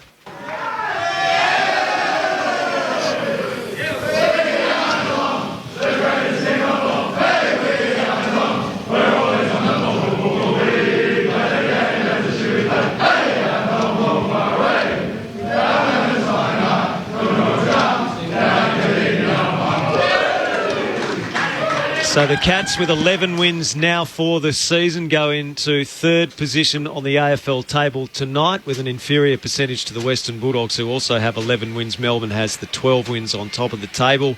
Brisbane in fourth and Port Adelaide in fifth would both go ahead of Geelong again if they win their matches. So Brisbane against Adelaide in Adelaide, and Port Adelaide against Hawthorn tomorrow night in Sean Burgoyne's 400th game at Docklands. So the Power versus the Hawks. Lockie Henderson's going to join us on Grandstand AFL very shortly. Geelong 15-8-98, Essendon 8-9-57. Mick Malthouse. Now, this is another question to Lingy in many respects. Can they absorb top sides? This is Geelong, because I have picked them pre-season saying with the addition of those three players, now we know Higgins is now starting to get a bit scratchy. Certainly Smith's a very good player for him, and Cameron, when he gets back, is going to be outstanding for him. Smith's been a good pickup. Too right. Now, can they absorb a 62 inside the front 50 that Essendon were able to generate haphazard, but if you get the ball in there 50, let's say 60 times, Essendon have gone at 26%. Now, there's going to be sides like the top sides. If they get the ball in there 62 times, they're going to go around 50%. That gives them a substantial number of shots on goal. Geelong have gone 50% at 45%. So I wrote about Essendon that they, at this stage of their career, they're giving up a lot to make a lot. So in other words, they're prepared to give the ball to the opposition, and we might outscore them. But I reckon they're getting outscored by the better sides, so they can't win. Whereas Geelong today, that'd be one down that I'd be saying. I'm sitting here scratching my head a little bit on that, Nick, because I don't think Geelong gives up a lot of inside 50s normally. But to give up 62 tonight and only have 45 themselves, I mean, because they broke even in contested possession, the Cats. That some of their midfielders were excellent, and they play after quarter time, played some terrific contested footy and second and third contest football away from stoppages. So I almost don't know how it ended up 62 inside 50s to only 45. What I would say is that Geelong defence, after quarter time again, looked so much better organised and worked it out. Lockie Henderson, who we're about to talk to, Tom Stewart, Tom Atkins, Mark Blitzarves down there at times were better organised. I don't think they'd want to be conceding 62 inside 50s against the really good teams. Well, I don't think they will. Can I hit you with another stat? Yeah. Which is really amazing. This is more amazing than any of those. 3 players got 50% of that. And they're all mids. So you've got Parrish, Merritt, and Stringer had 31. Inside 50s. Inside 50s. Wow. Yep. I'm pretty confident to say that. Yes. I believe you, because the way that they got the ball, they got the ball away from contest, they were really out and open. What does that say how much they need O'Connor? Yes. I would also say some mechanism within their stoppage structure wasn't right tonight. As good as the effort of Dangerfield and Parfitt and Selwood and these players around the contest was after quarter time, there was something missing from their mechanism, because the amount of times we can clearly picture in our head of Stringer breaking into total space, Darcy Parish getting goal side and breaking into real space, something wasn't right for the Cats. And then that puts a heap of pressure on Stewart and the like to create the turnovers, and they were up to it tonight. But against other teams, I think they score a little bit more heavily. Well, on the Cats. there's 13 from Dangerfield, Parfitt, and Selwood.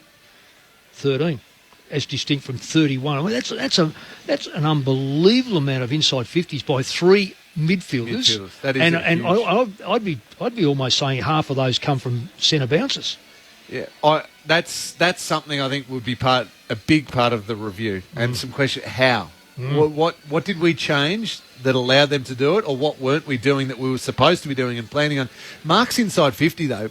13 to Geelong, only 5 to Essendon. So despite they break away great clearances and great inside 50s, they just not a lot come from. Not a lot come from. And well, shots on goal come from, but they were shots on goal from outside 50. Yep. So if you do that against, say, Kennedy and Darling, or you do that against, like last week against Brisbane, you're going to be in Cats could be in a bit of trouble if they allow that to take place. 15-8-98, Geelong, Essendon, 8-9-57. A key part of the Geelong defence tonight was Lockie Henderson, and next week he'll play his 200th AFL game. Lockie joins us on Grandstand AFL. G'day, Lockie. G'day, guys. Thanks for having me. Congratulations on the win tonight. Can you firstly take us into the quarter-time huddle? Chris Scott was a man on a mission. What occurred?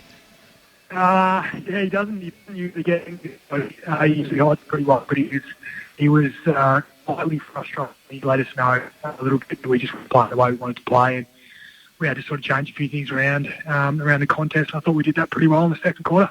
What were the key things that you changed?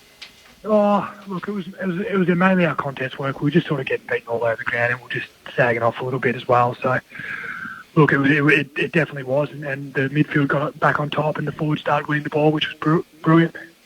Hendo, well done tonight. I don't know if you caught the tail end of Mick and at my discussion then. Mick just pointed out between Parrish, Merritt and Jake Stringer, they had 31 inside 50s, those three players alone. Did you notice that they were able to get goal side and out from stoppages pretty easily tonight? And did you get a feel for why that was happening? Not really, mate. I thought their midfield played it really well, and I think it was a bit of an ebb and flow. And to be honest, mate, they're just good players. They're good players that know how to get it forward and know when to get it forward at the right time. So I did notice a little bit. Jakey String was pretty obvious in the first quarter, which he was brilliant in the first quarter, and then as I said, we changed a few things around the contest and really stopped them, which was nice. And the flowing from that, and we were talking about the impressive effort of, despite what they were getting a little bit from that contest, was only 5 marks inside 50s for the Bombers. Did you feel just a real clear communication, really good balance between yourself, Tommy Stewart? I thought Tom Atkins was outstanding tonight. Mark Blitzarves at times, and Jack Henry as well, just seemed to know exactly where each other needed to be. Yeah, I think that was one thing we changed after quarter time too. I think we got a little bit lost ourselves. I think sort of all up the ground, the forwards, mids and backs, we were a little bit lost. And after quarter time, we got it right and got the mix right, and we're communicating a lot better, as you said. So, yeah, after quarter time, I thought we did really well. And Axe was, as you said, brilliant. Yeah, Lockie, Mick Maldes, how are you going, mate? And congratulations so far, and for the 200th next week. So well done. What a journey, and and playing in a key position. I know you started as a forward and back, but in a key position, having some of the great players you have to play on. So well done, and I'll look forward for your 200th. Can you just, in comparison to last year, this year, where do you think you can go that extra? I know you're only done in a quarter, really. When you analyse last year's grand final, it was basically done in a quarter of football. So where can you, or have you improved enough to say we can take that next step, particularly where Richmond are now and what's in front of you? Yeah, firstly, thanks, Mick, for that. I think mainly we showed it. We showed when we're a little bit off that we're not great last week, and even the first quarter this week. I think the grit we've got to sort of get it back on our terms has been really, really well done. Obviously, the players coming in with Smitty and Higo didn't play tonight, but Jezra as well, has just been a great sort of addition to our group. And all in all, I think we're just going to find that consistency. I know it's a very stock standard answer, but find that consistency against the best teams, and we've done it pretty well except for last week, which is nice. And I think the learnings are from that grand final, which I don't really want to go back to too much. No, but the learnings are that grand final is, 20-minute patch can really cost. So just on. So do you think that you're a better side than last year? And I know this is probably nitpicking a little bit, but is there something that's distinctly better than last year that can? Because you have to be. Let's face it, every side's got to be better than they were the previous year to actually go better. Yeah, I think you're trying to get a big quote out of me, are you, Mick? No, Lockie, you should know me better than that, mate. I've got no idea about that sort of stuff. No. I think all in all, it's a little bit all over the ground for us. Just keeping our structure well, and I think when we lose it a lot around the contest stuff, as I said, because we showed that in the first quarter and even last week a little bit. And so I think just all in all, we're just getting a little bit better all around the ground and just keeping our structure a little bit tighter. Because as you said, those little lapses or those quarters that we go downhill is just when we just sit off a little bit. We just don't do the things that we're good at. And so I think we're just getting a little bit better at that each week. What about the ruck work? Now, Stanley was off the ground, and when he came back on, I know it's coincidentally, but all of a sudden the game shifted a little bit around the stoppages. I know it's a difficult question to answer, but the Cats don't seem to have settled on a genuine ruckman. It seems to be, who's up on the day and who's not carrying that injury. Can you carry two ruckmen into the side? And Bliscard's playing as a wing or a key back? Look, I thought Reece was brilliant today, playing through and coming back on and really got us back going in that third quarter. I thought he was brilliant, and Blitzy doing what he does, and even Sav when he plays is really good as well. And look, I'm not worried by the ruck at all. I know it's a big talking point outside, which I don't really know of because I don't listen to a whole heap on the outside. I hear tidbits here and there, but look, I think the coaches are getting it right as we go, and every now and again it gets wrong, and every now and again when it's wrong, it gets highlighted massively. So it's just one of those things. I think their boys are going really well in there, and they'll continue to do so. Geelong defender Lockie Henderson is with us on ABC Sport. Lockie, it's Matt Clincher. I know Mick touched on it, but the 200-game achievement, your 14th season in the AFL, your third club, you were delisted at the end of 2019, picked up on the rookie draft the following year. I mean, it's perseverance, which has paid off enormously. For listeners that want to know about the footy journey, how does it feel to get back into the AFL system and to achieve this milestone, which would have felt a long way off a couple of years ago? Yeah, look, it is really nice. I haven't honestly thought about it too much until sort of late last year. It came up. I'd never really even given it a second thought. I was talking to Zach Tui about it, and it sort of popped up. I was like, I must be close, and then I had a look. So, yeah, look, it has been a crazy couple of years, but it's probably been a crazy 14 years, to be honest, the way it's all gone and what I've sort of seen and the clubs I've been at and all that sort of stuff. But it is. I'll try and reflect on it a little bit, but again, I know it's 200, but it is another game next week, and I'll reflect on it later on down the track a little bit more, I'm sure. Well, Hendo, it's certainly fantastic that you are going to get to that.